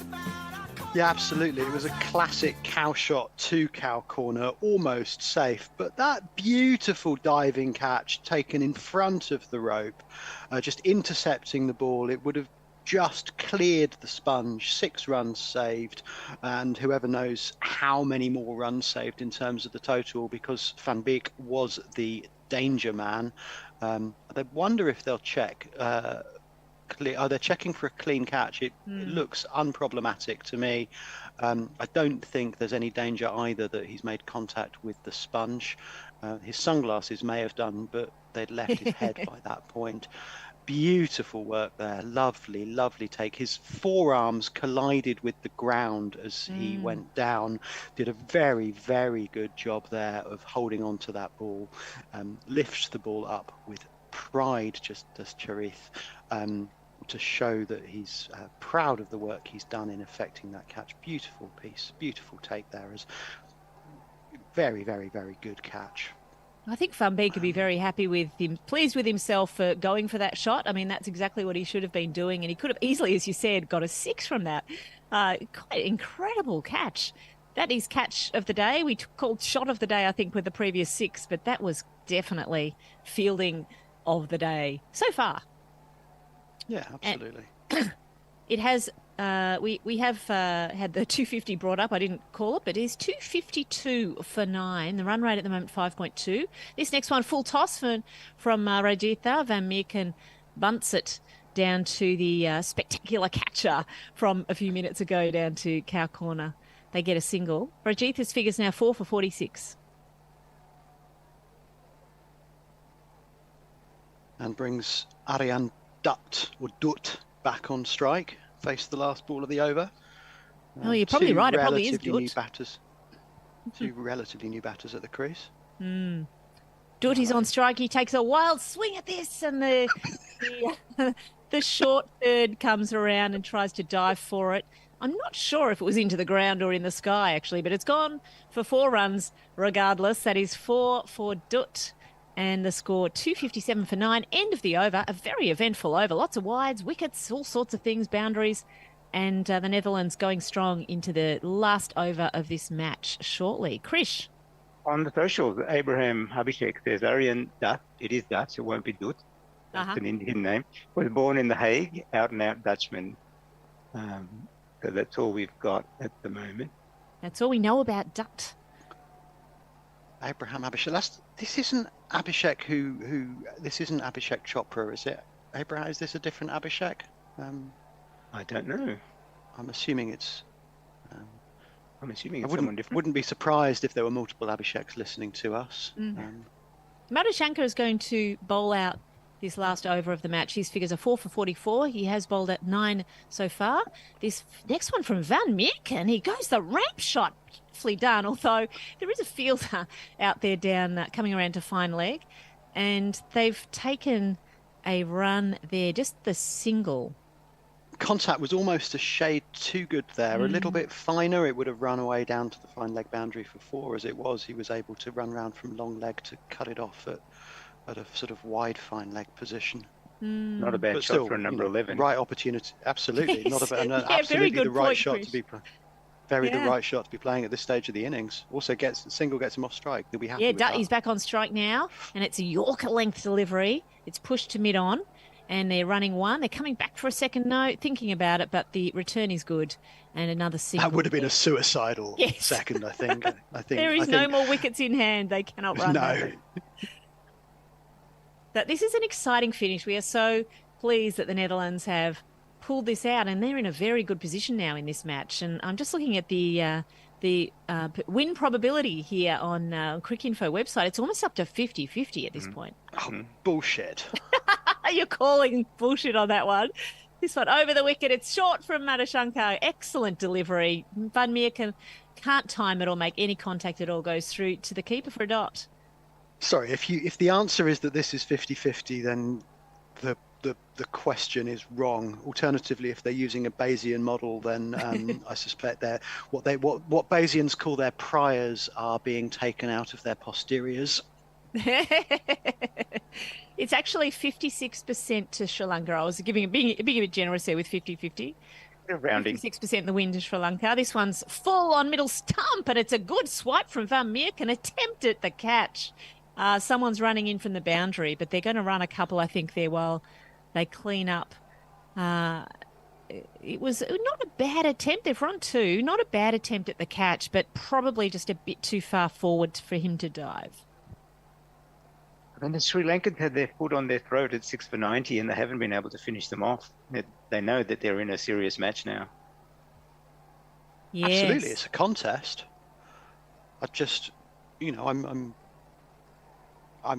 certainly not saying it's Sri Lanka's to lose, but I'd say it's at least 65% to Sri Lanka in this position. They know what they've got to chase, or they will in 2 balls' time. We know they've got a Plus really good minus a batting wide. lineup as well. There's another tempted ramp shot from Van Meerken's his favourite delivery. He's going to be run out here because they've taken a run. I guess they had to, and it is almost the end of the match. Only 2 balls remaining. I don't know what they're checking here. It could be a no ball. Checking a no ball by You the can still be looks. run out off a no ball and a run out. Okay, he's Yeah, still it can be out, run but it out. was a no ball, so they're getting an extra run for it. And they'll get a free hit too if it's a no ball. Oh, they're No, getting a because free the hit wicket's- as well. They no, can't when because the they're all wicket's out. fallen. This is very extraordinary. People are still standing out there. He has been run out and he should be out, I would have thought. But instead, he's called, the umpire doesn't know what he's calling. He's calling no, it looks like they're packing up now. He kind of did call a free hit, actually, there, which he He can't. did. Called the free hit. It There was an a bit of a easy- mix-up. A direct hit would have run out the non-striker. It missed, but still had time to toss the ball very leisurely to the bowler's end and run out the striker, who'd not been as quick off the mark. It's given as a wicket, but was apparently a no ball as well, although let's see what the scorecards are saying. The scorecard hasn't recorded the no ball yet. So Yeah, it has in the score. 262 will include the no ball. But yeah, they miss out on the free hit. if they called the no ball a bit earlier, they may not have taken that run. Interesting. Anyway, interesting to speculate. But look, they've made a grand total here. Netherlands are all out for 262. We'll just call you very briefly through some of the card. The card at the top of the order, there were just a bunch of wickets. We did have Colin Ackerman making 29. But apart from that, the Netherlands were all out in single figures. We had Scott Edwards, the captain, making 16, and he was out. And the score at that point was 6 for 91. We had Engelbrecht and Van Beek coming in and doing this incredible partnership for the next wicket that took them well over double that close to the 200 mark. And then the rest of the batters have done a little bit of a cameo here. We certainly had Van Beek swinging his shoulders there towards the tail end of the innings, and just an extraordinary total of 262. They'll be able to have a go at defending this. The bowling figures, we had a ton of extras in this match. Just having a look at the extras here, 33 extras in that total. And that was top scorer. 26 wide. Do you not call them sundries, Kat? Well, on Crick Info, I'm looking at his extras, but no, I don't usually call them sundries. No. Do you call them sundries, Josh? Is that your favourite term? No, I thought Australians did. But that's clearly my mistake. They call them extras, and Jim Maxwell, the ABC commentator, calls them Xavier Trass. Right. Maybe that's a very niche, I guess, play on words of extras, right? Anyway, sundries. I'm not sure who calls sundries, but someone does. You're right, Josh. It is a familiar. Yeah, maybe it's old-fashioned Aussie. Anyway, of the bowling, we had some. Okay, tell me who's worse for wides. It was Rajitha and Karunaratne, 6 wides apiece.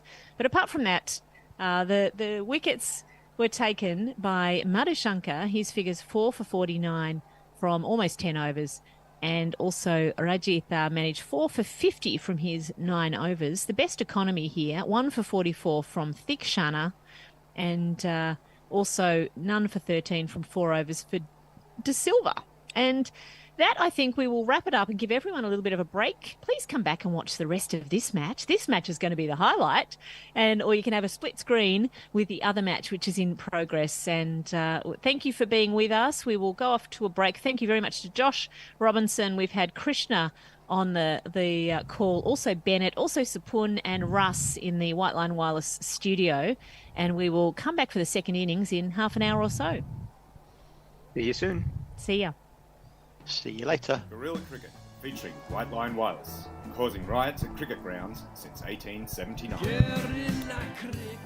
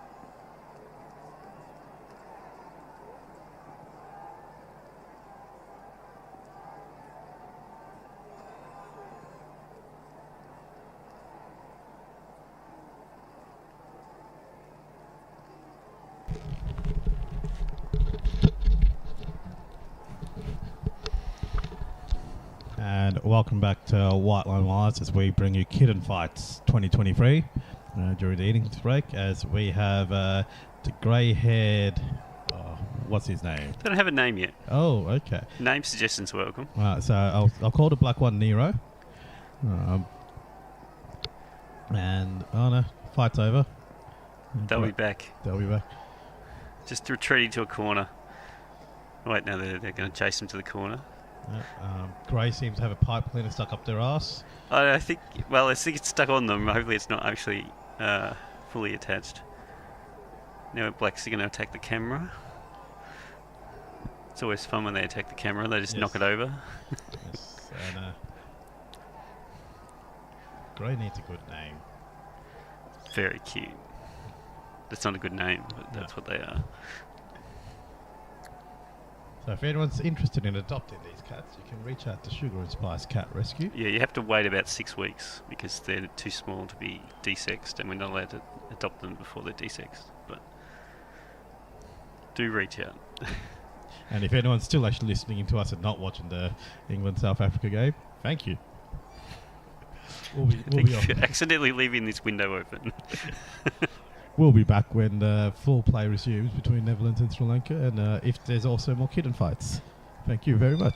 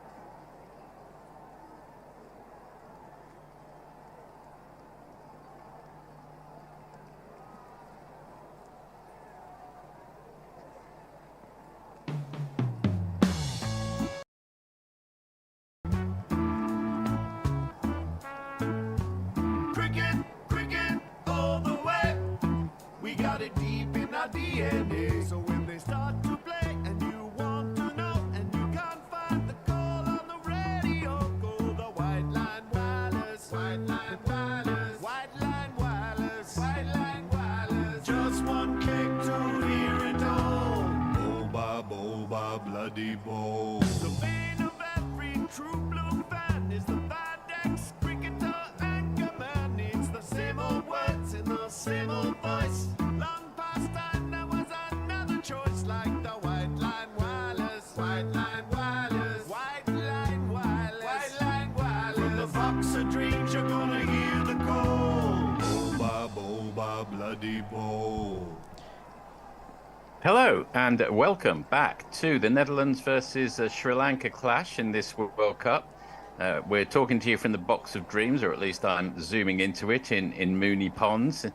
It's White Line Wireless in association with Guerrilla Cricket. I'm going to be your host for the Ball by Ball, and Super Sapoon and Krishna will be joining us for expert comments and social tweets and so forth. So Sapoon, a chase of 263, which seemed highly unlikely. It's 30 runs too many just based on wides. Russ is also trying to get a word in, so I'll let him get a word in. I was just going to say, Christian's not here yet, so for the moment, you're just going to get an extra kitten feed, and then if Krishna comes, we'll turn that off. Extra kitten feed, always welcome. Yes. From 91 for 6, Netherlands looked not quite dead and buried, but almost. Quite some comeback from Van Beek and Engelbrecht there. Yes, and it's what we've seen from the Sri Lankan bowling attack. There's not enough threatening in the middle overs to hold on to whatever advantage they build early on. And Rajita, his first spell, which went for 7 overs straight, was amazing, and they should have just bowled him out because he was getting so much in swing, so much out swing. And yet when he came back on for the last few overs of the game, he was getting clobbered around the ground. So go figure, as they say. And there's 30 wides given as well. And last ball, no ball run out, which was always pretty funny. Yes, indeed it is. Looks like it's going to be Arian Dutt, who has impressed so far in this World Cup, it's fair to say. Spin bowler, they're going to open with spin. Scott Edwards behind the wicket. He's going to be bowling to Nisanka. So the first ball coming up. Defended off the back foot. Dutt on the money straight away. That makes sense, doesn't it? Starting with the spinner. Dutt's done well so far. Yes, but you also... Sri Lanka is one of the better one of the teams as a whole who are better players of spin. There's a lot of it in their home games, so they're probably not too worried about this. There's a lot of it about classic off-spinning delivery from Dutt there, which Nisanka sees. Touch short and plays straight back to the bowler. We're having a look at Ahsan Raza, the umpire there, standing in his 47th ODI. And Dutt, top of his mark. He's got a run-up of about 6 or 7 strides. Again, classical off-spinner. Classical forward defensive from Nisanka. Yeah. 3 dot balls thus far. So both, like the Netherlands innings started off very slow. A lot of defensive shots, and what we've seen, it's sort of a two-paced outfield where the ball can sometimes career it away or sometimes just stop in the middle. And that's rinse and repeat for that one. The off-spinner, a touch fuller, played off the back foot this time from Nisanka, but again straight back to the bowl in their own. 4 dot balls. I like that Sri Lanka aren't trying to hit him out of the ground in the first over. So they're just playing with patience, and they know they just need to keep turning the overs around. Yeah, well, let's flick this one down to mid-on. The mid-on is very deep, so they've come through for the first single of the innings. Sri Lanka move on to 1 without loss with 1 ball of Dutt's over to go. Just seeing Pereira, who's going to take strike. He's the other opening batsman. As a look round the field, it's a pretty conventional field as you'd expect, although they're maintaining 1 slip early on. Got a point, and the rest is more or less as you would imagine it to be. Round the wickets to the left-hander. backward defensive. Dot ball from Pereira. Sri Lanka at the end of the first over, one without loss. One Now. tweet in from Adit.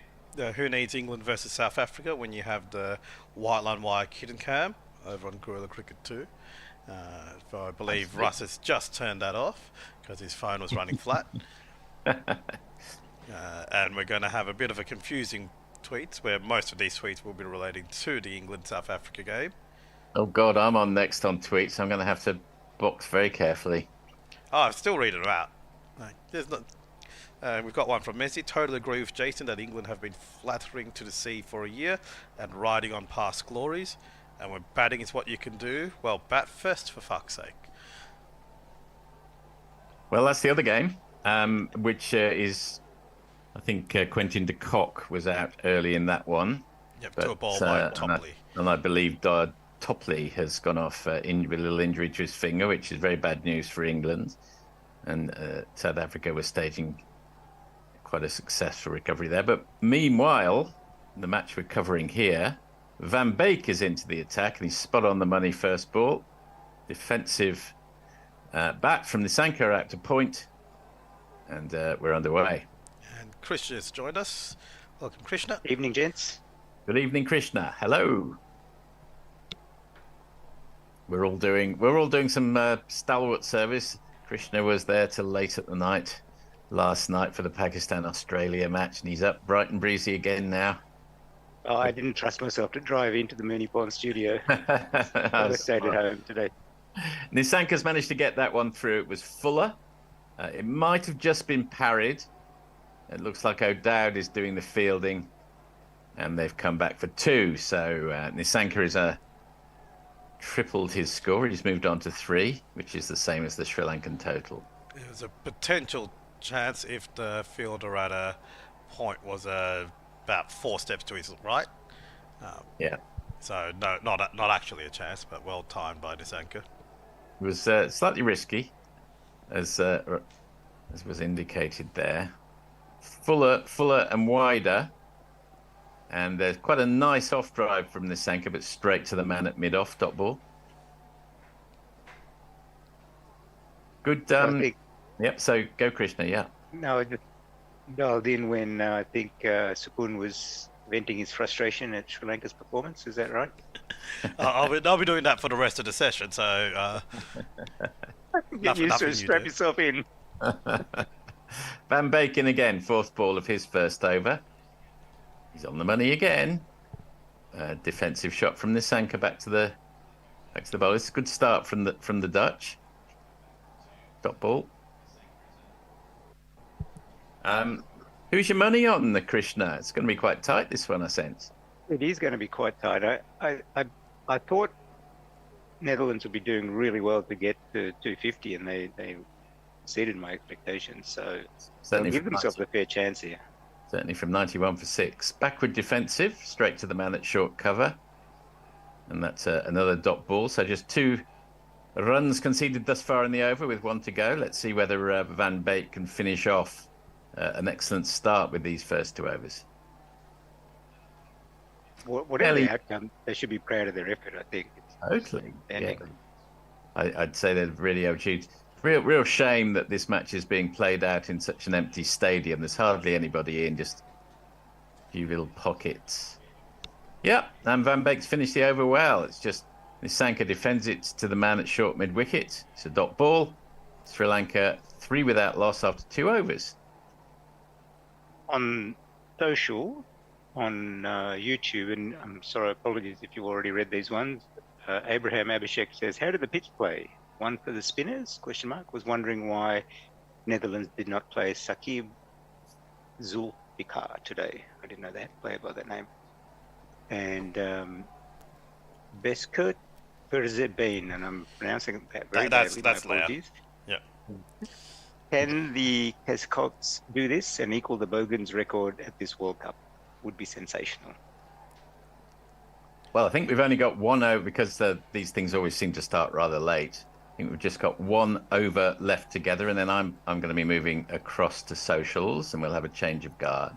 Dutt comes in, and he's strayed a little onto the leg side, but Pereira can't take advantage. clips it off his legs, but with no pace. Dot ball. One thing we did see in the Netherlands innings towards the end is some really unsure running between the wickets that somehow did not manage to end in a run out until the very end. Dutt in again. This one's a little wider. The off stump. And quite a nice shot from Pereira, but straight to the man at point. No run. Given that they contained South Africa the other night, I think they're pretty confident of achieving this as well. Yeah, I think confidence will be high in the Dutch camp. Dutt in again. Again, he strays out to the leg stump, and this time Pereira's clipped it with much more pace. But there is a sweeper back there. Does the job, and because of the pace, they've only gone for one, so Nisanka back on strike. We're obviously seeing obviously, the head-to-head between the two teams in the past and one-day internationals. Sri Lanka have won 5 out of 5, but this is probably the Dutch's best chance with the strength of their current side, and Sri Lanka a little bit on the wane at the moment. Nisanka settles over his bat. Over the wicket comes Dutt. And that's yes. Well, I might get Krishna to comment on that one. That wasn't the off break, was it? No, it wasn't. I think it went on with the arm and deceived the batsman. Yeah, but the spin and it wasn't there. Indeed, it was fumbled behind the stumps by Edwards. In fact, good thing it wasn't a nick. That would have been furious. And Edwards was the captain as well. We've got a very short mid-wicket here, which is interesting. And that one's gone straight down the leg side. It'll almost certainly be called a wide. Yes, it is, eventually. By the rather, let's be honest, rotund umpire. Well, it's a bit of a competition between him and Erasmus, isn't it? Yes, I'm afraid so. They've been enjoying the hospitality. Dutt in again. Classic off spinner, and he's managed to just elude the bowler, get it past him, so they hurry through for a single. Nisanka moves on to 4, but off 13 deliveries, so good start by the Dutch. One ball of this over to go, and then we'll swap around. So it's the left-handed Pereira facing Dutt. It's the right arm finger spinner. I think that's Vikramjit Singh in at slip. Oh, just drops it down a little short. Pereira rocks onto his back foot, cuts, but can't get it through the inner ring. It's a dot ball to finish. Just 3 runs accrue, including the wide off the over. Sri Lanka 6 without loss at the end of the 3rd over, and we'll have a little turnaround. See you soon. So I'll just keep chatting. There's always this little lacuna while whoever moves into the commentary seat. Is it Bennett? Are you on ball by ball? Yes, it is for the. I think I'm on summary to start with. You're on summary, and we've now have Russ, who has moved into the throne of power on ball by ball. 40? Very nice to see you, Bennett. You're still here, I think. You're on socials. Yeah, but, I'm not going anywhere. I'm on socials. Absolutely. You may find that difficult, but we'll see how you go. Here's Van Beek. I'll do my best. Nisanka, and he's played it out to mid-on for no run. It will be quite hard to negotiate with two matches happening at once, of course. I think we've been abandoned for the other game. Does no one have any love for the finish of a one-day anymore? Unbelievable. This will probably be much closer. Oh. What did you say? Are we being abandoned? In what sense? Well, in the commentary on the other channel. The Gorilla listeners have all gone to listen to England and South Africa. Oh, I see. In that sense. Okay. Van Beek has bowled this one to Nisanka, and he's playing off the back foot to point, but there's no run. Still number 6. I think the beginning of this innings is going to be a crucial factor for both sides. If Netherlands can make early inroads, I think that'll be a good game. They've showed that they can do it. They're more disciplined as well as a unit. But Sri Lanka, this is their strong trump card. They're batting. This Van Beek is edged, and it's going to run away. It's going to be picked up on the fence. No, it won't be. There's a dive down there by, I think, Dutt, but he does not stop it. He runs away for 4. Score goes to number 10. That was first I think, the first 4 of the innings. Yeah, that's correct. Second one, Saka hit one before. It's a bit of a strange shot, that one. He tried to drive it. He actually got it off the underneath side of the bat past the diving slip Singh. He looks like he's done himself an injury in the process, which might actually not be a bad thing for Netherlands because his fielding can be ropey, being polite.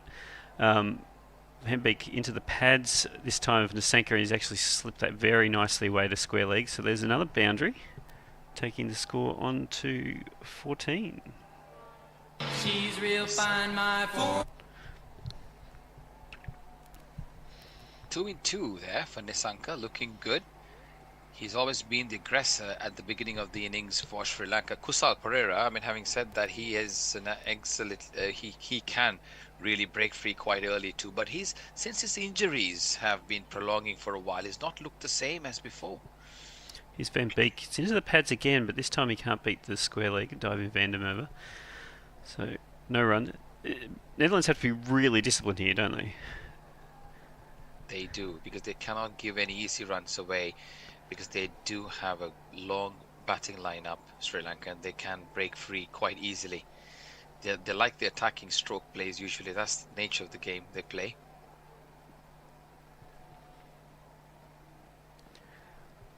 Van Beek, last ball of the over, seaming in a little bit to Nasenka. He plays it down to the mid-wicket region where Van der Merwe picks it up. End of the over, 4 gone, none for 14. Yeah, I know you're going to turn to me, but I think all I've got to offer you is some commentary, some tweets from the other match, the England-South African one. Anything good? Yeah, I'm just going to have a quick look over on YouTube, see if I can... then, sorry, this is of very little interest to our listeners and viewers, but if I put in White Line Wireless, Netherlands, Sri Lanka, is that the best bet to, or Guerrilla Cricket onto YouTube as a search? Just go to Guerrilla Cricket 2 and then open the live stream. Yeah, and then gotcha. Pop out the chat and close the stream. Is that how I normally do it? Pause it. Here's Dutt. He's round the wicket. He actually got a fair amount of turn to that pitch time off stump and moved away sharply from Pereira, who went to play it off the back foot and almost had to pull out of the shot. And Russ, let's get more listeners in to tune to our game now. Let's make it more exciting. So what do you think about Aryan Dutt opening the bowling, a spinner? I'm surprised we haven't seen more of this World Cup. This one's full and he's sweeping really well, Pereira. That's going to go away through mid-wicket for 4, taking the score on to 18. That's an odd kind of a loose ball from Aryan on the location. Kusal Pereira did well to put that away. Yeah, made him take it from a fairway outside off stump, but it was too short. In previous World Cups, we've seen a lot of spinners opening, but it's interesting. This one's been strongly towards the paces. Over theory, why it's pitched up and it's tried to cut it. It was a very poor shot. All he's done is get a top edge. It's gone through straight to backward point. The easiest of catches. Pereira is out for 5 off 7 balls. Sri Lanka lose their first wicket. It's 1 for 18. The Netherlands strike. Unfortunate dismissal for Sri Lanka. Pereira not looking very comfortable in his short stint. He got a freebie earlier on. He had to do a bit of a pulling, as Russell said. He had reached for that ball earlier, and I think when he saw the short ball, his eyes lit up. Unfortunately, couldn't get the placement right. Sri Lanka lose an early wicket, 18 for 1. It didn't turn as much as he thought it was going to, I think, away from him, and just a big top edge. Let's play a... I don't know what this is. Russ, Let's play this. I'm a great fan of a spin. Sorry. By the time that I do, you'll be gone. That's very nice. I wasn't sure if you're going to put the jingle on. Sorry. No. I was going to say, going back to our conversation with the spinners, I really like the idea of opening with the spinner. Like it just gives a bit of a different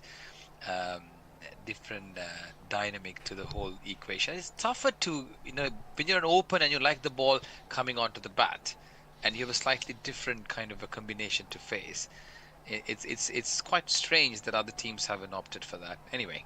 Well, I think in the past people often use spinners too, because it means you don't have to have kind of which is you generally do for a fast bowler, a fine leg and a third man, as your only two players outside the circle, you can protect more of the boundary.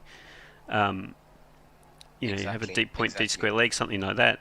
And also Kusal Pereira is someone who plays like fast bowling really well. He likes the ball coming onto the bat. So, like an early sort of a facing spinners early is not his forte. Kusal Mendes at the wicket. Sorry, Russ, go on. No worries at all. Here is Mendes. He's facing up. He's got a slip in to Dutt, who's going over the wicket to the right-hander. This one's outside of stump. He cuts, but not well, and it goes straight to point for no run. I also think with the fast bowlers, the reason that most teams have been using them up front is because they're only getting 5-6 overs of swing and seam, and therefore that's the only time they're effective. Very, very good point. Yes, the point fully taken on that. He's done. It's into the pads of Mendes. He's going to get a single out to that deep square leg that they have in. Takes the score to 19. 1 wicket down. 1 ball to come in the over. And if you notice Sri Lanka, Kasan Rajitha, he bowled really well with the new ball. Was getting a lot of swing. But when he came back for his second spell, he bowled 7 overs at a trot in the first spell. The second spell was not that effective because the swing had lost its luster there. So that's a good point. But Kusal Mendes, interested to see how he'll cope with the added responsibility, keeping, captaining, and number 3. He's Desenka to facing Dutt, and he's played it past what is a very short mid-on that they have into him, which is an interesting fielding position. He'll take a single, though, to the long on. Score goes 1 for 20, end of the 5th over. Yes, well, I've got very little for you. Tell us what you think instead, Forthy, or just start reading books from that beautiful bookshelf you've got behind you. Well, I might just pluck one at random. Yes. What have we got here? Crossroads by Jonathan Franzen. That's a very good book I can recommend. But meanwhile, back at the cricket, yes, I agree with you. The point on the seamers is well made. Very little swing, so no point really wasting those first 5 or 6 overs. And, I don't know what the dew factor is likely to be because this is the earliest start, isn't it? So I suppose we probably won't get a dew factor, which might affect matters. Yes, that's true. This one from Van Beek, who's back on to Nasenka, he's turned it round to square leg, and they'll pick up a single. Takes the score to 1 for 21. I also wondered too whether Sri Lanka got an advantage with that swing that they got early, just because it was in the morning, and if not, the spin might be a more effective approach. That's a good point, Russ, and I think that may have been a reason as well. They may have not got swing as they can't see much from the other side in terms of swinging, but also they've got a long batting lineup. They've got Sadir Samaravikrama to come at number 4, Charita Slanga, Dhananjay De Silva, Dushan Hemant. The leg spin is supposed to be a batting all-rounder, so he's batting ahead of Shamika Karunaratne. Here's Van Beek. It's short of a length and played out towards the point region by Mendes for no run. Interesting also, I think, that they've started Van Beek and not Van Meekeren, who's a substantially faster bowler. But maybe they think that the pace is valuable in the later overs. We certainly see, I think, that with Australia's bowling, where they're able to be relatively effective even with nothing happening with the ball, just from pure pace. Here's Van Beek over the wicket again. Vendes is again on the back foot. He's playing it out, and he's beaten the point fielder, who makes a big dive. It's going to run away slowly across this long outfield. The fielder's going to run the whole way to the fence and beaten by 3 yards. 4 runs. Score goes 1 for 25. Ooh, yappers.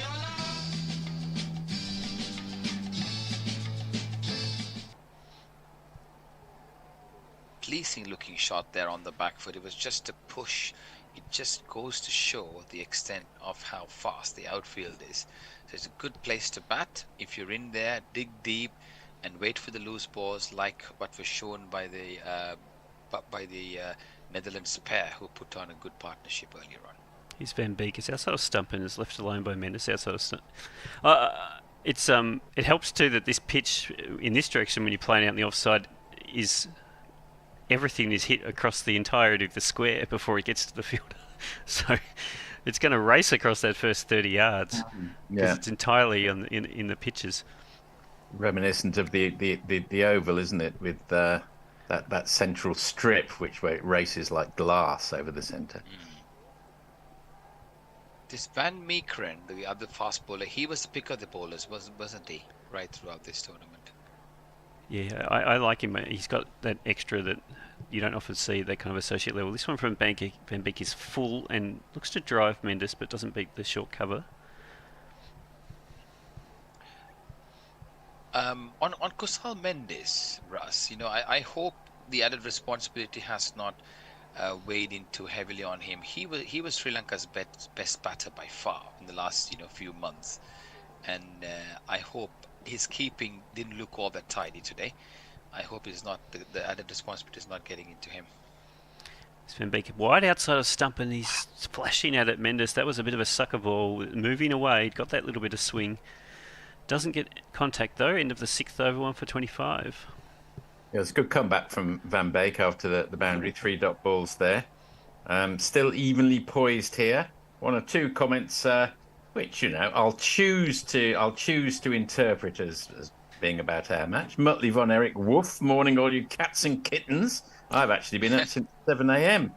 Yesterday, drove up to Leeds via Sheffield from Cardiff for a gig. Do tell us what gig it was, Muttley. We'd be interested. And didn't get home till 24 hours later. Come on, Netherlands. Oh. Well, we're all on weird timelines at the moment, Muttley. That much is for sure. And from Cardiff, mentally, that's from our area. Keep going. And quickly from our own guerrilla Tony Bishop, it's Saturday and South Africa twice, Sheffield Wednesday and Southwest trains could all stuff up my day. Well, it could go the other way, Tony. You never know. Just on going back to Mendes, I think Bennett, they did give him a bit of a workout with the number of wides they were bowling. So he had a bit of a rough day. He's Van Meeker and he's replacing Dutton. His first ball is quick and so short. It's bounced over the keeper and gone all the way for 4 wides. That's a good return for Sri Lanka. They'll take that. And it's funny, we were talking about Van Meekeren, and here he comes. He's almost like the skipper heard us saying that, Russ. Everyone. But yeah, I like this boy. I like this Van Meekeren guy. He's something about him, isn't it? That zip he brings in, the extra kind of energy with the ball. Yeah, so put in the back of the box just said we need Netherlands to concede 30 wides, please. Well, they're five more along the way with that last ball. Here's Van Meekeren again. This one's also short and he's hooking Nasanka, but it's straight to the deep fine leg. So just a single. Scored a 1 for 31.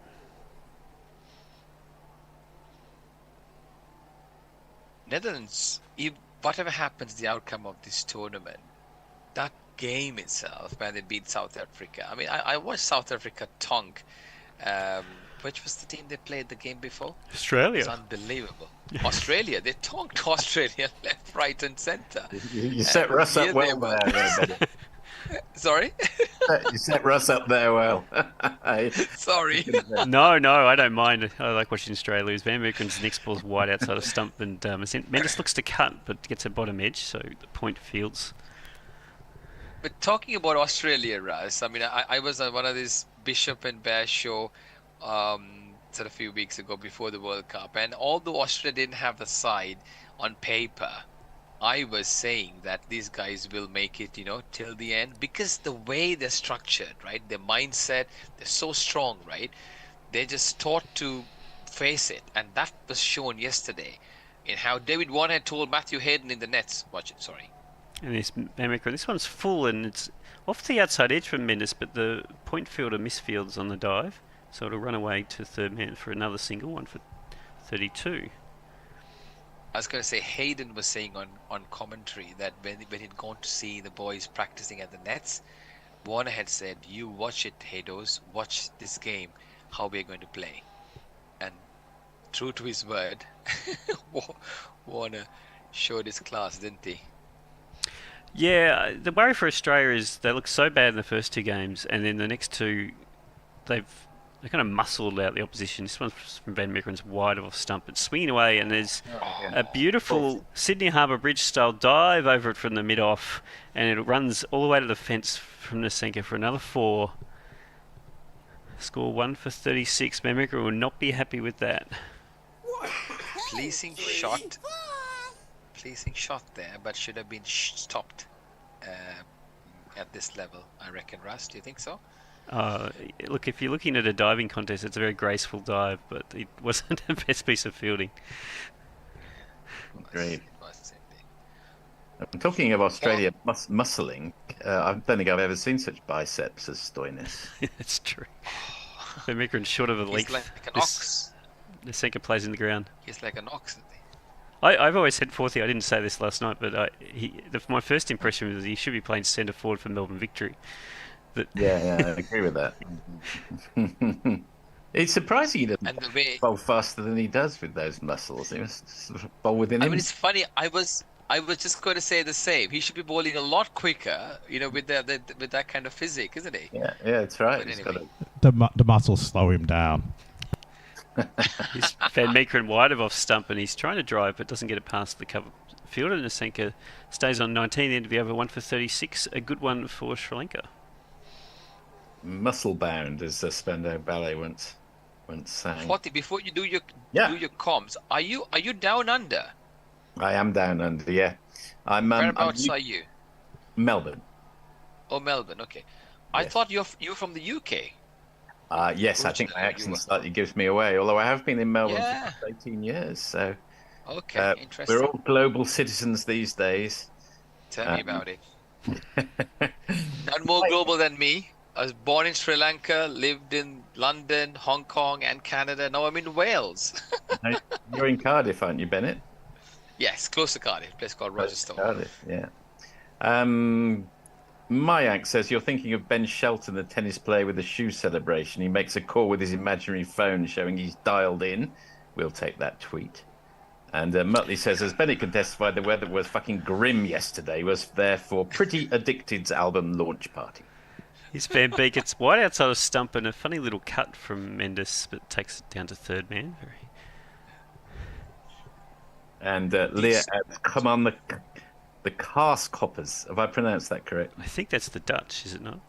I think it is the Dutch, yes.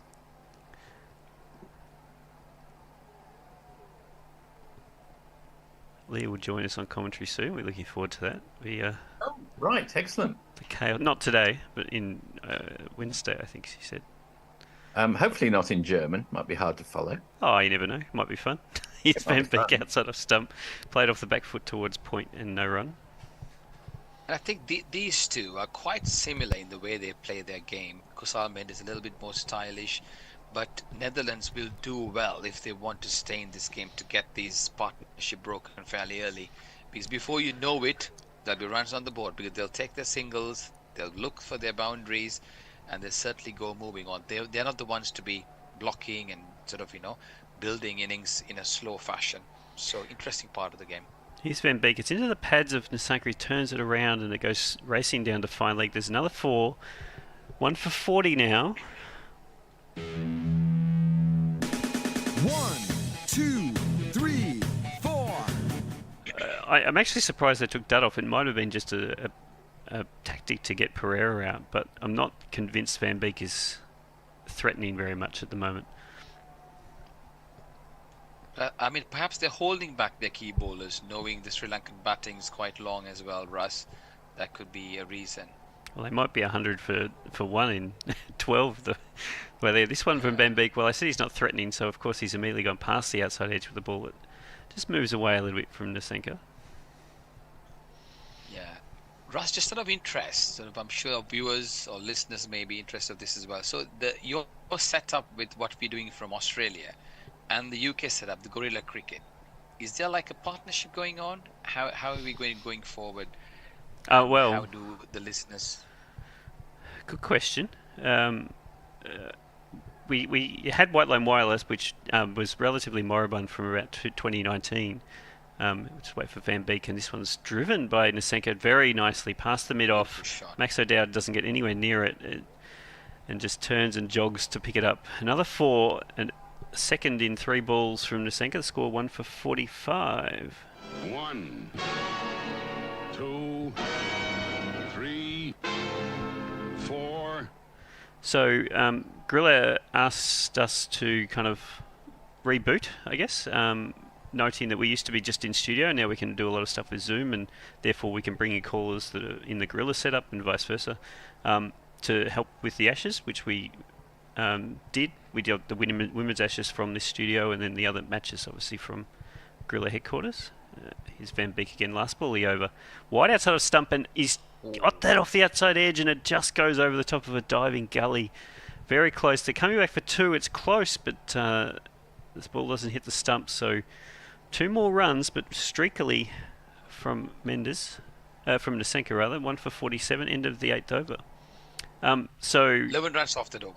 Yes. Sorry, that's gone. No. So we then kind of said we'll split up the World Cup because you can't do the whole thing by yourself, and so we're taking Australian games Friday, Saturday for the most part. There's a couple of others in there. What we'll do after this is to be determined. It depends kind of on the level of interest in Australia to continue doing Australian Test matches or whatever it might be. Wildline Wireless was set up to originally because ABC Radio wasn't doing overseas tours, so they wanted to provide radio coverage for those sort of games. So we'll probably still focus on things that are under-serviced, if that makes sense. Here's Van Meekeren, next ball's short of a length and played out to point by Mendes. But we'll see. Obviously, with the benefit of having a stable of commentators that are with Gorilla and are keen to do it, and they're in different time zones, which definitely helps. We've got options that we didn't have in the past. It's an interesting partnership, and yeah, it's good for listeners, good for people like us who want to go and do something that you enjoy doing, and it's a win-win for everyone, isn't it? I guess. May not be a win-win for the Cats, don't know. Oh, it's working a little bit for them. Van Meekeren, this one's short and it's pulled straight to O'Dowd, who's at short mid-wicket, so well fielded there. Sorry, it's perhaps for Russ's long-suffering partner. She okay with turning into a studio? Well, one of the benefits is the studio is separate from the rest of the place we live, so other than not seeing me, maybe that's a benefit. Might be a benefit. we make it. What do we say about the Cats? Sorry, I just lost you there. Are we talking about? Russ's studio doubles up as a cat sanctuary as well. Can you believe it? And the theatrical costumiers as well. The event maker and this one was short of a length outside of stump played out to cover. Yeah, so the Box of Dreams, which is what we call our the Whiteland Wireless studio, is supported by the Sugar and Spice Cat Rescue, which is what rescue my partner and I run. So there are cats sort of downstairs in the studio. During the Ashes, we had 3 kittens that we were hand feeding because they didn't have a mother, so we had to hand rear them across the entire of the Ashes every 3 hours. It was very fun. If you don't like sleeping, Van Meekeren this time is short of a length defender back down the pitch from Mendes. Good over so far. So yeah, so that's interesting. Interesting. So it's a Sugar and Spice Cat Rescue. Do check us out, and for those in Melbourne, there's not very many of you, but we're doing an event next Sunday in Seddon. There's a Halloween event, which will be fun. Lots of games and costumes and some entertainment. So also cats as well. A couple of cats. It's a little outdoor event, so you don't want too many cats; they'll run away.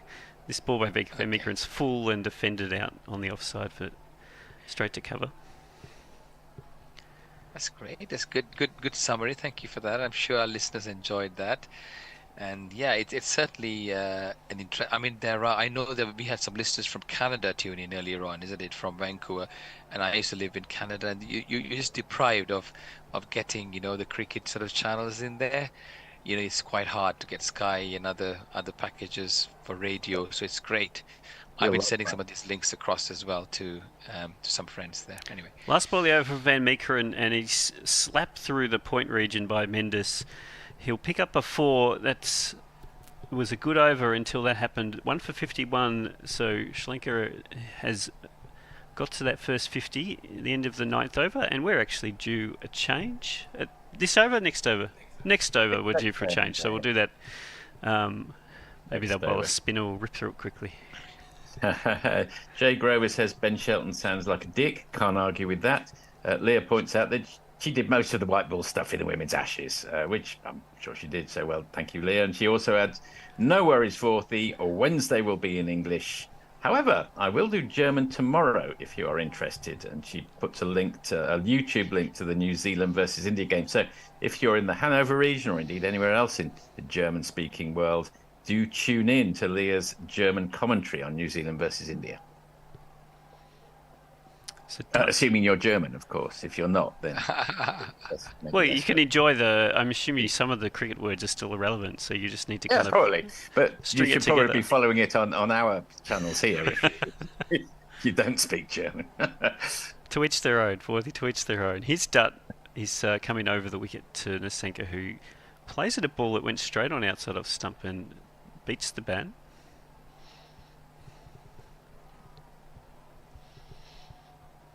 We will get a quicker over from the spinner, unless they slap him around a little bit. Sri Lanka have slightly weathered the storm here, haven't they? They must be feeling a little more confident. Well, here's Nasenka. He's very confident with this one as he smashed it over mid-wicket, and he's managed to bounce that barely a foot from the fielder who was diving, coming around from square leg. A valiant effort. It lands in the field. The Dutch look very frustrated. That went very, very high in the air. They'll pick up, I think he got his hands to it, didn't he? Yeah, it was hard to tell. He did dive. He was very close to it. But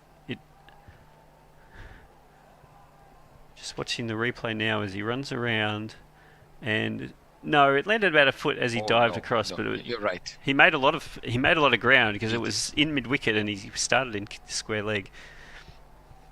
So a little bit of luck there. Great effort by the fielder. He's done tremendous. He's got that short cutter. He's gone with the same shot. It's gone straight up in the air, and this time he will be caught. It went straight over the keeper's head. The short fine leg ran around, and they catches it behind the keeper. So 2 shots in a row from the Sri Lankans that were possibly questionable, and the second one has brought Mendes undone, out for 11 off 16 balls. Score 2 for 52. That's poor cricket by the Sri Lankans, unfortunately. I mean, the ball before Nisaka could have got out, and they went through for a single, and skipper Kusal Mendes, who I was fearing for the worst with his added responsibility, going for a similar shot. This time, not much of a luck. The ball ballooned right behind the wicket, where the short fine leg ran around and took an easy catch. Aryan Dutt strikes. Sri Lanka in deep trouble with 2 wickets down. Yeah, I'm going to shut up in this World Cup. Every time I say things are going rather smoothly for X or Y team, the wheels come off. I think I did it last night. You just need to say this about South Africa right now, Forthy, just to curse them from afar. I need to get over there. It was so deeply unnecessary. I mean, they're going along at just over 5 and over. They only need just over 5 and over. Like, work the singles, pick off the odd boundaries, wait until later in the innings. I know Sri Lanka needs to improve their net run rate, but they need to win a game first. They've lost 3 in a row. I fully agree. I think the first priority is to win the game. If you look at even Australia yesterday, you were wondering at one stage why were they not sort of piling up in order to sort of get a better run rate, but they made sure they had the game in the bag first before they broke loose.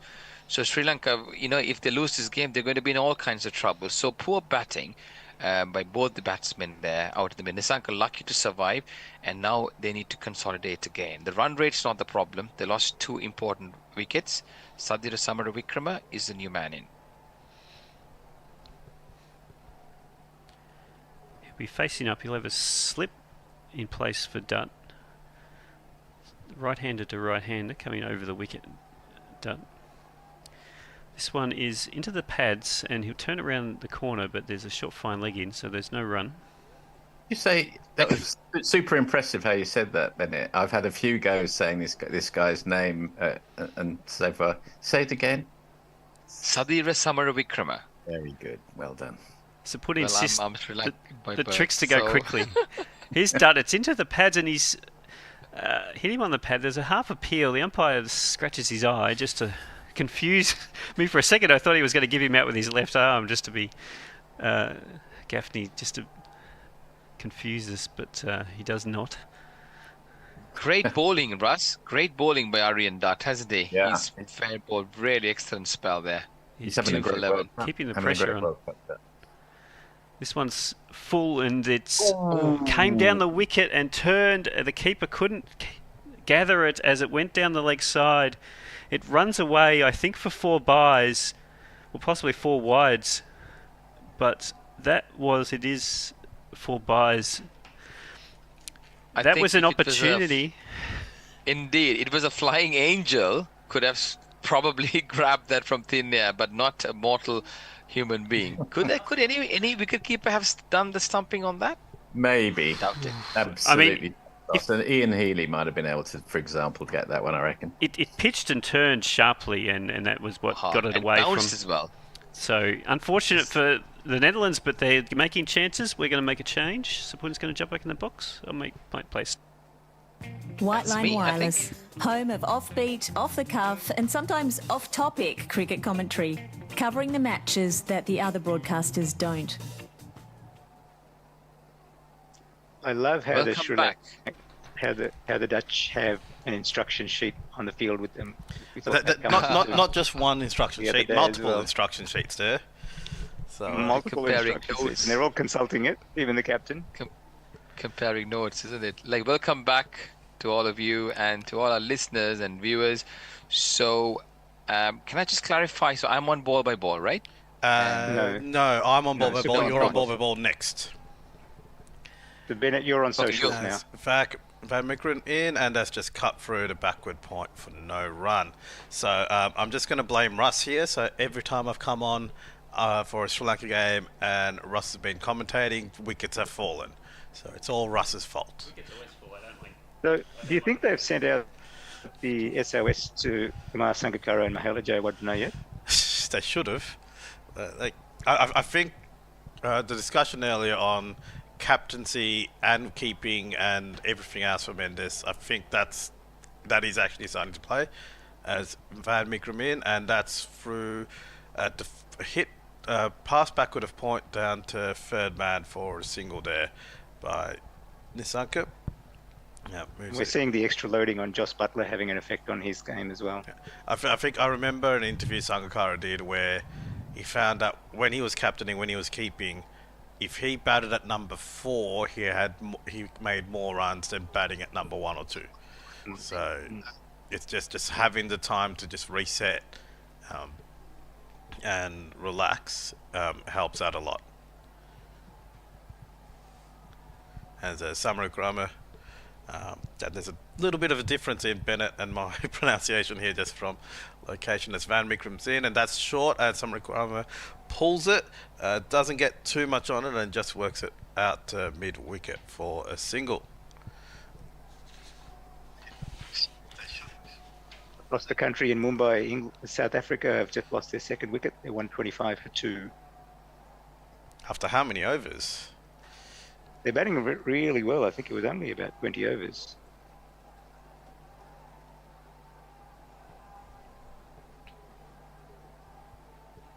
Both Reza Hendricks and Van Dusen got 50s. And Van Meekeren in, and just working that way down to third man for a single by Nissanka. So 3 off the over so far, and all Sri Lanka needs to do is just play sensible cricket today. Just play sensible cricket and they'll win the game. So I don't think Mendes got that message though. No, he didn't get it. He didn't get it against Australia either. I mean, these are the 2 games since he became captain, didn't he? I have my reservations. The best player, he was batting really well. Looks like he's got too much on his shoulders. But anyway. But as discussed earlier, who else do you give it to? Exactly. And Van Meekeren in again, and that's off stump line, and again just hit down to third man for a single.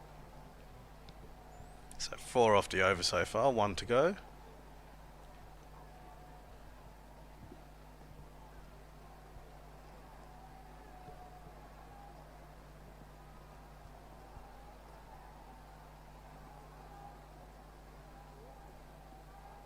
The Cricket Australia website now has an article on the Dutch captain, Australian Gordon Edwards.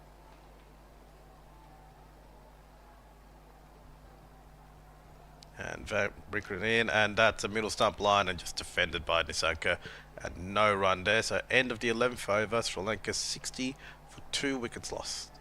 Anything on the tweets, Bennett? Had any chance deciphering which one's for us and which one's for Gorilla Cricket 1? Well, I can only have a look at the YouTube. Russ, can you help? I did mention to him that unfortunately I'm not really... That's we don't right. have anything on YouTube. If it works better, maybe Krishna, if you could do socials and Bennett can do commentary, and we'll. Not that Yeah, there's sure. much to talk about on it either. Yeah. Messi says that there's 2 broadcasts at once. Gorilla Cricket truly is multinational, with callers from England, South Africa, Singapore, Australia, and Wales. And Sri Lanka, technically. Messi. Just because we're living in Australia, or Wales as it were, doesn't mean we forget where we came from. And Brian Barish says, and an American waiting to be let in. And who's that? That's Brian, I think he's commentating on the other game. Oh, lovely. What a global nation we are in. Anyway. That to continue, and that's a wide down leg side, and Samarukrama works it off, and there's a really bad bit of fielding there, and that almost made it to the fine leg boundary, but Sri Lanka manages to run free anyway. So 63 for 2 after what should have only been 1 run or even a shot at the stumps, but a horrible bit of fielding. Actually, no, it wasn't that bad. It wasn't that bad. Robert Van der Merwe, Yeah. he just dived over the ball, didn't he? Yeah. So, about a good 3 runs. Dutt. Impressive, Sapun. Aryan Dutt has been really impressive today. And That's a 20-year-old as well. Yeah, slightly Really? wide off stump line, a little bit of turn in, but Nissanka gets behind it, uses his feet, and just drives it down to mid-on for a single. And this boy has a bright future. It's not because he's greatly skilled, but also he's got a great mind, a cricketing mind. Now he's bowling right arm round the wicket now. You can see the angle. He's making the batsman think. Every ball, there's something or the other. Starting again and getting a little bit of extra bounce, but Samarukrama's behind it and just defends it down to square leg for no run. Just looking at the run rate graphs, so Sri Lanka's well above Netherlands in the run rate. However, they are, and there's 2 wickets down, so it's same as Netherlands were at this time. So, and that's a wide half tracker, and Samarukrama's behind it, cuts it through, it goes all the way down to the boundary for 4 runs. That brings Sri Lanka to 59 for 2. Sorry, 68 for 2. The score has been updated. Nice looking slap there there was room there, and Sadir Samarukrama, he plays that shot really, he executes that beautifully. When he scored the 100 a week or so ago, that was his go-to shot. Anything short, he launches it like a rocket.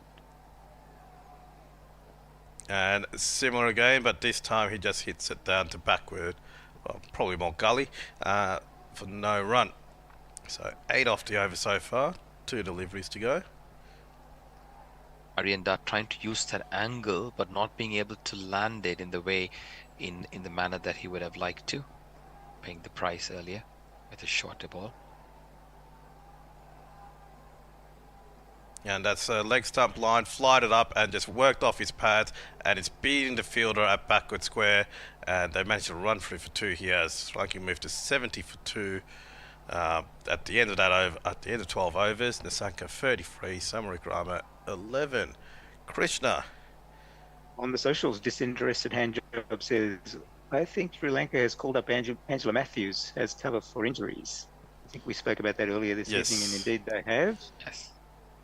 And on on Twitter, there hasn't been any update. Yeah. Right. I think just to go back to that Angela Matthews thing. Sorry, guys. So he's been called up as one of the reserves, traveling reserves. So he cannot really play yet unless somebody is injured and they go out and he comes in again. Because when Chamika Karunaratne has come in for someone who got injured, who was it? Who was injured then? Patirana. Sri Lankan. No, the captain Dasun Shanuka. Shanuka, yep, that's the one. Too many injuries, and it's a very long tournament.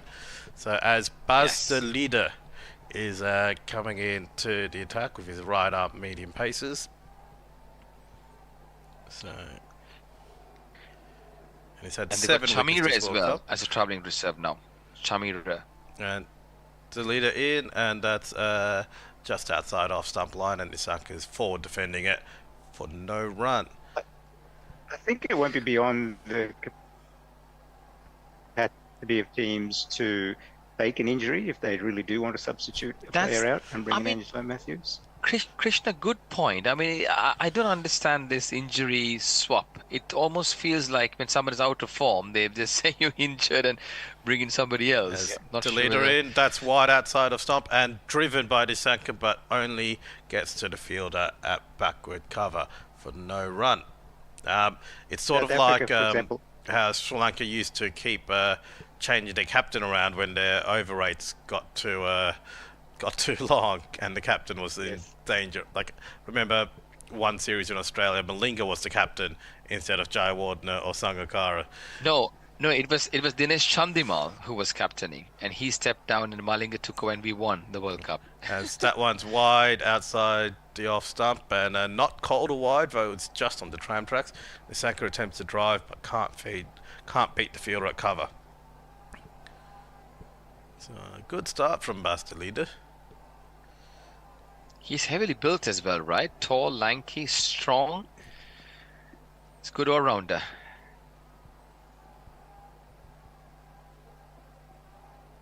As a leader in for his fourth delivery, and that's driven down to mid-off, and that's beating the infield, and it's going all the way to the boundary. That makes Sri Lanka 76 for 2 down, and one of these.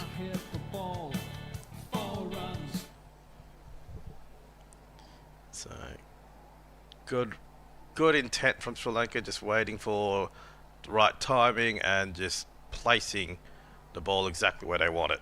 So, like I said, all they need to do is they need to play sensible cricket and they'll be fine. There's no demons in the bowling as yet, except Safari and Dutt, isn't it? A little bit. And that one's wide outside off stump and driven again by Nisaka, and he gets it through the deep cover for a single. Now, I will say this, if Sri Lanka do lose this game, I will buy a Netherlands kit and I'll be wearing that for the rest of my commentary stints. I look forward. And I'll switch all my support to Netherlands.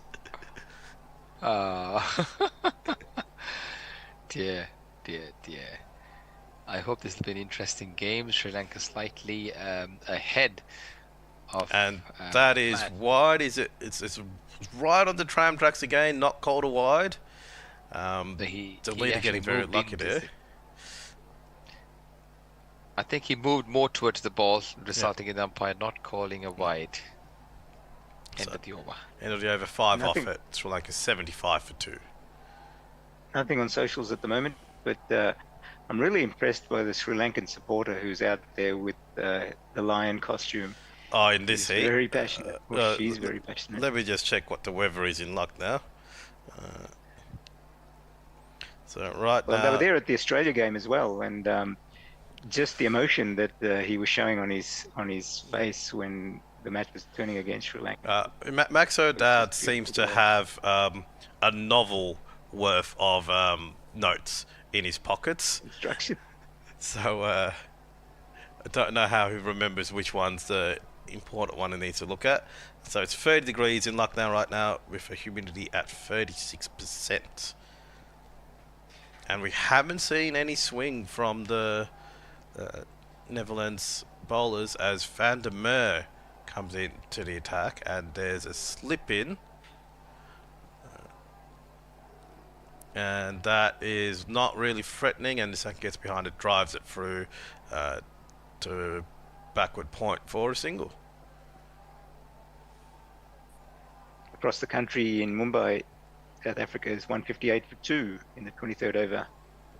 36 degrees there, and it feels like 40 apparently, so it's really oppressive in Mumbai. Van der Merwe is 38 years of age. He's played for South Africa before. Veteran, experience, has an impact on Netherlands' progress over the last few seasons. As that's on a middle stump line, and Samarikrama just gets behind it and darts it out to to cover for no run. He played in the Under-19 World Cup for South Africa in 2004. As that one's drifting wide, Samarikrama gets behind it and drives it down to deep cover for a single. Oh, they managed to get two here? Yes, they managed to get two. Got two. Good bit of running. You got two. Didn't think there was two in it, but it's a bit of a slower pace on the ball, and they managed to run two.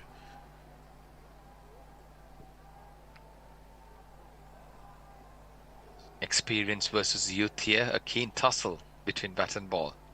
Let's see.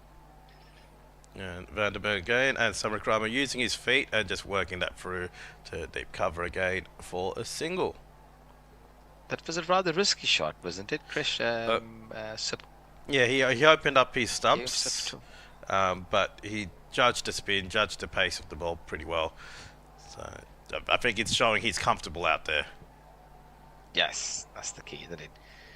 He's sussed the pace of the wicket and willing to pace the ball where he wants to pick up those singles.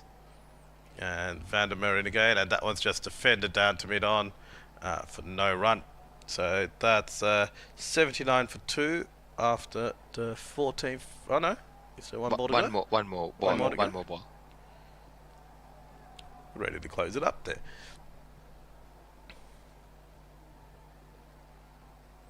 And last ball of the over just worked through to backward point for a single. So 80 for 2 Sri Lanka after 14 overs. And they'll be pretty happy with the that, I'd socials. say. On the socials, Dave Wood says that the Melbourne Stars are going well in the Women's Big Bash. They're currently 18 for 7. 18 for 7. Which is an extraordinary score. As 18 for 7. 18 runs for 7 wickets lost. Oh God. Why did I pick the Stars as my team? Meg Lanning has just come back into that team after a health break, so that's a very disappointing score. 9 for 24 actually. Okay. Russ has just sent me an update. There's a question, how many games of cricket can you call at one time? We've got 4 going. 3. Sorry. As the leader to continue, and that is short, and Nissanka attempts to pull and pulls out of it and just lets it go, and that is signalled to wide. Netherlands helping Sri Lanka out as much as Sri Lanka helped Netherlands out in their innings. And the leader has a big smile on his face, probably because Nissanka didn't quite see that short ball coming, and I think he took his eyes off it at one point. As in again, and that is short and bottom edge, missing the stumps, going all the way down to fine leg, but there's a sweeper out there and they just run through for 2. That is a very lucky shot from Nissanka. A close shave there because Nissanka was trying to play away from his body. He got an inside edge and the ball trickled past the wicketkeeper towards the fine leg area. Lucky to survive. Netherlands have bowled 7 wide so far, Supun. So 23 to go. 23 to go. Yeah. 26 is what Sri Lanka bowled. Yeah. As the leader in again, that is wide, and that is clobbered by Nissanka over cover, over backward point, sorry, and that gets all the way through to the boundary for one of D's. In fact, yes, I've got 4. 1, 2, 3. So Sri Lanka moved to 87 for 2, and we've noticed again that the host scorer does not have a +4 button to add to 4s onto the score. He's having to add it in 1 or 2s. So 7 off the other shot so there far. by Nissanka. He got the pace of the ball and slapped it. Must have boosted his confidence quite a bit. And that is down leg side, and Nissanka gets a bat on it, and he times it perfectly, and that's another one all the way to the boundary for 4 runs. So that makes Patum Nissanka comes to 50 actually. That's his 50. And Sri Lanka 91 for 2. So I'll play the 50 jingle. It's 50, and you know that can't be bad. gets 50, and you know you should be glad. And Patrick Nisanka is also just standing outside of his crease, which is good tactic against the pace here. So if there is swing, he's getting it close enough to it and ahead of it to the straight. And that is a wide full toss, and that is not the delivery deleter needed to throw. So that's another run conceded this over. So thank you, Netherlands. Nisanka would have been quite sort of unhappy with himself for not getting bat on ball on that one.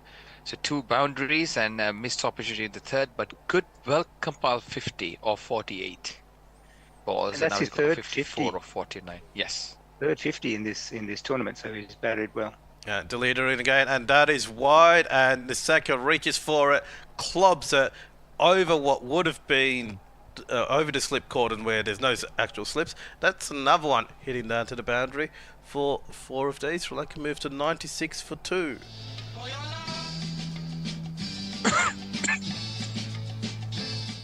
Yeah, it's a risky shot, but there weren't any fielders out there, so Yeah, the ball was outside the off and swinging further away, and Patrick Nisanka threw the kitchen sink at it, literally, with all his might and valor, and the ball flew. 16 conceded off the over so far. Yep. And 2 deliveries to go, as that's finally a better line and just defended by Nisanka through to mid-on for no run. So that one was pitching middle and leg, and Nisanka well aware of where it was going to go. 16 off the over so far, Supun. That's amazing, isn't it? Yeah, Good going. Not what I was expecting. 1 or 2 overs like this. Sorry. Yeah, 1 or 2 overs like this, and there's no pressure on Sri Lanka. But Patrick Nisanka is a little bit. He gets a sudden rush of blood, and then does something silly like he did before. Oh, yes. So an experienced partner on the other side will do well to keep talking to him. Sorry. And that's defended through by Nisanka through to mid-off, and that's the end of the over. 96 for 2, 16 off it, and the leader will probably come out of the attack. Anything on socials, Krishna? Mike Taylor says, I'd just like to say that the little cheer that comes around on your ambient crowd sound loop always gives me a little lift. I've no idea what they're cheering about, but I totally agree. Hooray. Yes, it's our good old Atmos. We do have a few other cheers which we always forget to use. There's this one here for a near miss. No, that's not working. Nope. You nearly missed it.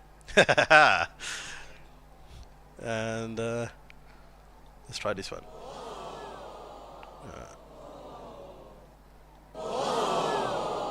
There we go. And we've also got the cliche jar for any cliches that we say. As Vandermeer continues, that's a Yorker length on Samarawika, Samarawickrama, who just defends it back to Vandermeer for no run. So, See, only way that Netherlands can get ahead of the situation here is by picking up wickets, because the run rate is going to be a bit tight to curtail. Yes, Vandermeer in again, and Samarawickrama just defending it back to Vandermeer. Alright, I think it's time to take a risk. Put in a short leg, put in a silly point, one of them, and maybe a leg slip as well, and just constrain the batters as Vandermeer in, and that's just dug out. Now by Samarawickrama for no run. So, and I agree.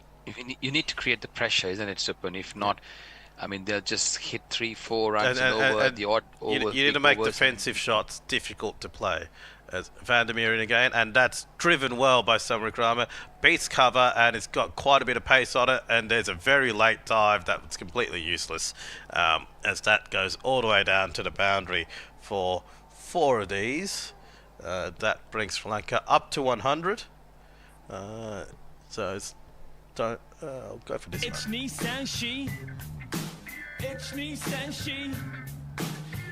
So 100 runs for 2 wickets lost, and just having a look at the where is it?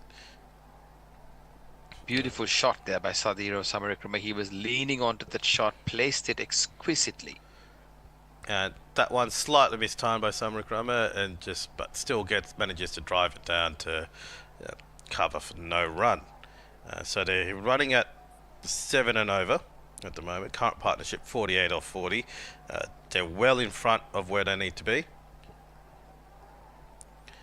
As that's it, and that is swept by Samarikrama, and there's no one out there, and that gets all the way to the boundary for another 4 runs. Sri Lanka moved to 104 for 2 of 16 overs.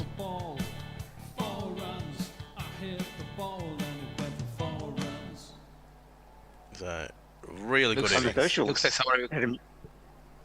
on the socials, Adam Newman reminds us that New Zealand versus India in the battle of the undefeated sides is on tomorrow.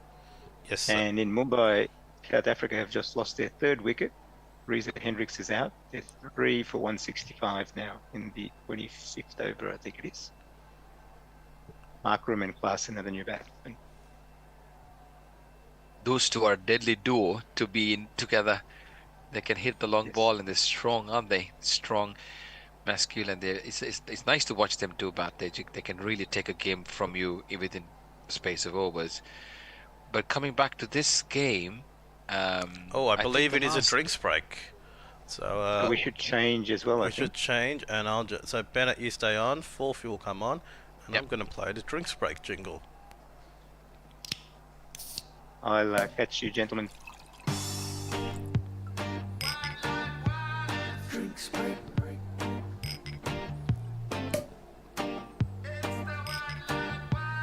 Drinks break.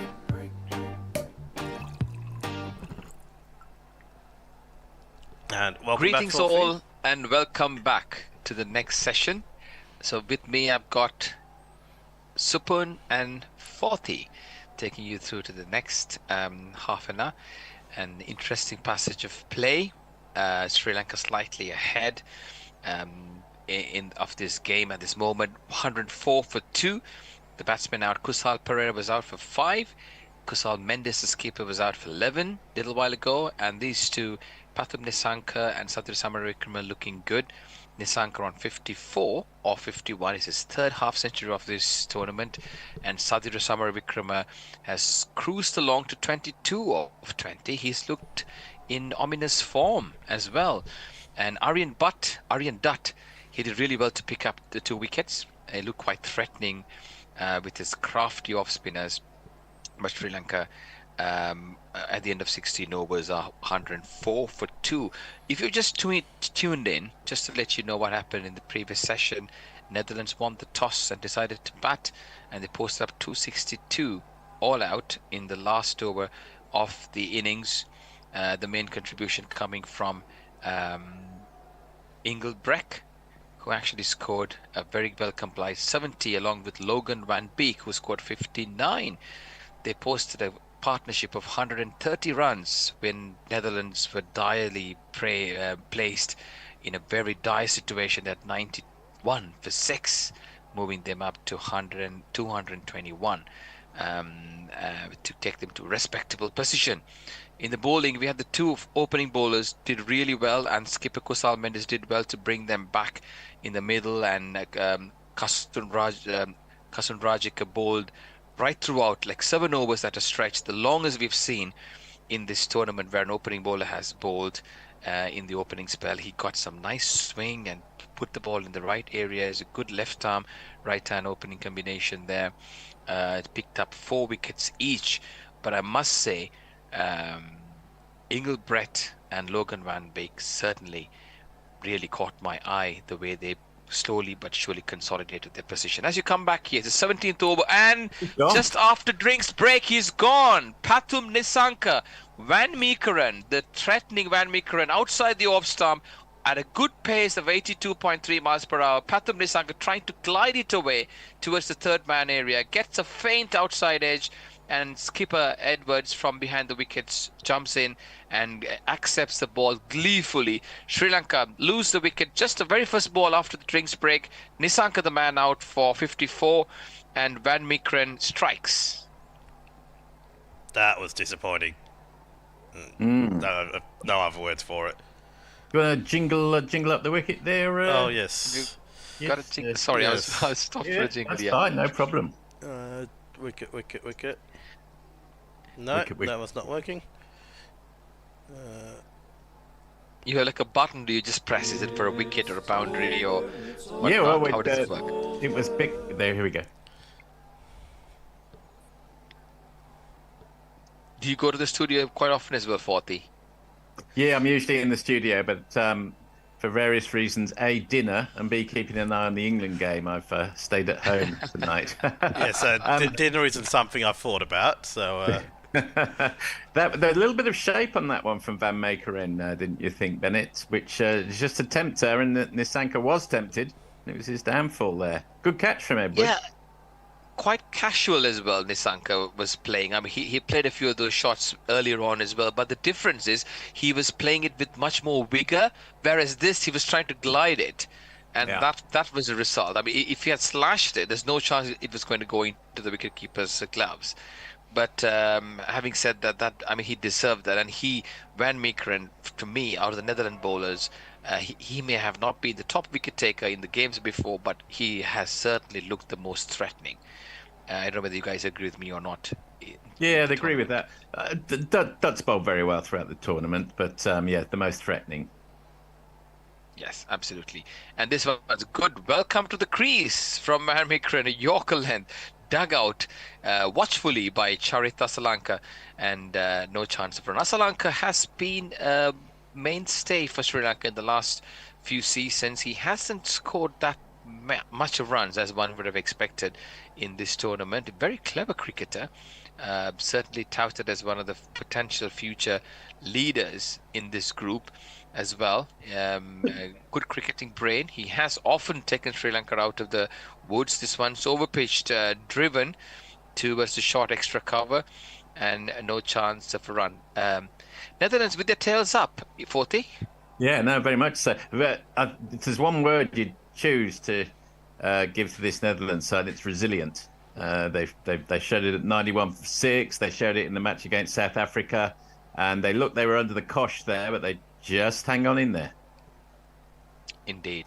And I think from a nation like that, having done some work with Hong Kong national team when I was there for a short time, as Van Meekeren comes in again, good delivery outside the off stump and shoulders, arms, and lets it go through to the wicketkeeper. I mean, looking at the time, I'm talking about a good 8 years ago, Netherlands, Nepal, Afghanistan, Hong Kong. These were the teams that were sort of vying for honours. And you could see how Netherlands and Afghanistan, they really progressed very fast from the associate ship level cricket that I was quite involved in quite a bit. Whereas Hong Kong, due to poor administration, they just dropped out. They couldn't really keep up to the pace. Afghanistan progressed. Netherlands was the next team in line. This one's again outside the off stump. A bit of bounce there, 40.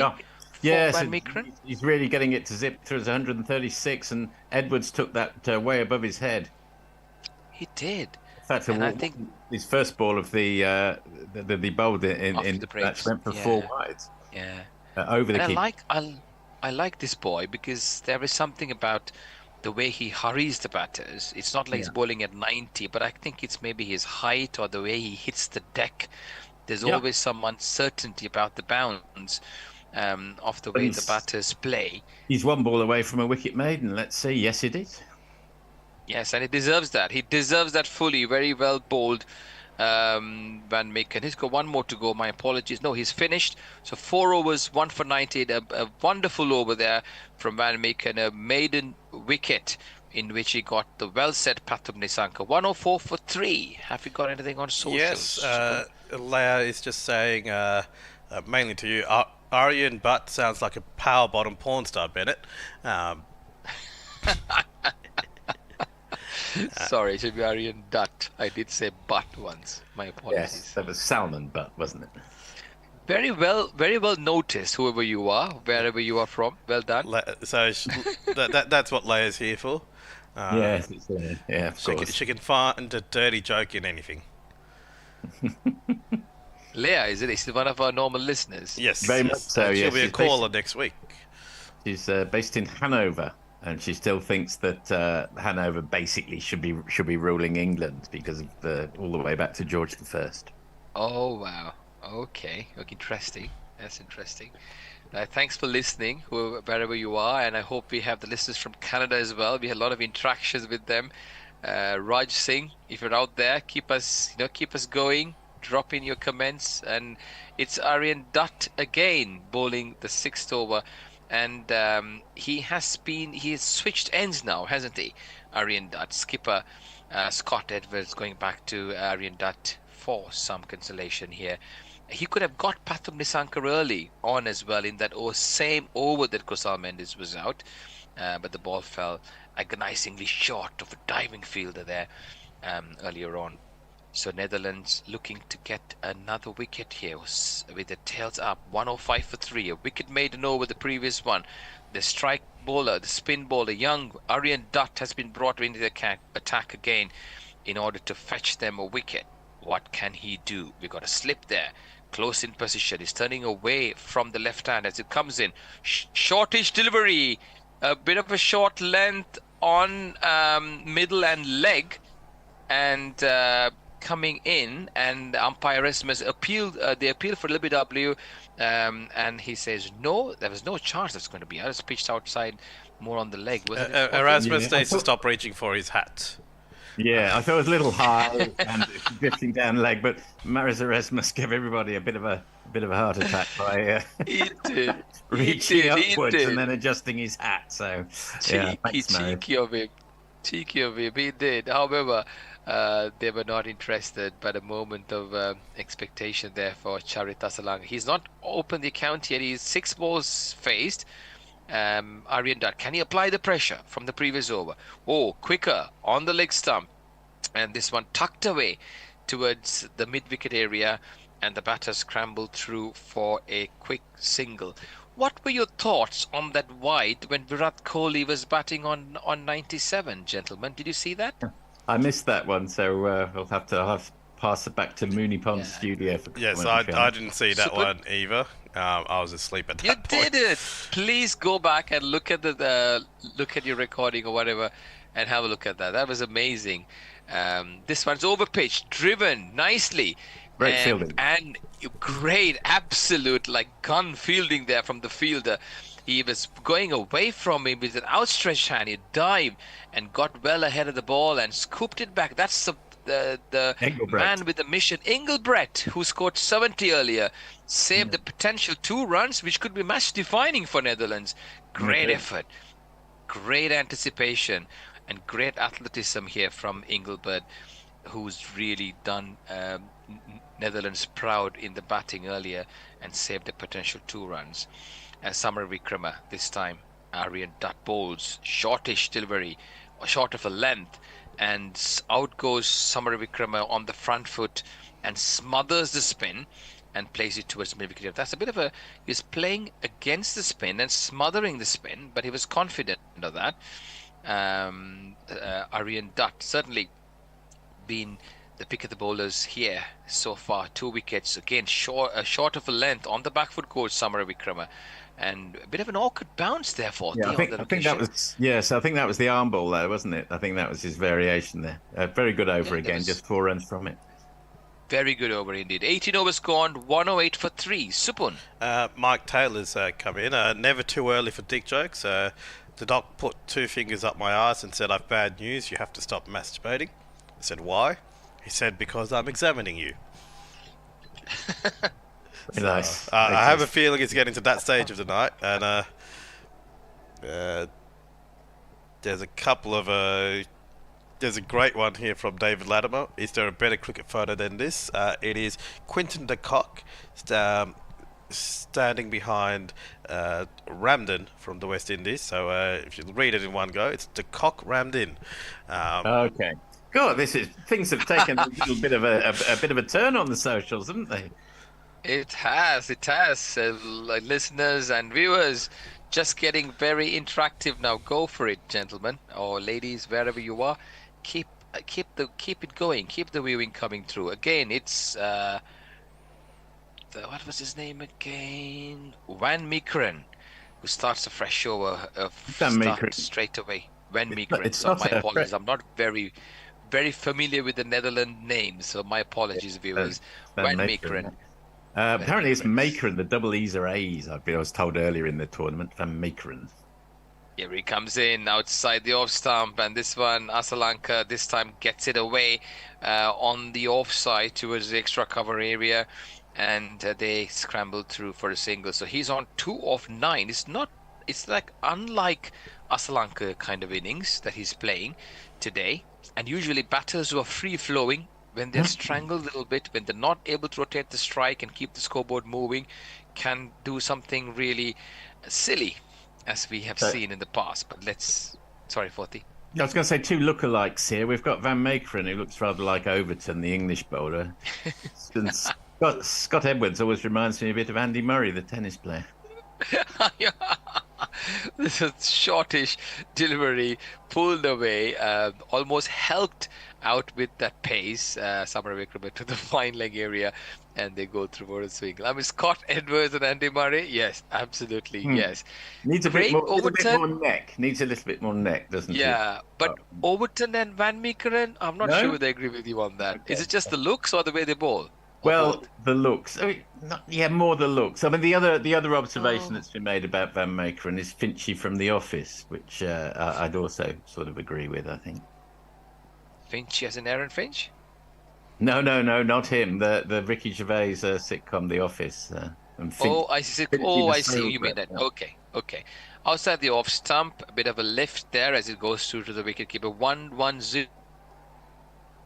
Target 263. We're in the 19th over. Asalanka 2 of 10. Samara Wickrama 26. Looking nice and solid, free flowing, looking comfortable out there. And I've got here with me Ian Forthy and Supun all the way down under. Supun managing the studio, and Ian Forthy. We are out here looking to see if we can get a game out of this. Netherlands have their pride to play after shocking South Africa in the previous game. Sri Lanka won't need to survive in this tournament to put up a fight. This one's played outside the off stump, steered away towards the third man area, and the batters go through for a single over. Number 19. 111 is Nelson in English terms. Do the rest of the world get themselves concerned about 111s and 222s, or is it just the English? Yeah, I mean, the Australian side 222 is just because we say chew for choo choo choo, as Richie Benno would. Richie Benno used to say that. But otherwise, the only number the Australian side cares about is 87. Yeah. I don't think any other sides have a conspiracy like that. Van Meekeren bowls, and Samara Wickrama trying to steal a single right in front of extra cover, unfortunately not being able to do so. End of over number 19. We are on Nelson for the loss of 3 wickets. Supun. Leia's just saying thank you for the recognition of her dirty jokes, but she's merely the weekend substitute for the Gorilla Cricket naked porn bot, who hasn't made an appearance in our call today. I have a feeling he's commentating on South Africa, England, and letting them all know what's going on there.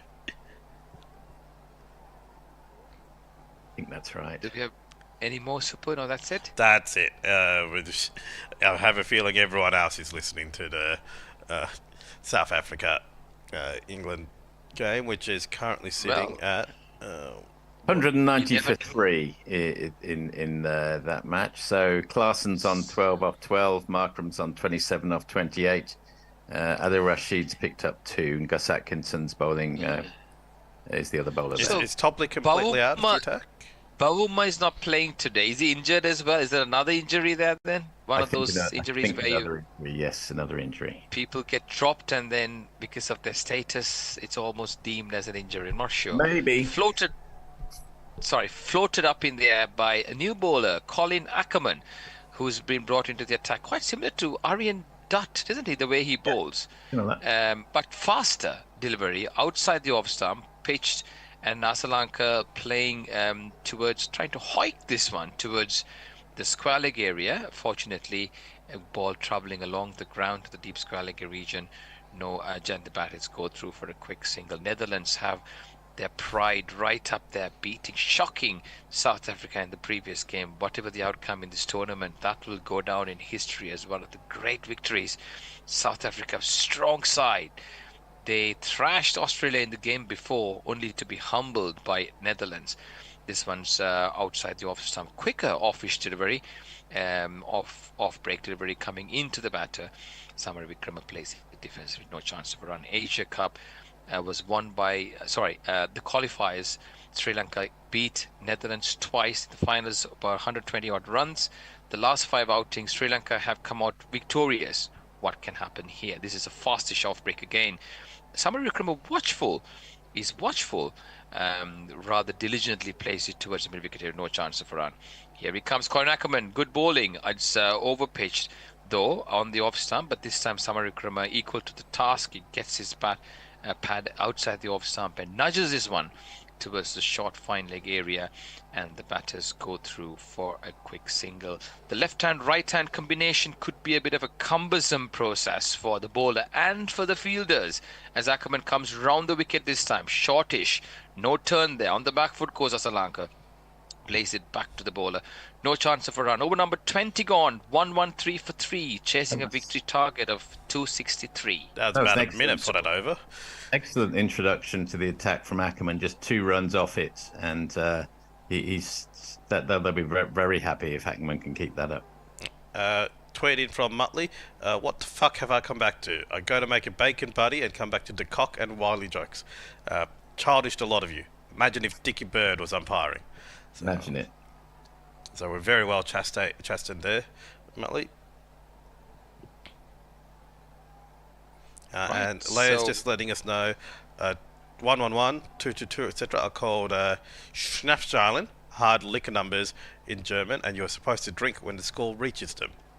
Oh, okay. So they're not unlucky. In fact, quite the reverse by the sound of it. Van Meekeren starts up over number 21. Shortish delivery could be called a wide, or at least one short for the over. Yeah, just Yes, one short for the short over. I think he got that. That was a perfect bouncer in one-day cricket. Just fizzed past his eyebrows, not too high. Van Meekeren is bowling with his heart, isn't he? Puts everything into it. They need a wicket now. Yes. Netherlands need a wicket to keep this game in contention. Sri Lanka slowly but surely getting a hold of this, and they will strangle the Netherlands if they don't get the wicket now. This one's on the off stump. Good length delivery and plays it towards on the onside. They look for 2, Samar Vikrama, but decide against it. The ball wasn't travelling that far, so they were not that fast.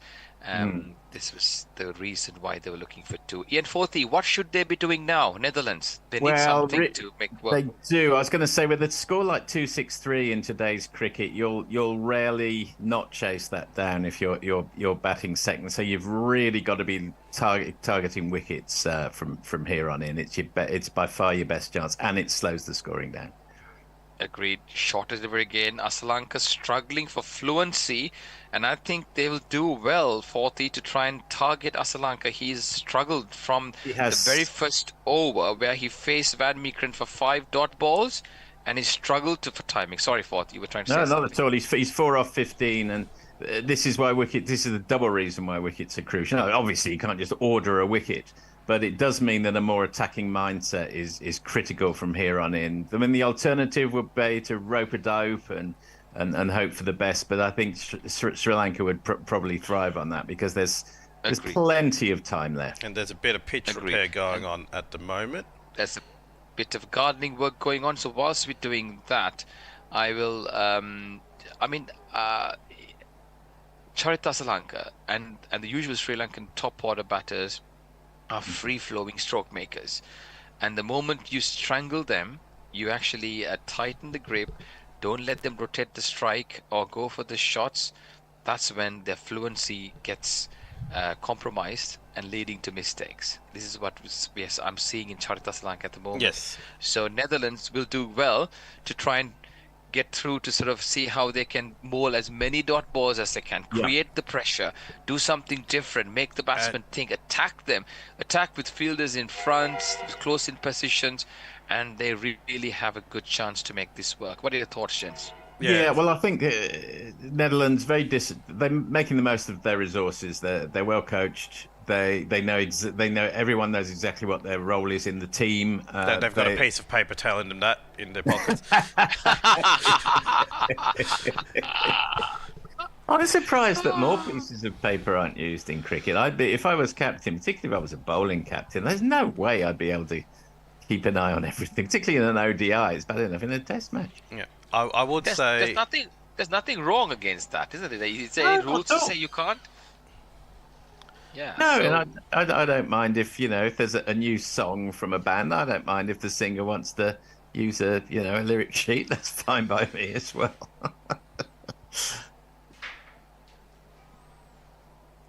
As Van Meekeren bowls, this one's on a good length and plays back to the bowler. Charith Asalanka, no chance of a run. Just the one run off that over. Asalanka asking the umpire how many balls are left. I think he's not feeling comfortable, is he? But here's the thing: Van Meekeren. Asalanka needs to reset his mind, and Samarawickrama's he's scoring enough. Asalanka just needs to go, okay, I'm just going to protect my wicket. Just change your mindset. Yeah, indeed. And that's outside the off stump. This one's nicely played. On the back foot goes Asalanka and plays it beautifully between mid-wicket and mid-on. And that's a welcome boundary. This could be the turning point for Asalanka to get back his fluency.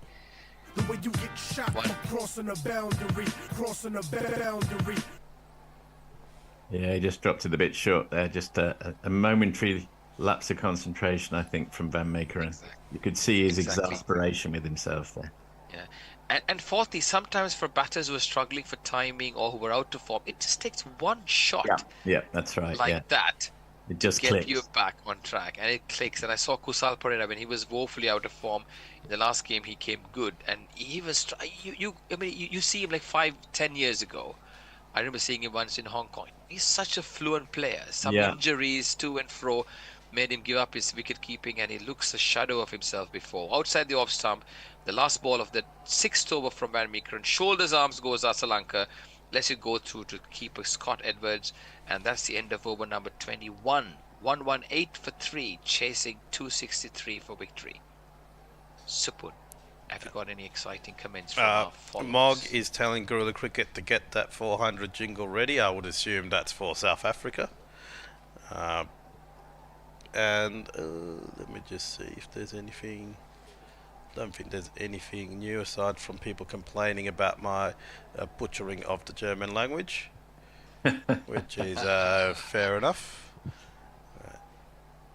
And just on the YouTube, we've got apparently 5 people watching us on YouTube. So hello. Oh, that's good. One of them is myself, because I need to log into YouTube to see the comments. But hello to all 5 of you. We very much appreciate it.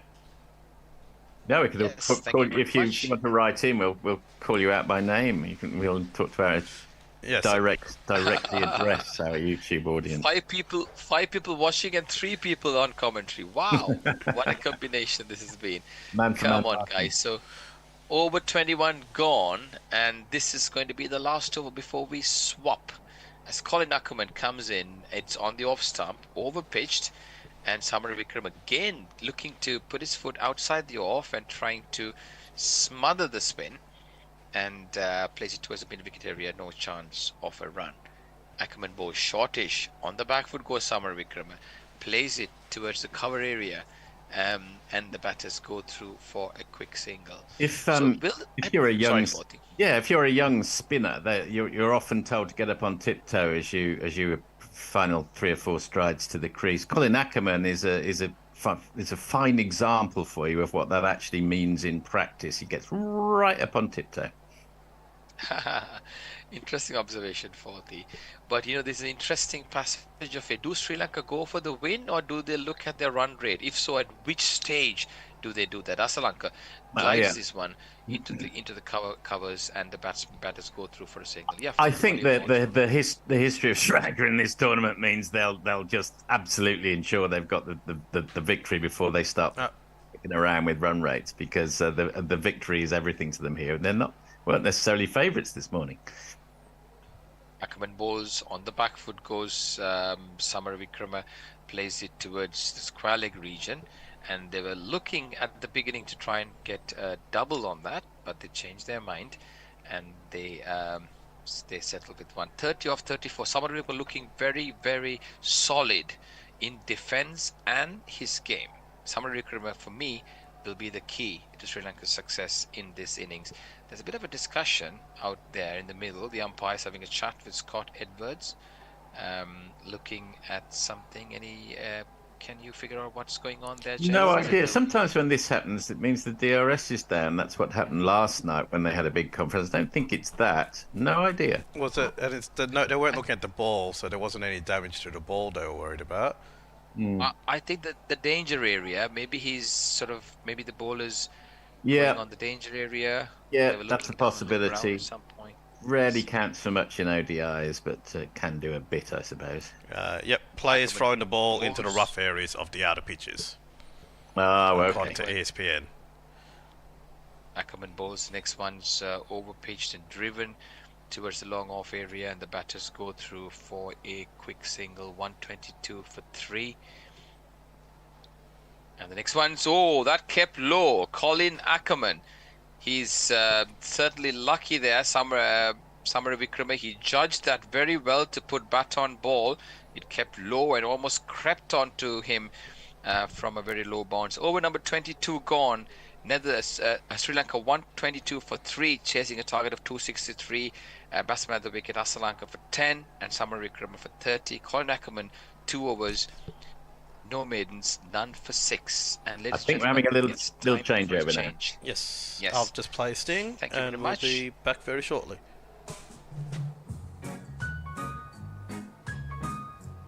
All right. Taking I think apart dross and speculation, throwing the absurd, Krishna's- analysed on a tangent, with a wink to the idiosyncrasies of cricket and a healthy respect for the great game. Stirring by calling all the action, ball by bloody ball, and you're listening to White Line Wireless.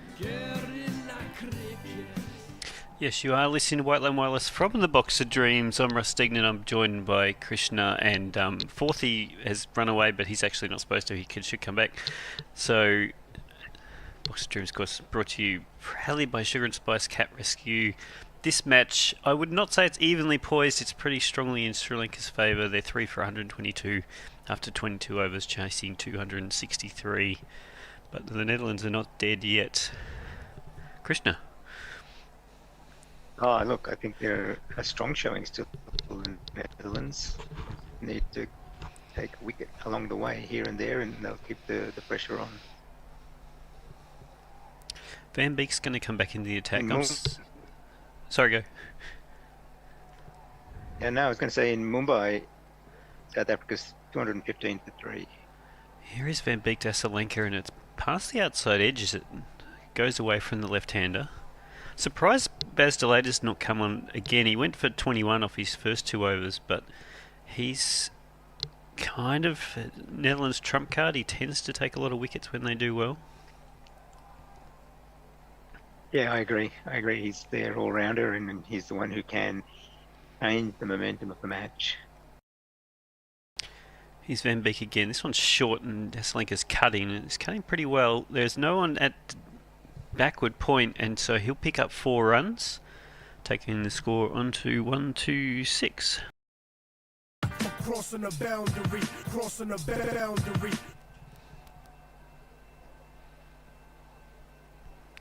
Lovely shot, that. Well placed as well. Yep.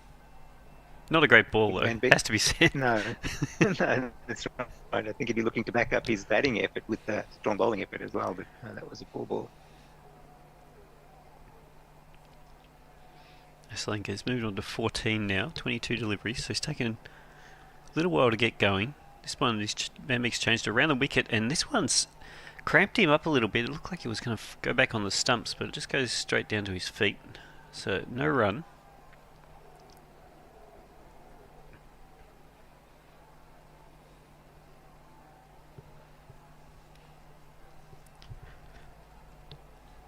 The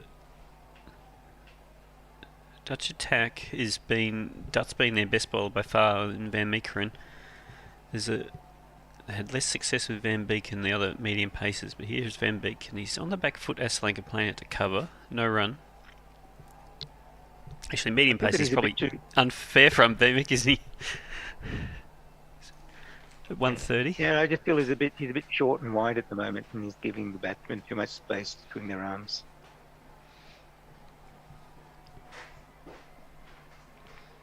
Yeah, trying to dig it into the pitch, trying to get that movement, but hasn't been successful yet. This one's also short into the pads.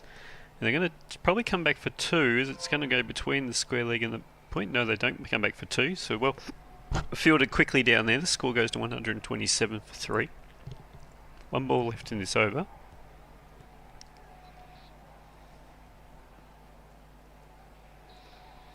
Scrambled seam from Van Beek. Took a bit out of the pitch when he was coming over the wicket earlier and went past the bat. What the Dutch would do for another good spinner. Yes, yes. Over the wicket this time to Samarukarama, and he's short of a length and got a little bit high on the handle for him, but he plays it down safely to point. End of the over, 3 for 127, 23 overs gone. Of course, the Dutch are Australia's next opponent, so it'll be interesting to see whether they're studying this match and who their next opposition's going to be. Yeah, Australia, we spoke a bit about them before, and they've had 2 really bad games, and they've had 2 games where they've won, and I didn't feel 100% confident about how they went about winning. But given that they've managed to beat Pakistan, who was looking like the most likely team to go into the semi-finals, as that 4th team, Australia will be pretty happy, I think. Maybe not happy because they've still lost. They were after the first 2. Here is Ackerman again, and he's bowling around the wicket, and it's defended out in the offside by Asalanka. So they're on the Ackerman number 6 off 2 overs so far, so he's been doing a good job. This one's into the pads of Asalanka, and he's turned it around to square leg. So they'll pick up a single. Score goes to 128. Just doesn't get the turn, Asalanka, to make him really dangerous. It's very much an on-the-spot kind of bowler. The Chris Harris variety has bowled a lot of nude balls. Yeah. Here he is over the wicket. This one's short and stepping away and playing it through point. They'll actually get a couple here because it's deep point fielder had to go around to almost a third man to pick it up. So 2 more to Samarukarama's score. He goes on to 32, the score to 130.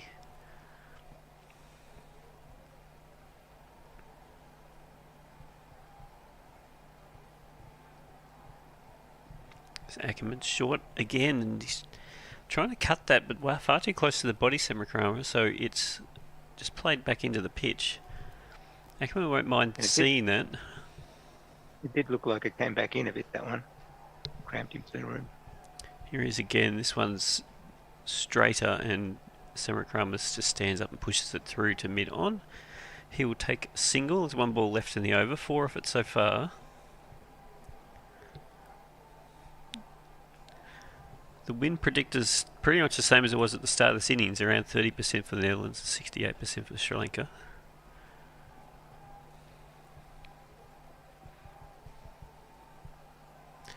Ackerman switching to around the wicket, again to the left-hander.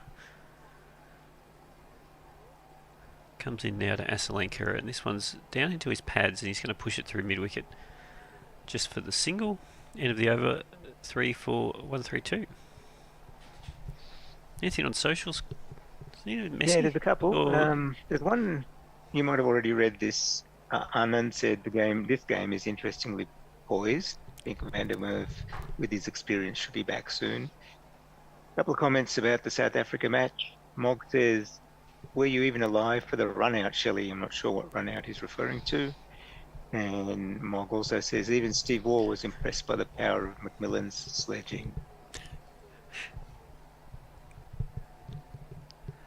A little bit out of context for me, those ones. There was presumably just South Africa run. I'm trying to think of very famous South African runouts. Intermental Huck being run out by Jonty Rhodes would be probably the most famous I can think of. Yeah, but that's not a South African run out. That's a Pakistan run out. Well, a South African fielder. I have a feeling this is more South Africa running themselves out. We're both. I think I remember something about two South Africans ending up at the same end. But that's that was happened a number of times. Oh, is it the '99 World Cup run out? Perhaps they're talking to. Might be. Klusner and Alan Donald. Klusner threw his bat away in disgust at the end of that. To be honest, they should have been run out like several balls earlier. So maybe they should have sorted it out earlier as well.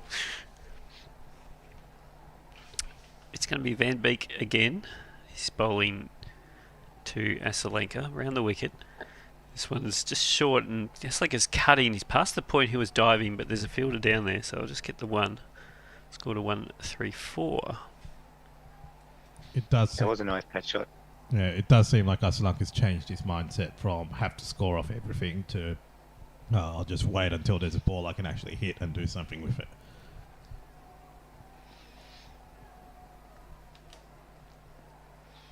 Interesting to see the pitch map that is Netherlands bowled much shorter to South Africa than they have to Sri Lanka today. Possibly change the pitch. This Van Beek is into the pads of Samarukrama, who's turning it around to finally. He's going to come back for the second because there's a misfield on the fence. Easily makes it. So 2 runs to him. He goes to 35. Scored a 3 for 135. Partnership is now gone past the 30 mark, so they're well settled in.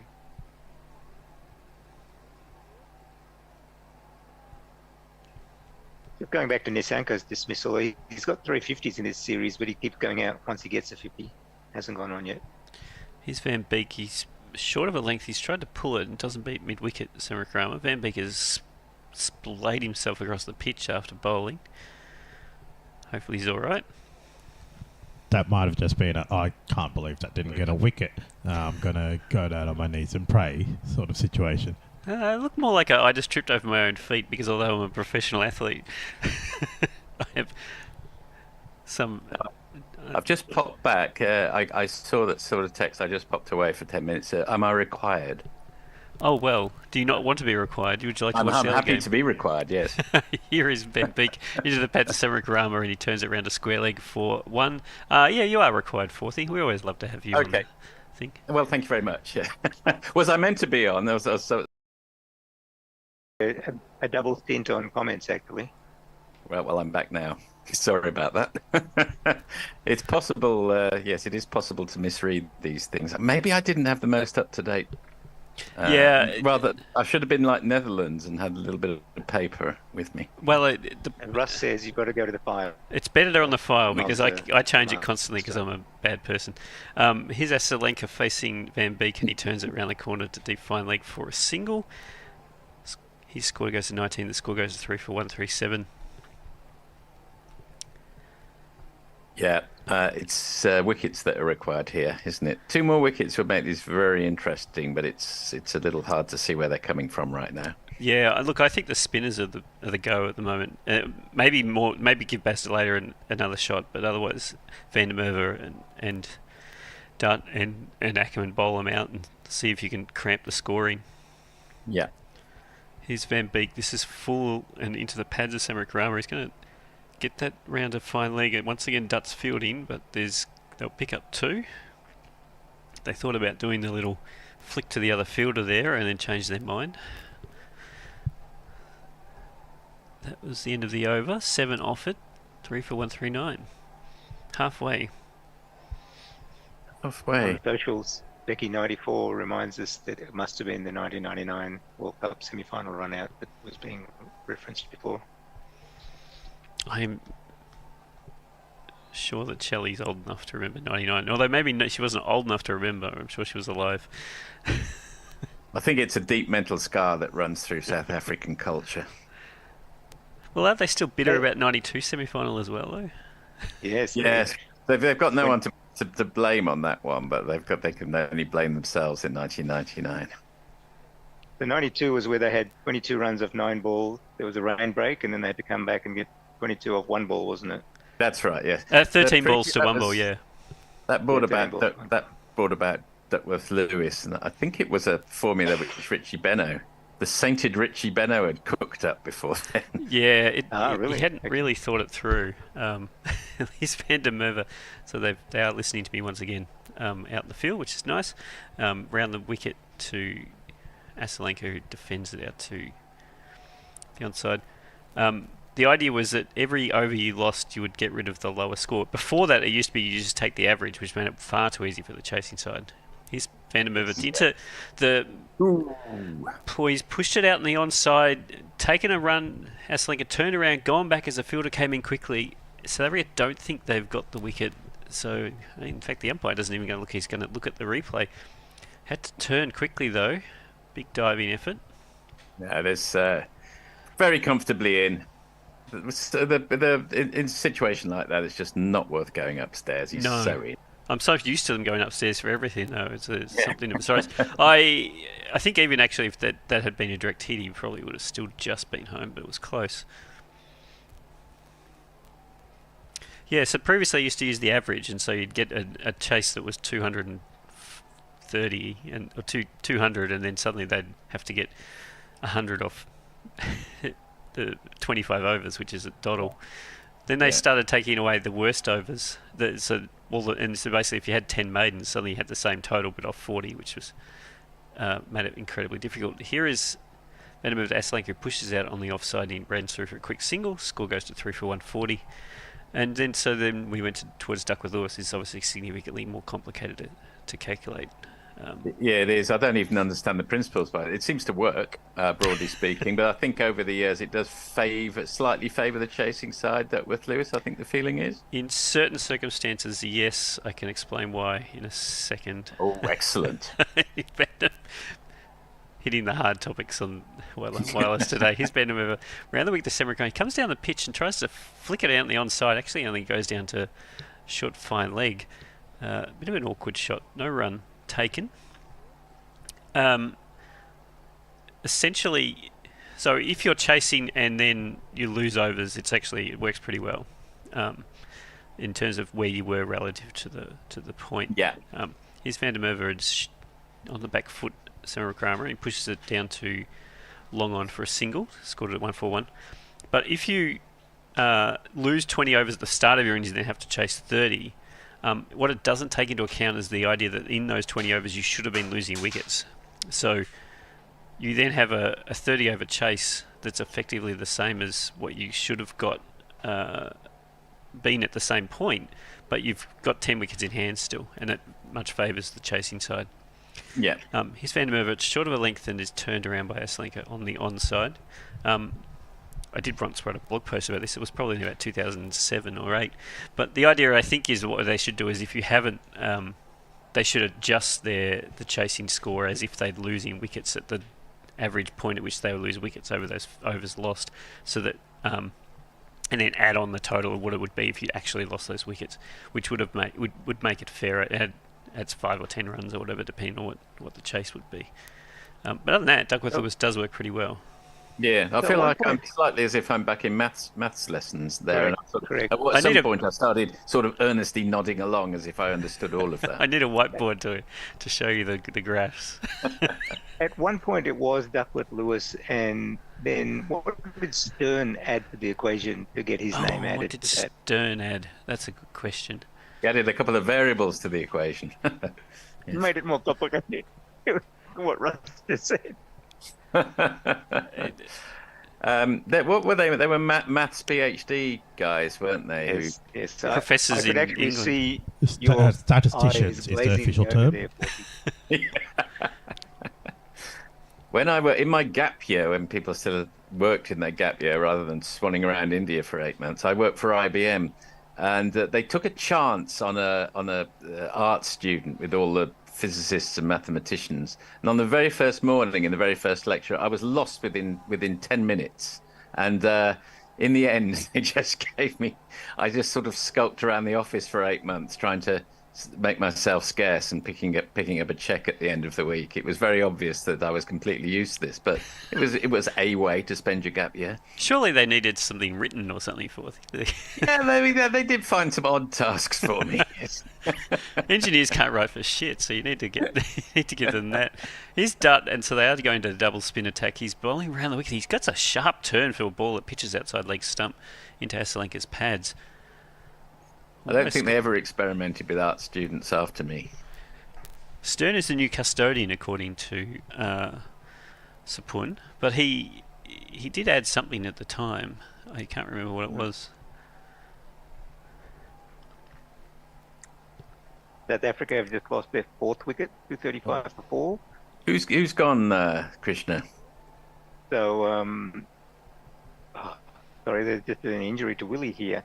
So they've just lost. Injury to Willie? Is there anybody who isn't injured in the English team at the moment? Rashid Singh got this injured his finger. Yes, yeah, they just lost Markram, and Mog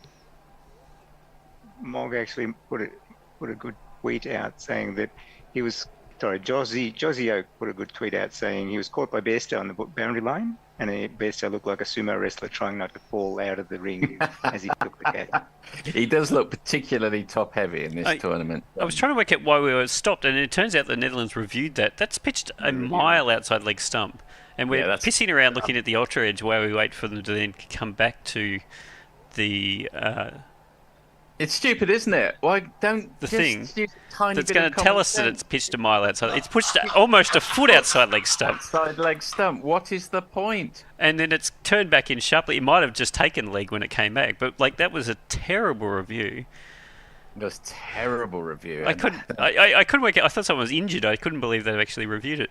Anyway, Dutt's going to come in again to Asalanka around the wicket to the left-hander, and this one's down leg side, and he'll get called for a wide, I suspect.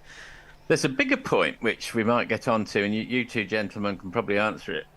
Why is LBW so complicated? For example, why, if it pitches outside leg stump, can't you be LBW? I've never fully understood this. I think it's to disencourage bowlers from bowling into the pads, which in a test match is obviously an easy way to stop them from scoring. Because it's generally, if you pack the leg side field and bowl directly into the pads, it becomes quite difficult to score. I see, right, okay. So he's done it, and this one's pitching and turning as well on off stump and going past the outside edge.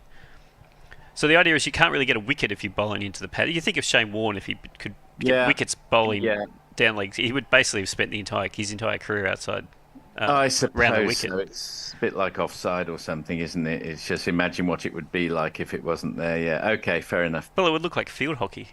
Because it doesn't have an offside. Yes. There'd be more space to play. That's the first thing that would happen. But here's Dutt. Goes down. This one's running on and going down the leg side, I think. Didn't turn. And Asalanka played for the turn. Hit him in the pads. The big appeal from Dutt. They've still got a review remaining, but I don't think they're silly enough to burn 2 and an over. That would be pointless. That was clearly missing. We're just getting a little desperate. He's impressive as a 20-year-old, isn't he? Yeah, he is. Yeah, he's really good. Yeah, they've got some good young players. Now, Singh's only 20 as well, and Bazdelader, I think, is 23. Here is Dutt. This one's pitched outside leg stump again, and it's chipped out, but there's no one at mid-wicket, so Dutt has to field it himself. They'll take a single and take the score to 144. There's so much turn right now that Netherlands need to just say, we're going to win this with Dutt. Because he's turning this from leg stump to off, and they need to get a short leg in and probably a short mid wicket or something, and put the pressure on. They haven't got any part-time spinners they could turn to at this stage because it must need. So they've got Ackerman and Van der Merwe. Yes. So I don't regard those as part-time. I just wonder if anyone that's else. True. He's the last ball the over doesn't turn, and it's turned around the corner with Samrik Rama for a single. Sorry, 1 ball to go on the over after this, so scored to 145. Yes, that was the wide. But I think because you've got, they'll get from those 3 when you've already got enough overs out of Van Meeker and Bazdelader and Van Beek. They don't actually need they could pretty much bowl them out if they want to focus on the spin. They've just got to recognise that this pitch is turning and there's opportunities to take wickets. Asalenka's on the back foot to the last ball. He's played it between point and gully, and there's a good chase down there. Picked up right on the fence, and they're going to come back for 3. Score goes to 148 off 27 overs. Good over from Dutt, but not successful. And still 6 off So it. some further commentary. Sorry, Russ. Chris, don't forget to check the White Line Wireless Twitter handle as well. We are getting a couple of tweets on that. Good point. When I searched the latest for that, I'm still seeing May 2022. So I don't know what I'm doing wrong there. I'm not seeing the latest. Right. Okay. You've hit the latest button. I have hit the latest button, and that should do it. When I've searched for White Line Wireless as one word, but I'm not seeing it refresh. White Line Wire has to be. Oh, wire. Okay. There's no less for some reason. All right. Good. I'm onto it now. Thank you, Leah. Back bowling. Van der Merwe is bowling to Asalenka, and he's defending out on the onside. So he's on 25 now. Semakrama's on 40. It's been a good consolidating partnership, somewhat similar to what the Netherlands do. Asalenka's down the pitch this time to Van der Merwe. Plays it back to the bowler, who threatens to throw the stumps down. It's a very aggressive cricketer, Van der Merwe. I love watching him play. He's like that feisty club cricketer you don't want to get in the way of. Yes, absolutely. You hate playing against him. Oh, yeah, absolutely. This one's full and it turned off middle stump by Asalenka around the corner, and they'll get a single. Van der Merwe was very unimpressed that they got a single between the fielders, but it was good, well-placed shot. Scored a 3 for 149. If this was, say, 30 years ago, this would be an extremely evenly poised match. But times have moved on, and 2-6-3, you really have to get amongst the wickets. Yeah. At risk of going back to the mass, but hey, no one's really listening, so why not? He's Van der Merwe again to Semakrama. It's cutting on the offside, and he's cutting it straight to point. I think it bounced right in front of him. Well, they certainly haven't been celebrating, but I don't think that was a catch. No, it was I don't uppish, think though. It can't have been.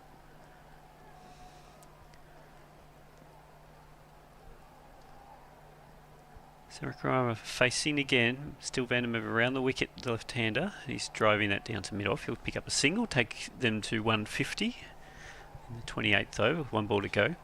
I did a graph once of like what percentage of games are won in one-day cricket and also T20 cricket. Well, this was a while ago.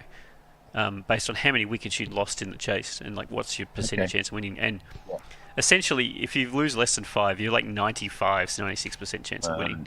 Here's Van der Merwe and Asalenka's cutting off the back foot out to deep point. You take a single, score to 151. End of the over, 28 gone. If you lose 6 and if you lose 7, it's kind of, it drops like a rock, and then by the time you get to 8, they're losing 90% of games. So which makes intuitive sense. Essentially, as soon as you run out of batters, then the run rate starts to overwhelm a team. Yeah. And it's a funny one though, Russ, isn't it? Because you might sort of, it's one of those where your statistics can't inform the strategy, because you would imagine that from that you should say, well, we'll just preserve wickets at all costs, but it doesn't work that way. No, and what I couldn't work out from this, and probably needed some more research to go in, is whether or not the wickets are being lost because you're getting to the point where you're like, I need to attack, and therefore you're taking more risks, and then absolutely, if those risks pay off, you win, and if those risks don't pay off, you lose wickets, you lose. Well, a classic example of that goes back a long way. Obviously, the 1979 World Cup, when Boycott and Brearley, sure, they were halfway through the chase and they hadn't lost any wickets, but they were going at 3 and over, chasing 291, which was a lot in those days. He's darts into the pads of Asalenka and he plays it round a mid-wicket for no run. And they just sure they sort of potted along in their own way. In fact, Clive Lloyd deliberately dropped Jeff Boycott so he could stay in, because And then, of course, there's far too much for the rest of the batting lineup to do. He's dud again round the wicket to Slinker. It's into the pads. There's a huge appeal. I don't think that it was hitting the stumps, though. That's out either. Going No. down leg side. Whether or No. not they'll try and review it, it will be interesting. They're going to I have a don't- chat with between captain, wicketkeeper, and bowler. Oh, I don't They think are so. reviewing it. Oh no, they're burning this one as well, I suspect. Yeah, I think I totally agree with you. I think that is at best clipping. We shall see. Although, you know, I was on commentary when I was convinced that Steve Smith couldn't possibly be out. So never say never. Yeah, look, I mean, Isat turned much more sharply than I saw. That was going on to hit thing, and the way Aslanka plays it, the reason he missed it was because it was going down leg side. Oh, that's not even hitting him in front of leg stump. That's a terrible. Not review. hitting a fourth stump. I don't think that one. Well, I'm not even sure it's hitting a sixth stump. But I don't think we'll see where the trajectory took it, because what they're actually going to show is that this hit him outside leg stump, and therefore. It's just, I mean, maybe on Dutch cricket grounds the stumps are wider apart. Nice theory, Krishna. Oh, I mean, my look word. at this. It's absurd. It's Well, a terrible review. It might have just hit the fifth and sixth stumps. Yeah, that's awful. So, yeah, it was umpire's call on whether it was in line, so it just gives you a sense of where that was headed. From We around the could wicket. see it from where we were. So Well, apparently they couldn't see it from behind the stumps or as a bowler, so, or they're getting desperate, as you said before. yeah. Now, no reviews. Yeah, it would cost. Hope it doesn't cost them. He's done again, and it's into the pads and digs that out. Aslanka. Yeah, the question for you, I think, is what's the tactics as a bowling team? Should you be aiming to get wickets because you know that that's going to put pressure on and to take the risk that they score runs, or do you? I think up until this point, keep a lid on it. But at this point, you've got to go for broke.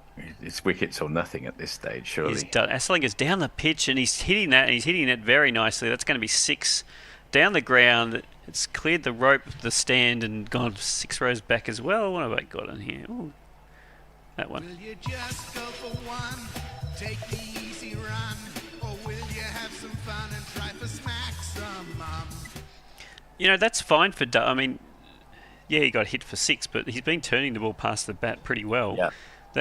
If that bites, that's a very easy stumping. So.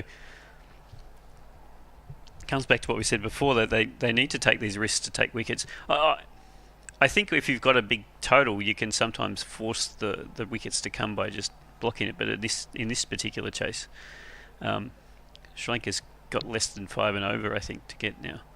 But yeah, exactly right. Here's Dutt. This one is into the leg stump again. He's got an outside edge as it squirts away to behind square. 1 ball left in the over. ... 6 dots so far. You know, whether it's worth thinking outside the box and having someone, in short near the bat at this stage, or even one either side. Well, make him think.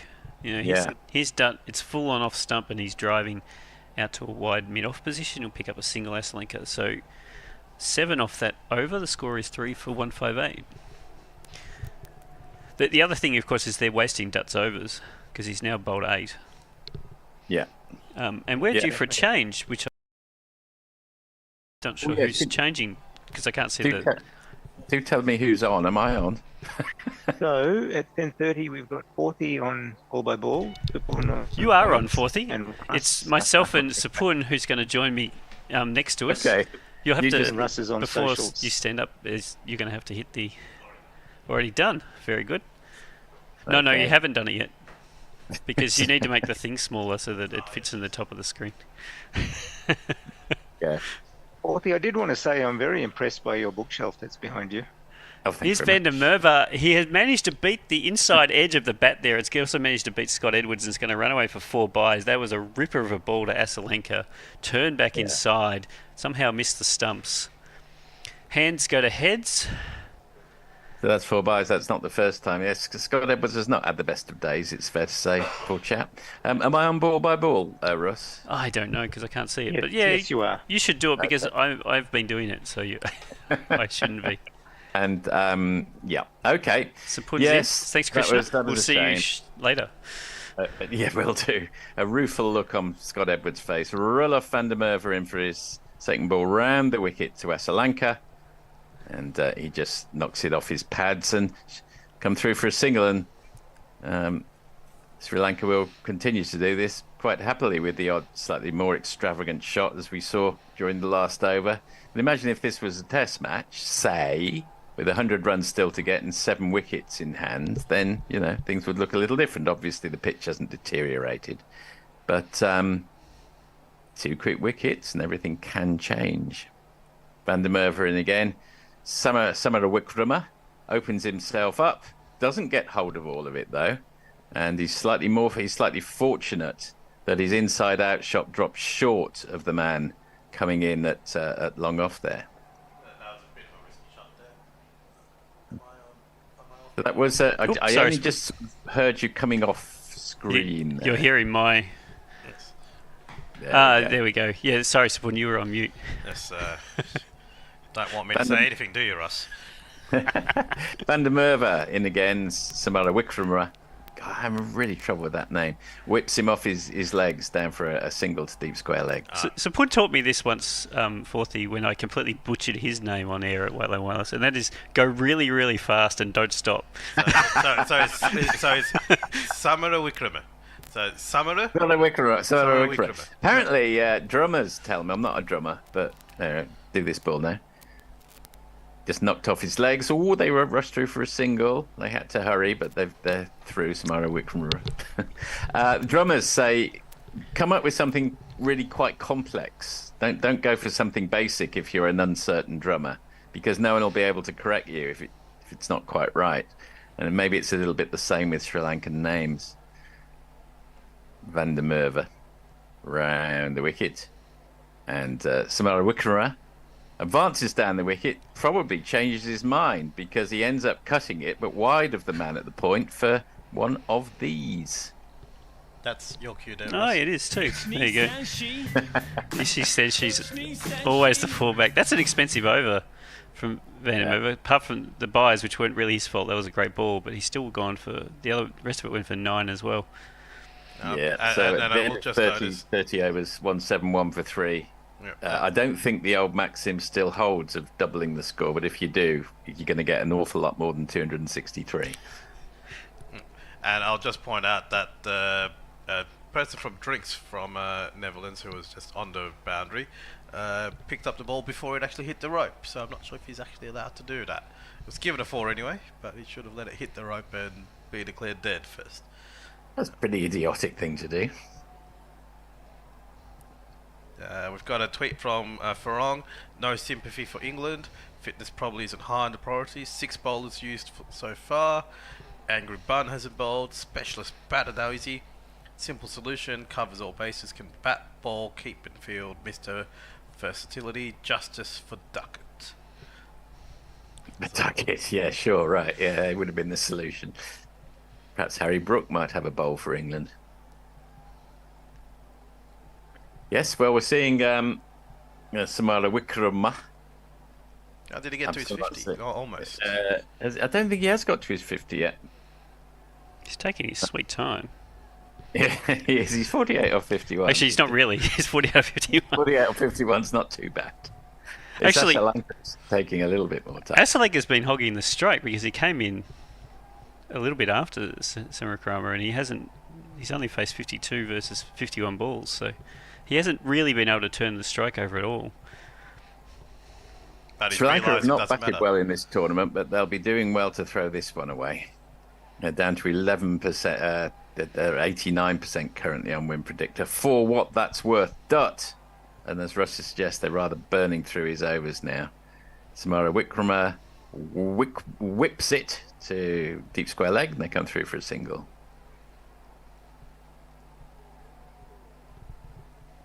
Yes, I remember when Ray Illingworth was on commentary, the old grumpy Yorkshire guy, captain of England, Muralitharan came on. He had a couple of goes, and then he just referred to him as the Sri Lankan off-spinner after a while.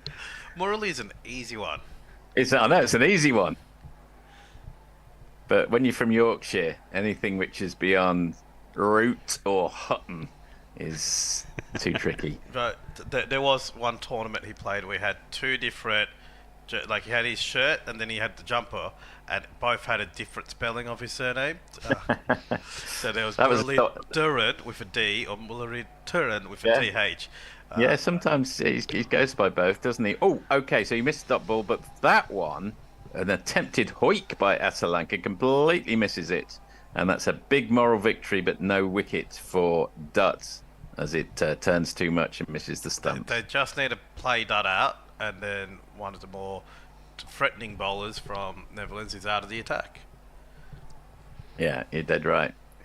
He's got 2 balls of his 9th over to go, Dutt. He comes round the wicket. Oh, it's absolute beauty. I mean, goodness me. Pitch middle, just missed off by a whisker. Missed an edge. That was a great delivery. Good bit of turn. Good luck getting an edge on that. And that back foot was almost over the crease. Yeah. Everything but the wicket. What Dutt's not quite learnt yet in his young career is to use the crease. He tends to be bowling from the same spot all the time. That's a good point. He almost squeezes that one through. Asalanka jams a bat down on it, squeezes the ball out to point, and at the end of that excellent Dutt over, which only went for 2 runs, that's the end of the 31st over, Sri Lanka 173 for 3. We've got a couple of comments on the YouTube, which is great. Becky94 in the WBBL, Adelaide has beaten Green Melbourne by 148 runs. So I'll pulled out for 29, which is a little bit disappointing. A little bit. Well, the former lowest score was I think 66 in the WBL, so they've set a record that will not easily be beaten. And Muttley's just asking if the picture's lagging. The sound seems okay. I'm not sure what that means. Shouldn't they be synced? They should be. I'll just keep it up. There's a bit of a frame rate delay by the look of it. Well, there's not much I can do. Yeah. OBS does what OBS does. So, as long as you don't mind us coming to you every... It looks like it's 15 frames per second we're getting. So, like you can all just listen to the audio. You don't have to look at our faces. Is it a drinks break? Surely not. Oh, maybe it is. About 30-something overs.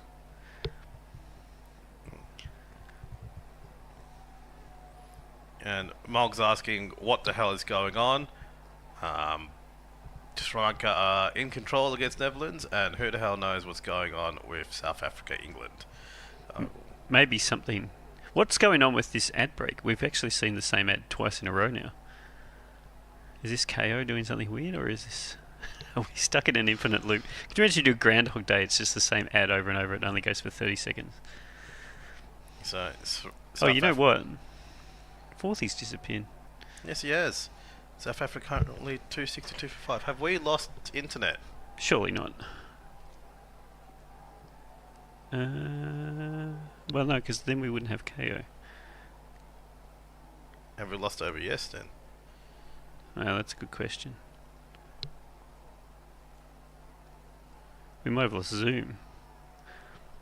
Here's Forthy. Hello. Sorry, you lost. My internet packed up very briefly. Okay. Oh, your internet. Well, that's a nice change. Normally, it's the studio internet. we were panicking a little bit there.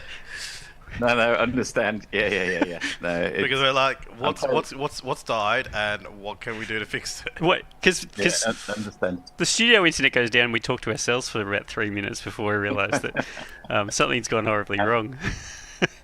This could easily happen again. I am going to toggle for what's the word? Tether. Sorry, from my phone. So hang on 1 second. This could be a wild ride. You got 5G down there, Forthy?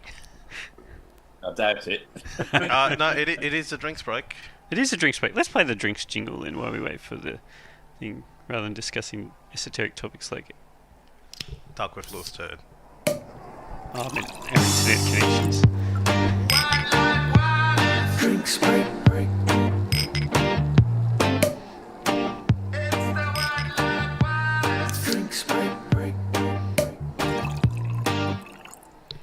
So we are at drinks. Sri Lanka are 3 for 173. They need 90 runs from 19 overs.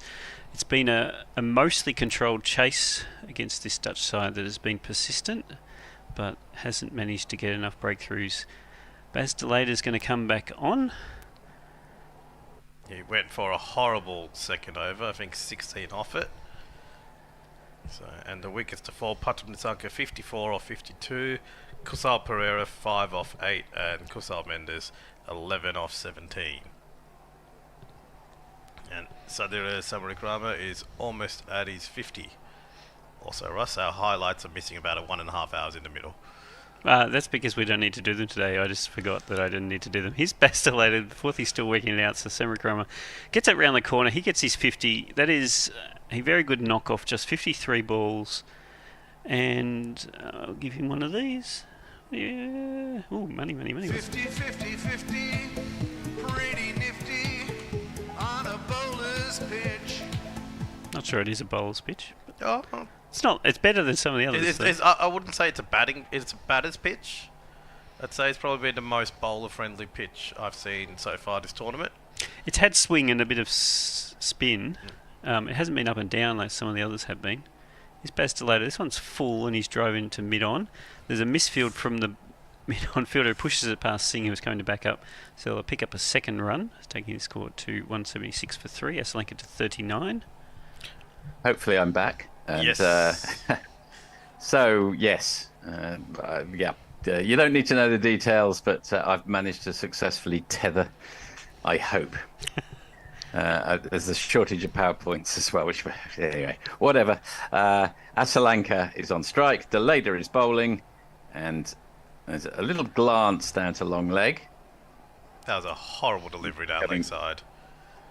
Yeah, it's pretty nasty stuff, and they've come through for 2 off De Leede, who's now number 26 off 2.3, which are not great figures. What's this partnership now too? It must be kicking on. Partnership is... let me just check. 74 runs off 93, and Sri Lanka somehow got into 41. Yes, slow and steady, but that's all he needed to do.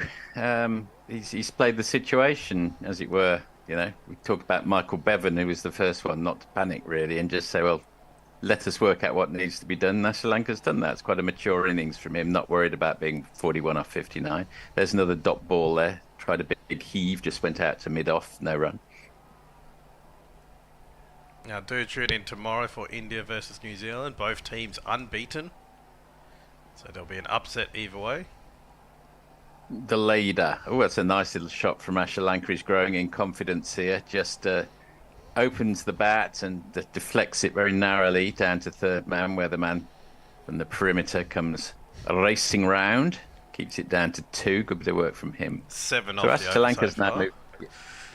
Dutt's opened Sri Lanka's now 43. Dutt's opened some divots down there on the boundary. Not as much as we saw in Dharamsala, but the top layer of grass in this ground is a little not entirely attached to the bottom.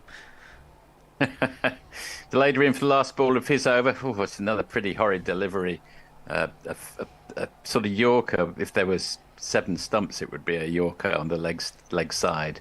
And that's flicked down by Sri Lanka.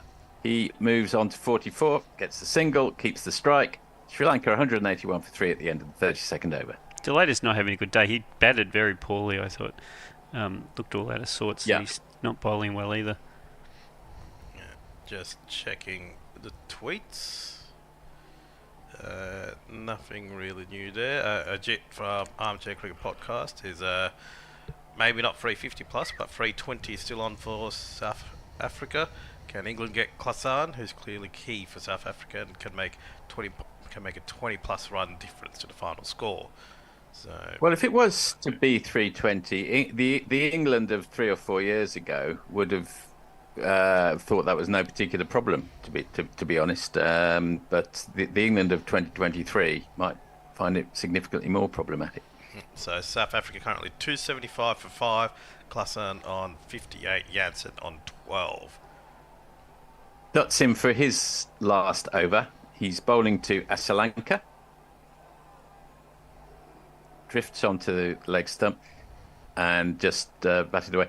I'm sure that Sri Lanka's strategy will be to see Dutt off, who's looked the most threatening. Anything else will be a very stupid thing to do, but this is Sri Lanka. Yeah. So, expect Sri to try and break up his 50 with a 6. Partnership 77 of 97. Dutt in again. Really good bowling. Squeezed out by Sri Lanka. Dutt can't believe his luck. Thought he was onto something there. Yeah, I said the last over, he's generally bowling from the same spot. I'd just like to see him come wide of the crease occasionally and occasionally a little closer to try and move those angles around, because there's not a consistency of turn and they're not really reading it. So if you can just... that one that beat the stumps, if he could come wider, it probably would have turned straight on. It's a really good point, Russ. There's another dot ball played off the back foot. You can line him up if you're a batsman, can't you? And you might not be able to read every variation, but one big variable is taken out of the equation. He bowls every ball from the exact centre of the crease. And he hasn't switched his where he's going around the wicket either. No. And he comes again, and there's oh my! Can you believe it? I can. A massive heave from Sri Lanka. All they had to do, we were saying, was to see off Dutt, not go for any crazy heaves. A massive crazy heave from Sri Lanka, trying to go for a 6, as Russ suggested humorously that they might. He's out for 44, and they've given Netherlands the merest slither of a chance here. That's 181 for 4 now.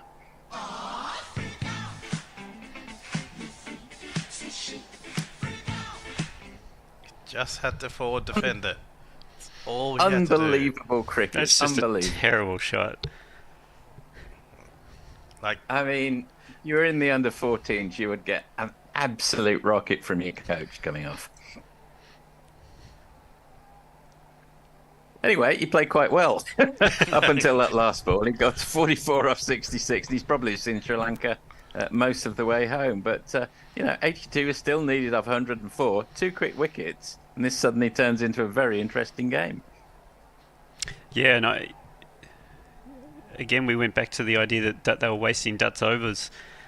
If they managed to get a wicket earlier and they giving him a couple more overs against a new batter, those wickets might be possible. It's hard to see who else in the Netherlands side can Dan turn. Maker, and how many overs has he got left up his sleeve?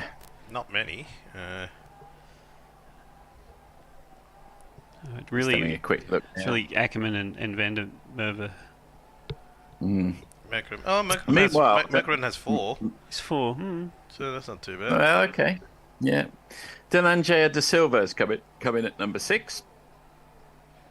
And just forward defence twice. That's all you need to do. One of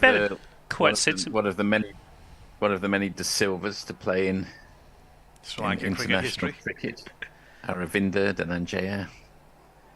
He batted quite sensibly the other day, I thought.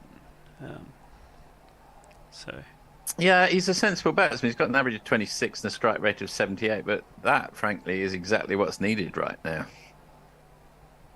And let Samara Wickrama, who's going rather well, 50 off 53 at the other end, do all the heavy lifting. Well, so far, Dutt's bowled ... wicket in his final over, and they're going to miss him when he's gone, that's for sure. A hat-trick could change things. That'd be nice. Russ, do not bloody say anything. There's rarely a bad time for a hat-trick. This would be an excellent time for a hat-trick. Dutt to the new batsman De Silva comes round the wickets to the right-hander. Oh, there's a huge appeal. They've got no appeals left, no DRSs left. That would have been going down leg. See, that I would have reviewed. Yeah. I mean, no doubt we'll have a look at it. My instinct was that was not out. What did you guys reckon? Going down leg. Yeah. Spinning away. Turned a bit far. It was going down leg. It was a better shout, though, than the 2 that they reviewed, which isn't hard, because they were terrible. The one wasn't even pitching in line. Yeah. It was a bit one high. pitched a foot outside leg. Now, for the last ball, they've got a leg slip and a slip in. And that's glided down past the slip. Can't believe it. It's gone all the way for 4, which is slightly taken the edge off. An excellent last over from him. Netherlands got the breakthrough in that over, but Sri Lanka 185 for 4 at the end of the 33rd. And Dutt is bowled out. So Mog's just tweeting in, the leader has been rather brought back to earth. And, he has. That's a fantastic. We should just dwell on Dutt's spell for a bit though. 3 for 44 off 10 overs. He looked by far the most dangerous bowler in this match, I would have said. Maybe Rajitha early on, and he's the only thing keeping New Zealand's even close to being in this.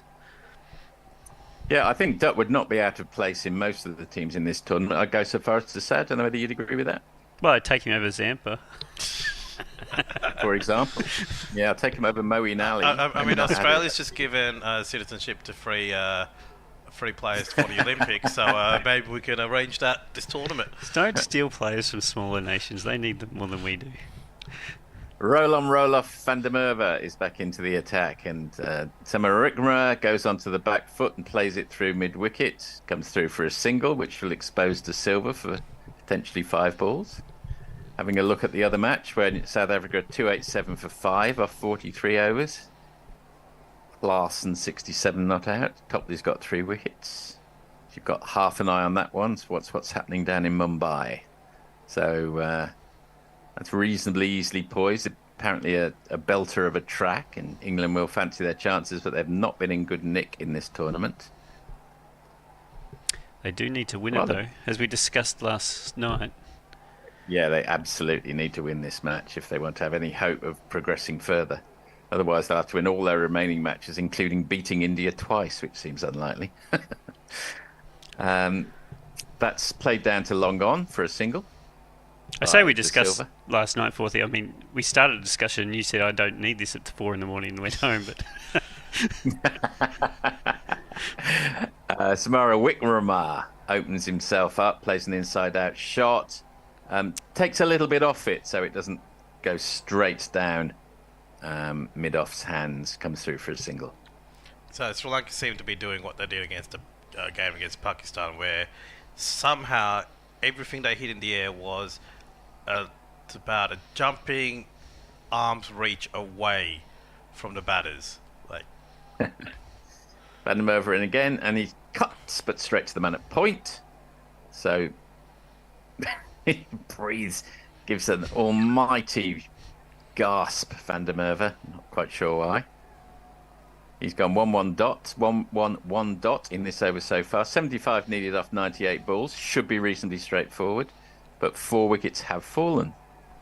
And again, this is Sri Lanka batting. Well, it's always the guy who or the woman who supports their own team who's most pessimistic in this situation.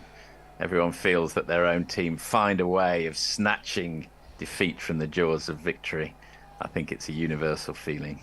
That's played out into the offside for a single. So I think Dutt has gotten the most turn out of any spinner this tournament. Of this tournament, wow, that's impressive. And Samarawickrama turns that off his legs, keeps the strike at the end of the 34th over. Sri Lanka 190 for 4. Couple of things on the YouTube. Ajit Skanda, the big boned lady, has already been spotted in the wings. It's now or never for Netherlands. And Adam Newman, the England players are fielding in Mumbai Heat with South Africa 5 for 306. I think that's a little bit later than what we saw just now. A little bit earlier than what we saw just now. Currently, 5 for 306. So how many overs gone in that match? 44. So yeah, well, it's 1 over later because they took 19 off the last over from Topley, although the last ball of the over was a dot ball. The previous ones went 4-1, 4-4-6, however. Well, Topley's bowling with his most important finger on his bowling hands massively strapped up, which is a significant impediment. That worked for Moeen Ali in the Ashes, though. Maybe it's a... Is this just a thing for English bowlers to destroy their fingers? Maybe they need some skincare routine on there. Maybe it's a deliberate policy. Van Meekeren's back into the attack. He's still got 4 overs up his sleeve. Comes in, and that's smashed out to the man at deep point for a single.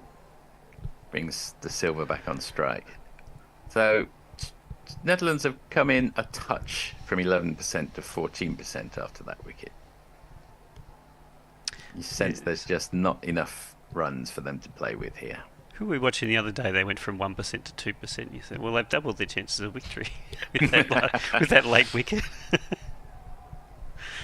There was a bit of a conundrum. I saw one match where the team was down to 0% and ended up winning. I couldn't help thinking, how is that possible? The Silva clips that off his legs down to the man at long leg.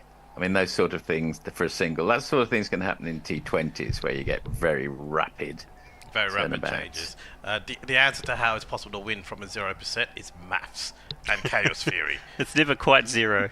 I mean, you have to... It couldn't have been zero. Yeah, that's correct. It was probably 0.0. I mean, people tend to overestimate what it means if it says 10% too. They think, well, that means they've got no chance. But actually 10% means that if they got here 10 times, then one of them they'd win. It's just, they probably not. Sure, and in two test match series of that they'd win one of those. That is hit straight to the man in the covers. A big shake of the head from the Silva. He looks like he looks quite Anglo-Saxon, De Silva, if I can put it that way. Don't know if there's a sort of a non-tribal contingent in Sri Lanka. You choose your words carefully, of course. Is there a white population in Sri Lanka that plays cricket? There was. They all went back to England, or went back, or told to go back. Went back. It wasn't quite an apartheid sort of system, but okay. Probably getting into deep waters. Apologies for that. Yes. I'm sure Bennett will have a few things to say as well when he's on next. No doubt. Samara Whitmore just dabs down on that one, and it's a dot ball. So it's interesting because the Netherlands did have a bit of a presence in Sri Lanka as well. It's a bit like Malacca, isn't it? You got the Portuguese, the Dutch, and the English all. Yeah, and they all fought over it. And it's a bit of a crossroads, a bit like somewhere like Zanzibar, on a much bigger scale than Zanzibar, obviously. Well, we're having a look at some foothold issues. Lots of running around with sawdust from groundsmen. The worst thing about being colonised by the Dutch and English is that it doesn't add anything to your local cuisine. No, the Portuguese were good. Portuguese is great. Portuguese were great. Dutch is boring. Fry it and season it, and that's okay. Just look at Max O'Dowd. He's actually got a photo of the ground, and he's probably got the fielding positions marked on his piece of paper. That is so cute. Oh goodness, we're very lucky in Australia, obviously being such a cultural melting pot. The biggest beneficiary to all of us is the food. I'd have to say that. Mog's just letting you know, Forfey, the possibility of winning off 0% is because the predictors are rank and abject bullshit. I think Mog's onto something there.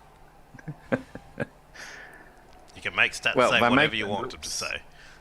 It's one thing. We've had a good look at the ground and they've worked out where their fielding positions are. That one's deep mid-wicket.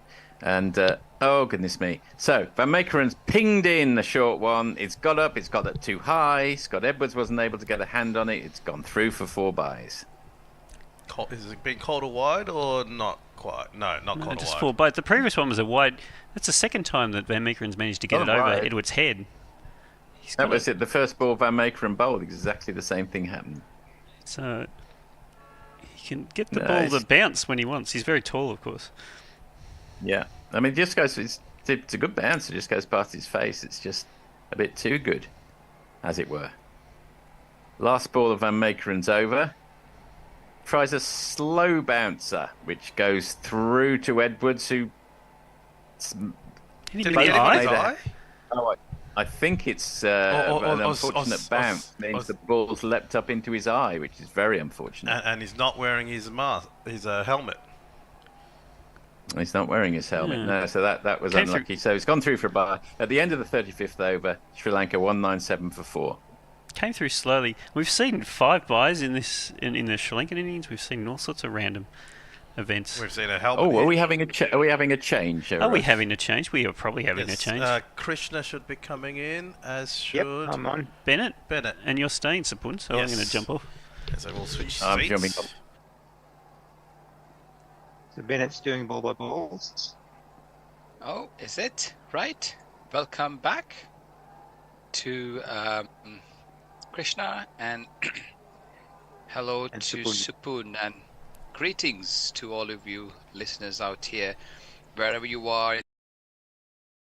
Wide from 90 balls. Are we about to witness a twist here, Krishna? Don't say that, Bennett. No, I think I think the Sri Lankans are coasting here. They don't need to do anything silly. Okay. Samar Vikrama looking solid from a last stint, 54 off 61, as it's Van der Merwe left arm over round the wicket and floated outside the off stump nicely, pushed into the covers, and the batters go through for a quick single. Dhananjay De Silva has really not made his presence felt in the tournament so far. He bowls tidy off spinners and decent batter, but not really shown much in this tournament. It's a good chance for him to get some runs under his belt. He's a really good player for Sri Lanka over the years. This is pushed again into the covers, and the batters go through for a quick single. He's tipped to be the next Test captain. He was only a part-time bowler and a top-order batsman. Now has become a mainstay from the bowling department in the Test arena for Sri Lanka, where Van der Merwe comes in. This is shortish delivery on the leg side and nudged away towards the square leg area, and they go through for a single. Krishna, what do you think of Samar Vikrama's knock? Right, very good, very controlled, and managing to keep up with a good strike rate as well. So very polished innings. Indeed. And this one's shortish outside the off stump, and De Silva gives himself room and slashes it one towards the cow point area, and the batters go through for a quick single, as there was a misfield by the fielder. Is Aryan? No, it's, sorry, I can't get his surname. It's a long one. So I would say that's a bit, like, it wasn't quite a misfield. It was hit quite hard, and he managed to stop it. It just kept rolling for a little bit from point. So, wouldn't necessarily classify it as a misfield. Could have been better. You don't think so? But yeah. He went to his hand, didn't it? Anyway. Now, if that was Inglis or Zampa, you would have said it's definitely a misfield. If it was Inglis, I'd be going, why isn't he behind the stumps? Anyway. So Van der Merwe comes in. This one's again giving himself room. Samar Vikrama looking for that single. This time again goes straight to the cover point area, straight to the field. No chance of a run. Good tidy over so far. Just given away 4 singles. That's what Sri Lanka needs. 62 off 85. Floated. More of a fuller length. And Samar Vikrama just drives it effortlessly towards the long off area. No chance of a run. That's the end of over number 36. 202 for 4. Supun. Leia's just saying in relation to our discussion over the Dutch, Portuguese and English colonising Sri Lanka at various points. Well, at least the Dutch season their food after frying/cooking it to leather, like consistency. That's something that English might learn from them. And the English just make it mushy, don't they? Yeah, they usually just add a bunch of brown sauce, which I still don't know what the brown sauce is, and then just fry it. They don't understand what... They spend a long time looking for spices, but they never actually used them. Okay, I like this. I like where this is going. So it's gonna be Van Meekeren. For me, he's been Netherlands' outstanding bowler in this tournament. Overpitch, driven handsomely by Samar Vikrama.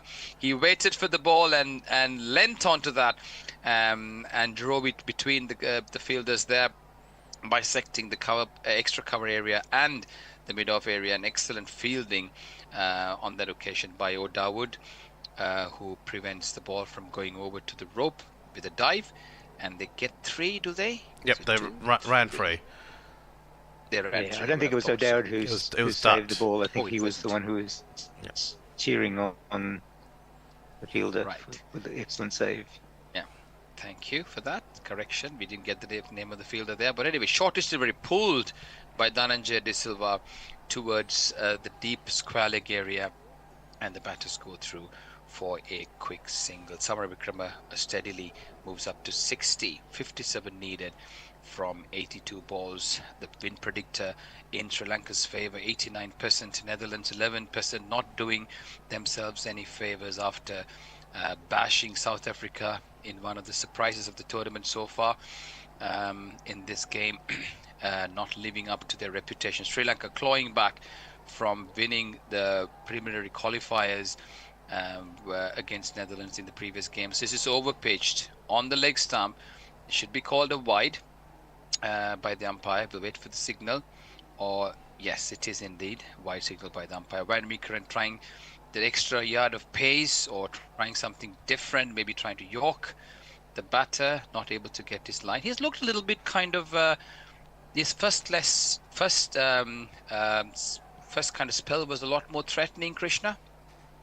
Yeah, I think he must be getting tired. Yeah, it is quite hot and humid supposedly. As Meekeren comes in, bowls outside the off stump, a lazy looking drive there with foot nowhere near the ball. Samara Vikrama, it's a great opportunity to get a big score for him. I think he'll do well to stay there, losing a bit of concentration as well. Lazy looking shot, and it goes harmlessly to the wicketkeeper. No chance of run. 207 for 4. While we're waiting for Mumbai. Mikram, so Sri Lanka's currently had 10 wides from Netherlands, while Netherlands received 26 wides from Sri Lanka. So good competition there with the highest number of wides. Shortish delivery on the back foot goes Samara Vikrama, beautifully placing it towards the mid-wicket area. There's no man's land, well placed, well executed, and that is a boundary. In Mumbai, the South Africans are 326 for 5 in the 45th over. Klaassen's moved on to 90, and he's replicating the innings he played against Australia a month or so ago when he got 180. When you get a chance, you should watch the highlights because every player is out on their feet with the humidity in Mumbai. I managed to watch a little bit sort of whilst in between. It's looking like a really good game. South Africa looking really good. This one solidly played, driven towards the mid-off area, no chance of a round. What's happened with South Africa? Is it like which way they get up from their bed that they turn out to be? Lost to Netherlands, now they're looking like formidable, explosive. They did 429 against Sri Lanka, and then they peaked too early, I think, for the tournament. At one point, you know that they will choke. So it's yet to happen. It's unfortunate, isn't it? They've got a good side. It's just getting that mentality right. Shortish outside the off stump, square cut, a lower square cut there towards the deep cover point area, and the batters go through for a quick single. 212 for 4. Samara Vikrama 65, De Silva 10, 51 of 78 required. Super. A few tweets from the other game. This is actually painful to watch. God knows what it's like to play. From Annie Shave, and a message there saying Wiley is piss poor, if you'll excuse the pun. So there's a bit of disappointment with the English bowling attack, I'd say. And well, it's sorry. That was it.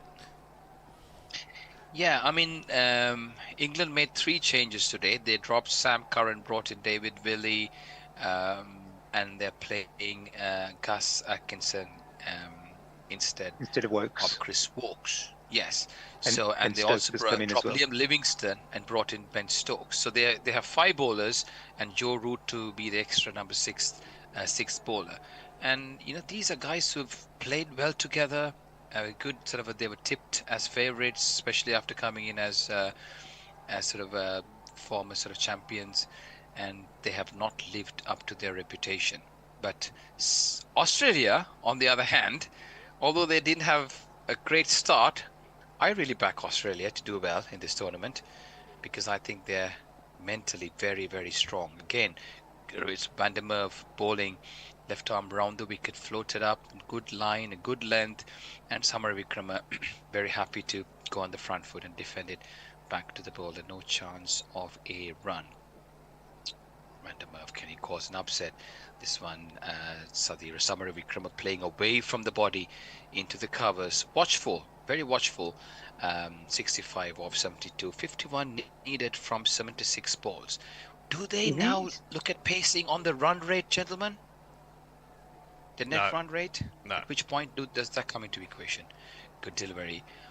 I think because of their lack of confidence, they won't yet. I think they'll wait till they've got about 30 runs to get before they do And actually with the start wickets in trying to- hand, they're better off just keep it turning over, get 4 and over, 5 and over, and just, if you get a bad ball, treat it like it should be. Okay. Yeah, when they're Midland zero and leg. 3, I think all they're trying to do is bank a win first. Yep, okay, fair enough. Midland leg nudged away towards the short fine leg area, and they go through for a quick single. 66 off 74, 10 off 9 for De Silva, 50 required off 74. Netherlands were in all kinds of trouble at 91 for 6 before a great partnership of 130 from this one's shortish and jabbed away towards the cover point area. No chance of run. Great tidy over so far. Van der Merwe using all his experience of playing in South Africa and has done yeoman service to Netherlands' cause in the last couple of years. Handy all-rounder. And what can he do to claw Netherlands back into this game? Last ball of the 8th over. This one's defensively plodded down to the cover area. No chance of a run. Over number 38 gone. 2-1-3 for 4. Supun.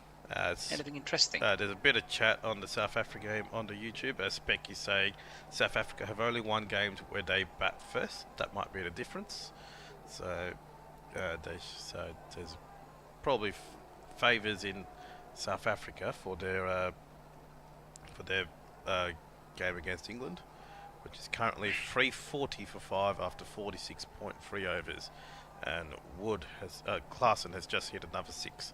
Take him to 96 off 60, which is ridiculous strike rate at this time of the innings. He's a class act, isn't he, Krishna? You watched him a little bit, didn't you? So I would the 180 he scored, and that was just frightening, that innings.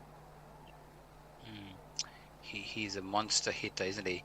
He can keep wickets too. He kept a little while when Quinton de Kock wasn't actually playing for a bit. I'd like to see Sri Lanka going for the net run rate at some stage. You know, I like them to push a bit more harder.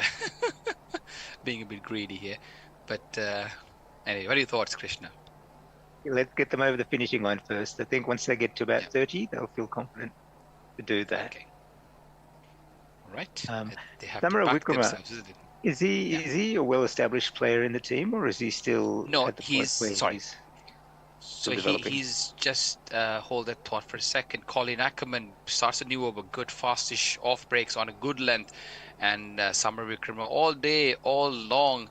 This is what he's been doing to Samara Wickrama, plodding his left foot away from the crease and nudging it towards the short fine leg area for a quick single.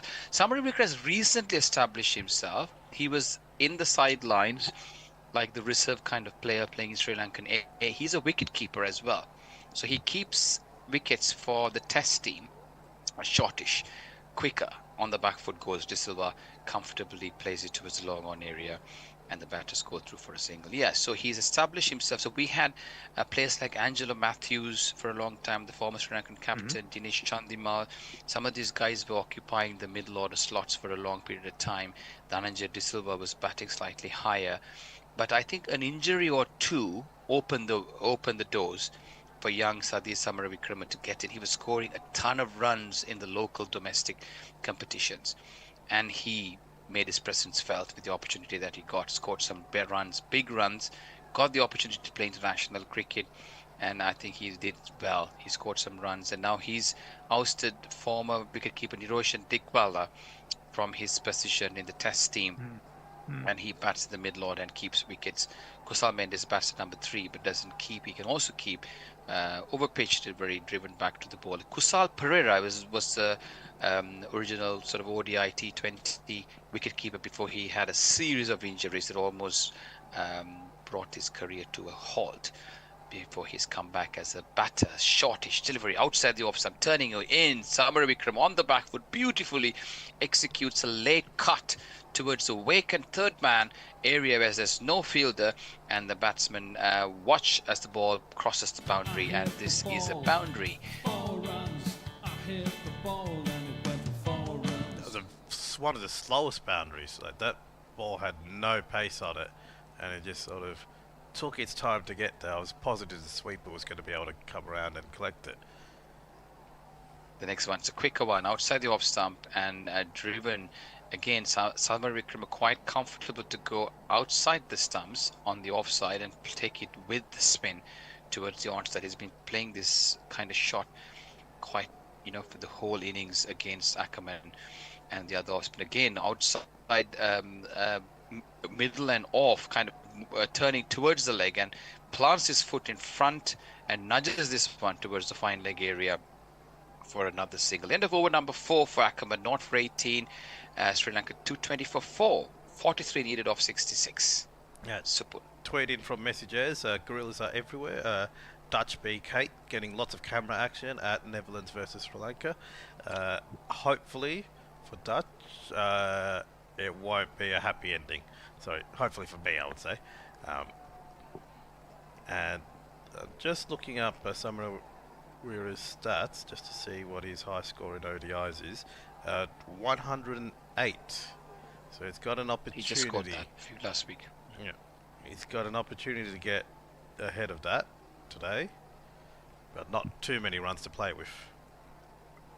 Is Dinesh Chandimal still playing, or is he retired? Yeah, he is still playing, Krishna, but he's placed the tests. Angela Matthews still plays too. He plays the test matches. Chandimal was a great. Chandimal and Matthews were supposed to be the next, like Mahela and Kumar Sangakkara kind of thing. Yeah. Unfortunately, they didn't live up to reputation. Chandimal was the test captain. He was ODI captain, T20 captain, and then slowly, but unfortunately, they fell down the pecking order as some of the others came into the limelight, namely Kusal Mendes, Dhananjay De Silva, and some of the others, Lairu Thirimana. They put their hand up and went ahead off the queue. Overpitched, driven, straight back to Vandermeer, no chance of a run. And the injury thing is such a nightmare, isn't it? When you're a sort of a regular in the team and you have an injury, somebody comes in, your place is never sure, isn't it? If you're away for a long time. That's what's happened to some of these boys, like in any other team, I guess. Left-hammer, Roelof van der Werf comes in. Oh, and he almost got himself into a bit of an entangle there as he tried to play it on the leg side, away from his body towards the fine leg area. Missed it. All cleaned up there, but not towards the stumps. Wicketkeeper Scott Edwards takes it, and the umpire signals a wide as it's on the leg side. Vandermeer moles, shortish, and Samara Vikrama gives himself room, slashes this one, not able to find the gap like he did in the previous over.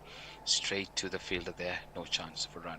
Krishna, so you've been following. In Mumbai, Parson has brought up his 100, and Marco Jansen's brought up his 50. Wow. The 100 came off 64 balls, or 61 balls, actually. Vandermeer moles, and this one's slower off the pitch and in the air.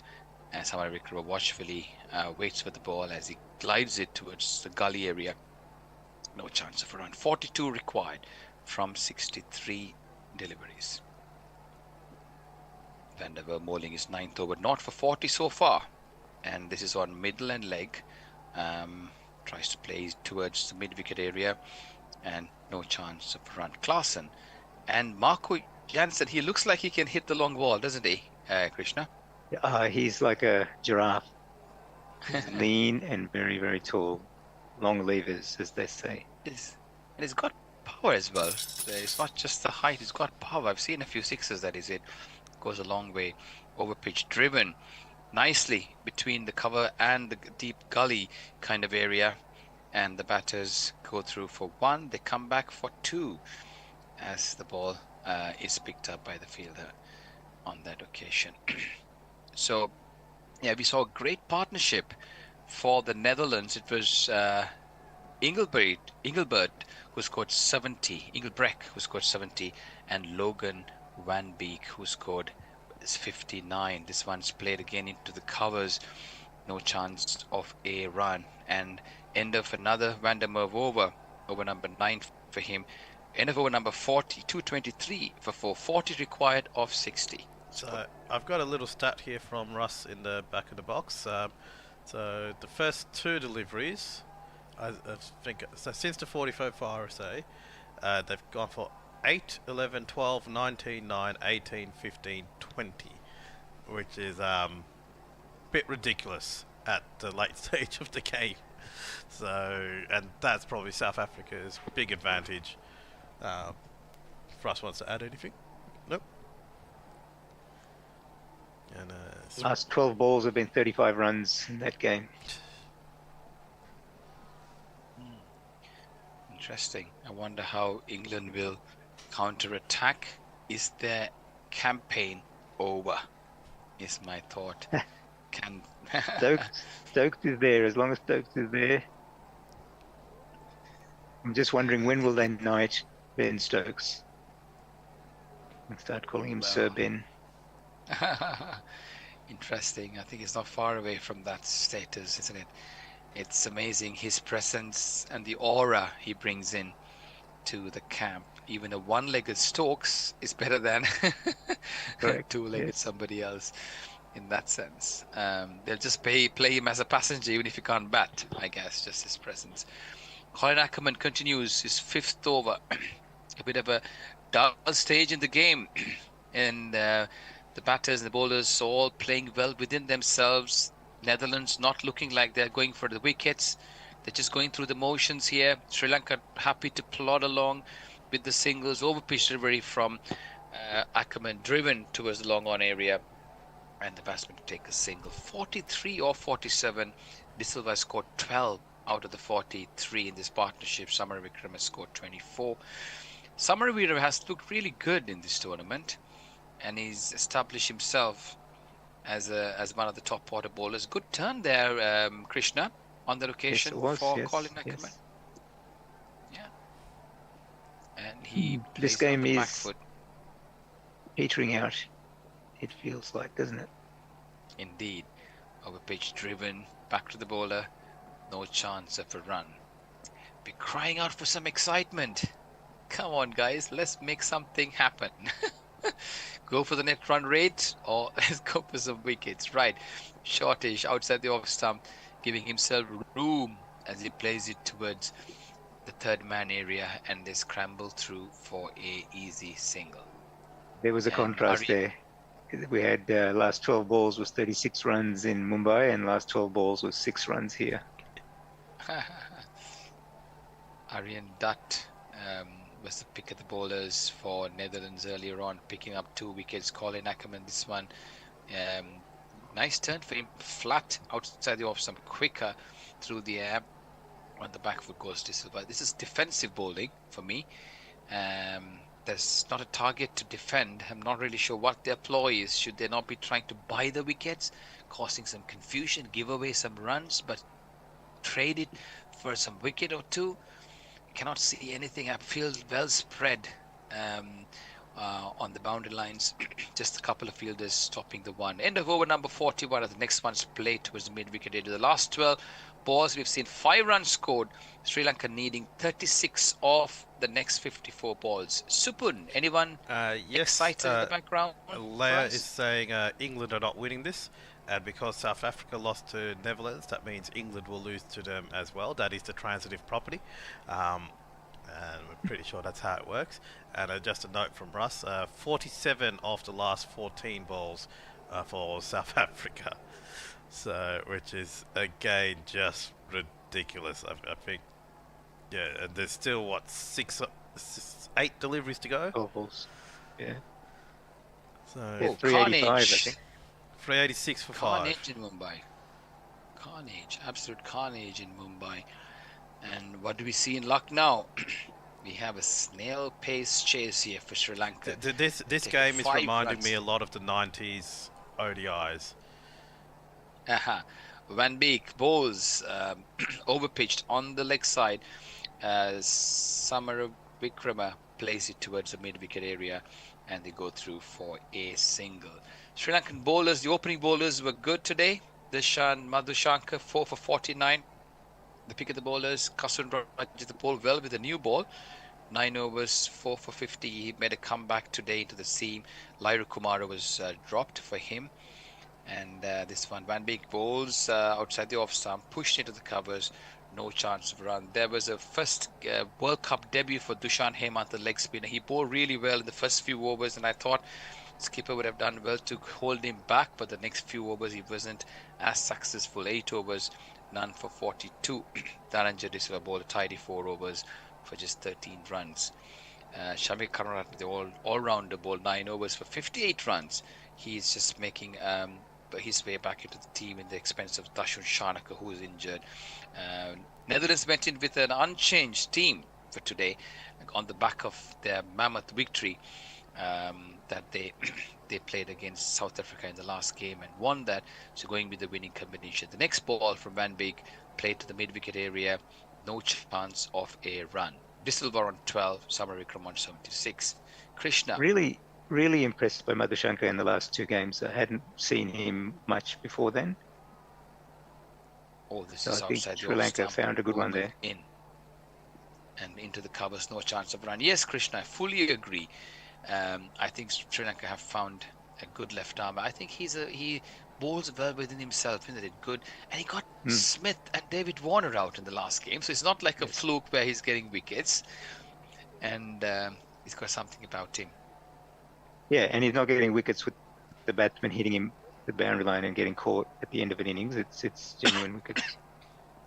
And his well-established batters, isn't it, who've been around for a long time internationally, that he's troubling.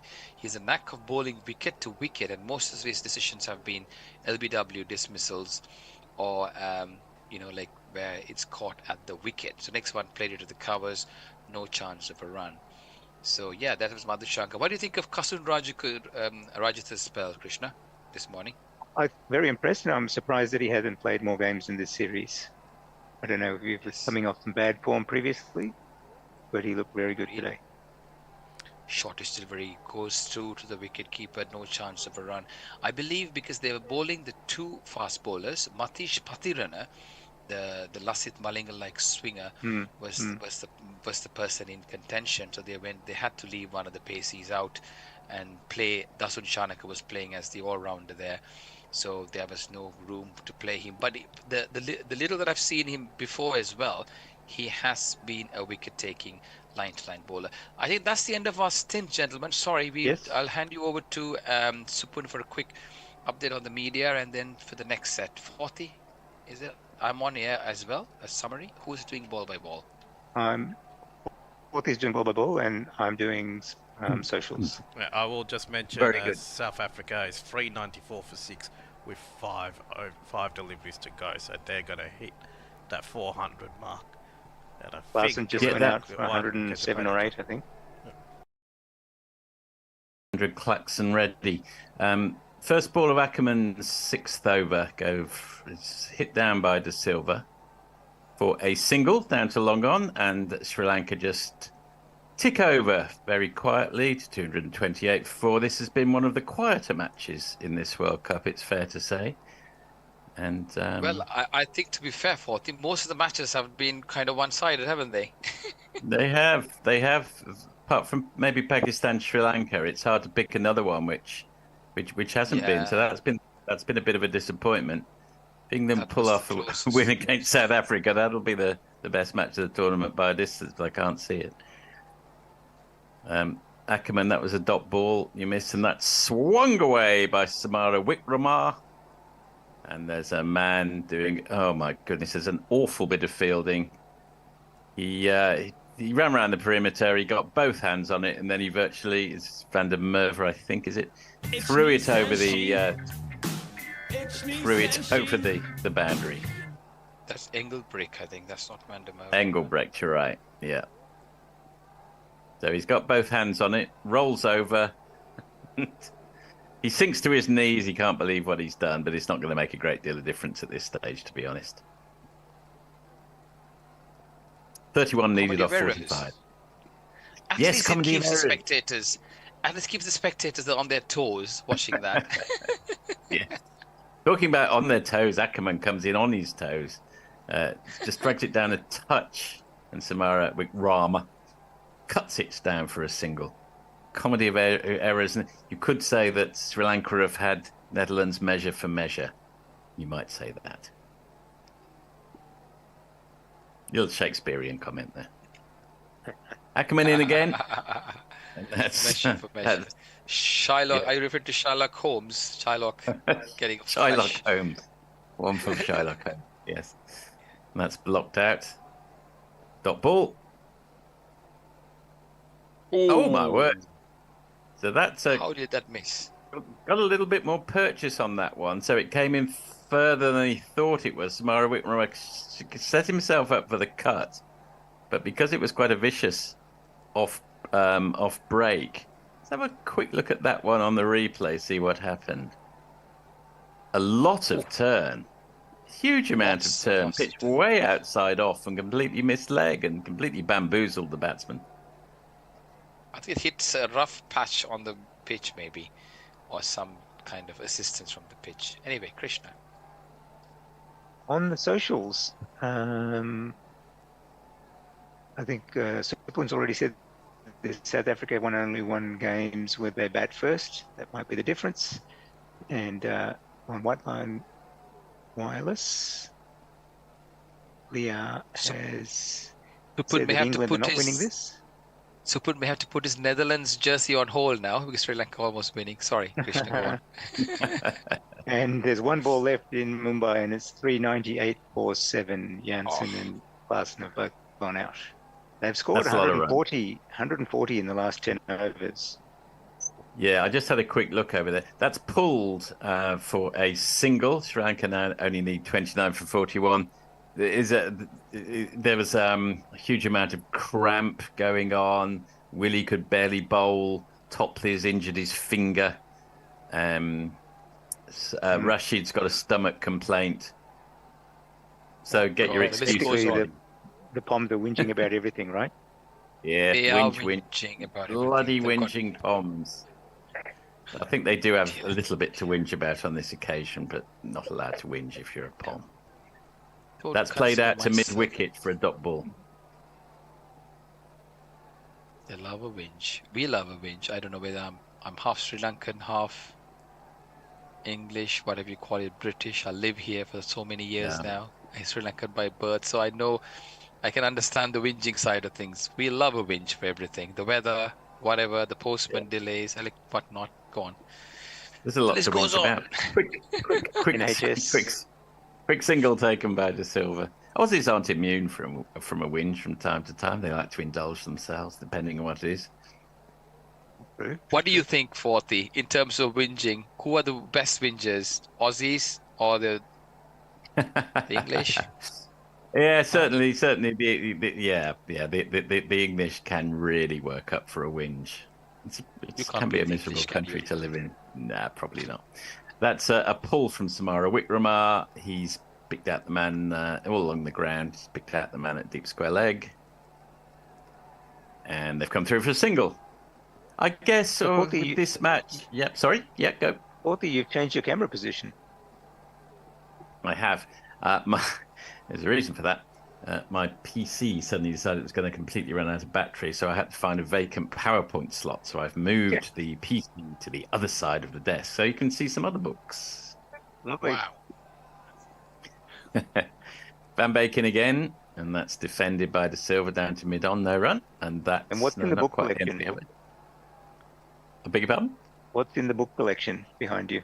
Well, on this particular shelf, I can see Philip Roth, Barbara Pym, Penelope Lively, Barbara Kingsolver, very good book, The Poisonwood Bible, Jerome's Three Men in a Boat. Just a small selection for you there. Van Bacon again for the last ball of the over. It's a dot ball played out to mid-off. At the end of the 44th, Sri Lanka 2-3-6 for 4. So the English don't have to worry about being bad at maths when they start their innings because they're chasing exactly 400. Oh, that's easy. Yeah. Pretty easily. 8 and over. Easy. I think I was saying a little earlier, 3 or 4 years ago, that wouldn't have been beyond an English team. It would be, don't get me wrong, a difficult ask, but it wouldn't have been impossible. I think it's beyond this English team. Oh, okay. Well, what's the difference? They're still playing basketball. Well, it's the same team as 4 years ago, minus Archer. They're all a little bit older, not necessarily a little bit wiser. There's been no great preparation for this tournament. They were in very, very good nick going into 2019 at home, and the other big variable is being in India, of course. That's and also Morgan's leadership, right? That probably is also a factor for me. If I reflect back on 2019, they lost 3 games in the preliminary rounds. Yeah. They were lucky to get to the You're final. right. Krishna, Well, I think you're everyone, absolutely right. they weren't as lucky as New Zealand, who lost 4 games. Yes, yes. Didn't win 4 games. So Pakistan were the unfortunate team in 2019, not to progress any further. But it's hard to say that England weren't the best team in 2019. I don't know who was better. I think England were the best team in 2019. They played the best cricket over the previous 2 years. I think they were reasonably deserved winners. They're nowhere near that 4 years on.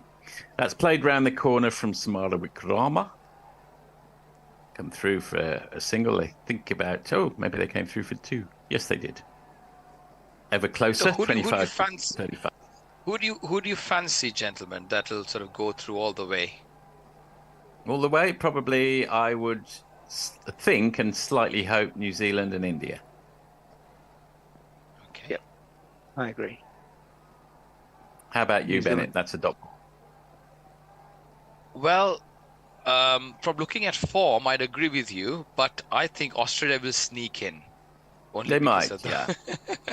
because they're Australian. They're programmed. They're programmed Yes, that exactly. way. They're programmed to come from losing, from small days. It's like the Chinese. That's how they're programmed since they're born. Sorry. Yeah. No, very good point, actually. Yeah. There's a single played out to deep mid wicket there. Score ticks on to 240. Yes, no, I agree with you. Australians are programmed. Yeah, it's in As their an blood. Australian, though, I just see too many weaknesses in their team. I agree with their bulldog attitude, but there's too many weaknesses in their team, and they're not. What would you see as a weakness, Krishna, currently? I would see playing Marnus and Steve Smith in the same side is a weakness. I'd see playing the 3 fast bowlers as a weakness. I would see not having good spinners as a weakness. I think there's lots of weaknesses. Zampa's doing well. Maxwell is overachieving at the moment. They've only gone into the tournament with 1 genuine spinner in Zampa, and so that's definitely a weakness. Yes. In India as well. In India. That's played from outside off stump by De Silva onto the onside for no run. Some very good points there, Krishna. But having said that, the last time they won the T20 World Cup, they had a lot of weaknesses too. Nobody even expected them to win. Very true. Yeah, and they've won World Cups in the past with some flawed teams. 1999. Mediocre teams, yeah. South Africa were a better team in 99. They really threw that one away. They've come through for 2 off the last ball of the... for 3, in fact. Ackerman's he's not impressed with that. At the end of the 45th, Sri Lanka 2-4-2 for 4, and now only needing 21 runs from the last 5 overs. On the socials, Adam Newman says Janssen was not out for 75. I think he went out for 75 of 42 balls. And Klaasen was out for 109 of 67 balls. 399. It's a lot of runs. A lot of runs. I'm quite pleased. Dia says the Germans are the world champions of complaining. As long as the German complains, he's mostly fine. When he stops complaining, that's when you need to worry about him. I think worldwide boomers are noted for being the worst complainers, aren't they? Oh wow! as a cohort. World Cup Championship for world complainers. Wonder who will win. Van Beek back in for the start of his 9th over. He's bowled respectably, figures of none for 43. De Silva pulls, but straight to short mid-wicket, where that's O'Dowd, I think, doing the fielding there. The gap between the number of balls and the number of runs has tightened up here, surprisingly. Well, if you have a look it at has. Sri Lanka's scoring, they've never deviated between, in each of the 10 over slices, between 52 and 58. I think they've been very consistent throughout the innings. And Samara Wickrama backs up an awful long way, halfway down the wicket, and then comes all the way back again as De Silva isn't interested with that ball that's knocked out to point. He's virtually made a run himself there, but to no avail. I've got a quick observation, gents. You know, like when Chris Silverwood was coaching England, very often we don't really normally chase any targets, right? Even if it's within your reach, you always play for a draw. If you remember, like, you know, those days Joe Root used to do it rather than Brendan. It seems there's a bit of his influence on this Sri Lankan side, you know. If it was somebody else, they would have said, go for it. Let's get the net run rate, you know. But here they are. Oh, gosh, somebody heard me out there. Go on. That's a big shot from De Silva. He swiveled on it and pull hooked it for all the way for one of these. I don't know if I'm not sure anyone's in the studio to press the 6 button. You'll just have to imagine. You'll just have to imagine. Oh yes, somebody is. Someone is. It was a good shot. I think. Very good shot. They're gonna improve the net run rate. That will do his confidence a bit of boost. Dhananjay De Silva, a bit of short runs coming into this match, and a bit of form as well. The selectors have persisted with him, and it'll do him good to stay out in the middle for long until the end. That should put the hex on him. That's flicked off his legs by De Silva. He's actually, that 6 accompanies only one other boundary in his innings. He's got 24 off 33. So he's played the situation. It's absolutely fine. No problems there. The last thing Sri Lanka wanted was any wildness at this stage. But he's I think Krishna will agree with me. I mean, he's a really good player to watch, Dhananjay De Silva. When he gets going, he's played some really great innings for Sri Lanka in the past. Yes. He's launched that one high into the sky. And that one's gone all the way as well. So with the shackles off, he's beginning to get his confidence oozing through his system. And he's gone for another one of these.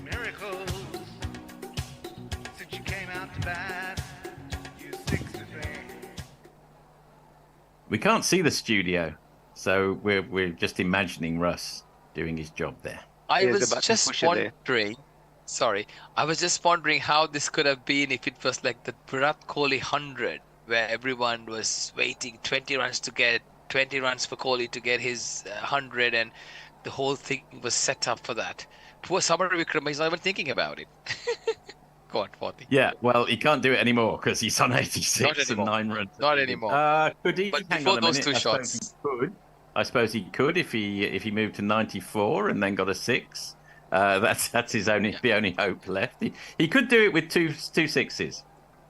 Yeah. Anyway, at the end of the 46th, over, we'll just hear whether there's anything else happening on socials. Yeah, on the socials, Specky94 says, my nickname for Dhananjay De Silva is DDX Lakshman. Is that too flattering? I think it is a little bit flattering at the moment. Yeah. He's not in a very special class yet. Yeah, still a way to go. 7 runs needed off 23 balls. This partnership is now 75 off 83, so those 2 6s have perhaps given it a slightly flattering appearance, but they've done a great job for their team. When that 4th wicket fell, another wicket or even 2 at that stage would have thrown the match wide open. Yep. That shut out that shot for that. Oh, and there's a big heave from Samara Wickrama. He's thinking about that century, but he won't get it now because that's just gone through for 2 into the outfield. So he'll now be on 88 with 7 runs needed. I'm not sure that batsmen worry quite so much about centuries in ODI cricket. It's more of a thing in Test matches. I'm sure they like to get them. Are you serious, Forty? Did you watch the India game where Virat Kohli almost killed everybody else around to get his century? There's always a counter example, isn't there? Indeed, there is. And Rahul, KL Rahul also tried to do the same against Australia, but he wasn't able to orchestrate it well enough. No. Two good points. I don't think he had the backing, did he? Not even from the umpires. Kohli had everyone's backing, including the crowd, to get to his 100, and the umpire. You just missed a dot ball there. Samara Whitmer turns that one round the corner. No problem. Turns that one round the corner, French cricket style, comes through for the single. He moves on to 89. 6 runs only needed now from the last 21 balls. Go for goal, Sri Lanka now. Come on. At least your net run rate now. wouldn't be at all surprised if De Silva goes for a big shot here. He's got his eye in. He's 30 off 35. Just plays a forward defensive. The bluff. Looking for the reading. He wants to stay till the end. He's thinking, what's my next game? Definitely does. And who can blame him? Comes down the wicket. Well, he's been there's no reading for De Silva. He's come down the wicket. He's completely missed it. He's got a big grin on his face, but he's missed it. He's been stumped. The 5th wicket falls at 257 for 5, and Ackerman has his first wicket. This is the danger, isn't it? This is the danger of actually trying to smash it with 6, and he danced down the wicket with his dancing shoes on. Couldn't get to the pitch of the ball. Nicely turned, vicious turn there for Ackerman, and wicketkeeper Scott Edwards does the rest. End of Dhananjay De Silva. I couldn't quite see if it was bowled. Or was I think it was bowled. Yeah. It's bowled, yeah. Yes, it was bowled Ackerman. Yeah. So he goes for 30 off 37. He's done a good job for his team. He couldn't quite see it over the line, which will disappoint him and won't do his average much good either, but basically he's got them home, barring absolute miracles. 6 runs needed off 19.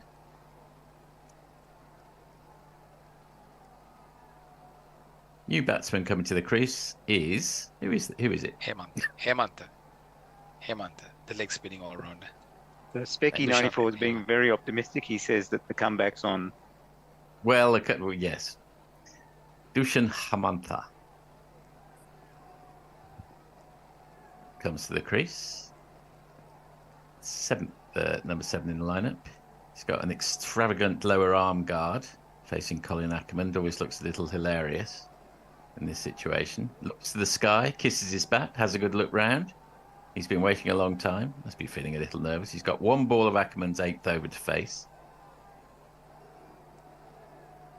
And that may be the only ball he does face. And he defends it off the back foot. At the end of the dot ball, the end of the 47th over, Sri Lanka 257 for 5, still needing 6 runs. Anything happening?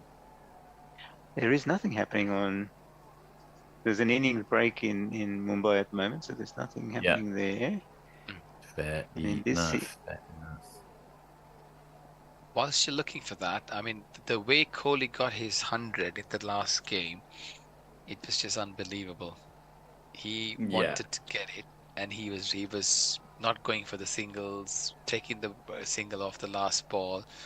And at one stage, we looked at KL Rahul like, "Hey, are you not going for the run now?" And I think all of that kind of thing is fine, and it didn't really matter too much in that match. But if India, for whatever reason, trip over at some point in the semi-final or the final, most likely, I'm sure they'll qualify. Come back to that in a second. Van Bacon again, defended by Samara Wickrama. People will look back and might well look upon it as a sign of the hubris of the Indian team if they don't win this World Cup.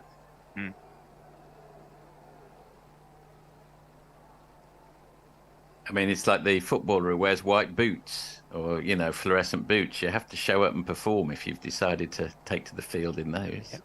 Yep. In comes, sorry, that's Van Beek again, isn't it? Yes. And they're scampering through for 2. They're going to have to hurry. Big dive. I'm pretty sure he's home safely. So Sri Lanka tick over. They're going to have a look. I think this is pretty pointless, but There we are. It was a last-minute appeal, isn't it? Yeah, I mean, what's the you looked statute of at that. limitations on when you can appeal? I can't. Looked like I he was can't home by a imagine. yard and a half. I don't think can't- they've got any reviews left. So I didn't actually review. It's just that. I mean, look at that. The bat is literally past the wicket-keeper's foot as the ball hits them. What is the point of taking that upstairs? But they must leave nothing to chance. They don't want to be headlines for all the wrong reasons. The umpires in the following morning, the umpires are under as much scrutiny as the players at times, maybe not as well paid. Actually, some of them probably are. No. That's a full ball played down to mid-on by Samara Wickramer for no run. As we heard from David Warner, he wants the umpire stats to be published as well nowadays and put on the scoreboard. Same Yeah, it was as the good to see him player get stats good to see him get slapped down by Jason Gillespie in a tweet for making that rather silly comment. I thought That was a very stupid comment. And Samara Wickramer, Sadira Samara Wickramer. I'm finally going to pronounce it correctly by the end of the match. Plays You're it down getting for a there. dot ball. You're getting I'm there. getting closer. It helps when I think of banana rama. Rhyme it with that and put a wick in the rhyme it with that and put a wick in the middle. And that's there. I like that. Samara Wick Rama, banana Rama. In comes Van Dijk. Well done, Forty. Good innovation. Thank you. Well, we've all got our methods. And that's another dot ball. What? So It's this... come to four runs of 13 balls now, gents. Getting tighter. I know. It's gone dot two, dot, this Van Beek over. He's got one Serious? left. They still need 4 runs off these 13 balls. I'm sure they'll get them, but surely they're making a bit of a meal of it here. Samara That's Wickramer is interesting. leaving nothing to chance. They don't want to leave nothing to chance to the degree that they don't actually get the runs. And Van Beek comes up and pulls out of his run. I don't know whether that's a bit of gamesmanship or whether he just lost his run. Maris Erasmus puts one finger in the air, not to give anyone out, but to indicate that one ball is left. It was alarming when an umpire puts his finger in the air if you're a batsman. In comes Van Beek for the last ball of his last over. He's none for 57. And that's been slogged for another dot ball. So if the next 2 overs follow the same pattern as the 47th, then Netherlands will have won this match. It's unlikely. But at the end of the 48th over, Sri Lanka 259 for 5, still needing 4 runs. They've taken this It's game to amazing. They have indeed. I wonder how it would have been like if they scored another 30, 40 runs. If there's another 30, 40 runs on the board, wonder how things would have turned out to be. Becky Becky 94 says, told you the comeback's on. I mean, were Hamantha to get really nervous and play out a maiden here, then it would be interesting. Were Hamantha to get really nervous, lose his wicket, and the next guy in to come in and lose their wicket, then we're into South Africa 1999 territory, I suppose. But none of those things have happened yet. Let's see what actually does happen. You never know. You never know. Ackerman, Netherlands still believe. They're not taking this for granted by any means. They're taking a great deal of interest in where they're positioned. That 4, which was thrown over the boundary a few overs ago, now begins to loom a little larger, actually. Yes, it does, yes. Ackerman into Hamantha. Adjusts his helmet. Ackerman just leaves him waiting. This is good tactics, actually. Make him sweat on it a little longer. Over the wicket. Has a big heave. Doesn't get it past the man at point. Another ball ticks by. They now need 4 from 11. I'm wondering if Sri Sukuan Lanka is starting to bite his fingernails in the studio. Yes. Certainly there's some very anxious faces in the Sri Lankan dugout right now. I am. What seemed the most obvious of victories is now just the smallest question mark. All right, it's all over now. The new batsman comes in, clouts the ball for either 4 or 6. That was all that was needed. The victory is there. Sri Lanka have won by 5 wickets. They're up and running in this World Cup. Netherlands put in a very stout performance, but they've just fallen short at the last. It's been a decent game of cricket. A little predictable in some ways from an early stage when Netherlands collapsed to 91 for 6. But there it is. Sri Lanka win by 5 wickets. Any sort of comments overall? So start with Bennett. Interesting game towards the end. I wonder how things would have turned out to be if there was about 30, 40, 50 runs on the board. Perhaps Sri Lankan's chase may have been a bit different. But it was an important game for both sides.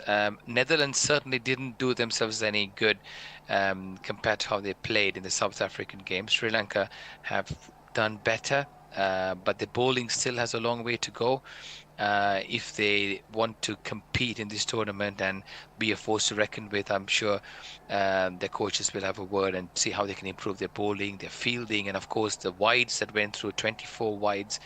But Netherlands, certainly a strong side to contend with. And good game, and now scores level for Netherlands and Sri Lanka. The net run rate will come into the equation. Again, Sri Lanka wonder whether things may have been a bit different if they have gone for the score slightly earlier.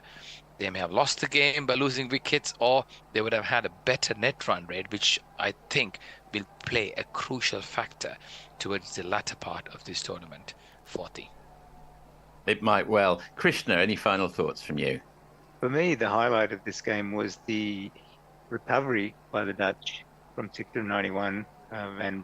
Engelbrecht and Logan van Beek to score 130, and to take this game this deep, because I really thought we would have finished this game 2 hours ago if they hadn't played that innings that they did. So I think the Dutch did a really good job, given that they are part-timers compared to a lot of the other teams. I think they've done a great job here. Yeah, the associate nations, Netherlands and Afghanistan, have really brought a lot to this tournament. And in addition to Engelbrecht and Van Beek, who really batted very well there, a big word for Dutt in the Dutch team, who bowled extremely well and wouldn't look out of place in any of the other teams. I think we're all agreed. Samara Wickrama brought them home with 91 off 107, supported by Sri Lanka with 44 off 66 and De Silva with 30 off 37. And let's not forget Nisanka, who got her half century, 54 off 52 at the top there. So decent game of cricket. Well done to Netherlands for taking it deep. Deserved win for Sri Lanka overall. Russ, any final comments from you in the studio before we sign off? Go home, everyone.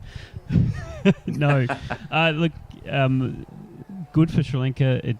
It just barely keeps them in this tournament, doesn't it? Obviously, at the moment, we've now got, depending on the outcome of the South Africa and England game, or either 8 I think or we know 7, which way that's going. 8 or 7 teams on 2 or 4 points. So there's one semi-final spot still up for grabs for whoever's good enough to get it, and Sri Lanka's kept themselves in the hunt.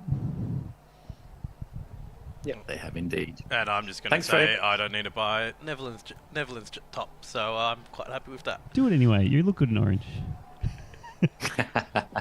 We're going to hit this jingle. Thank you, everybody. We'll see you tomorrow. Thanks, everyone. For India, New Zealand. Yeah, cheers for now. Goodbye. Thank you, everyone. Enjoy the stint. Thank you, viewers, for joining us, and have a great rest of the weekend. Cheers, Forty and Krishna. Russ, nice to see you all today. Thanks, Bennett. Cheers now. Bye. Our DNA, so when they start to play and you want to know and you can't find the call on the radio, go the White Line Wireless, White Line Wireless, White Line Wireless, White Line Wireless. Just one boba, bloody bow. The vein of every true blue fan is the bad ex cricketer anchorman. It's the same old words in the same old voice. Long past I know.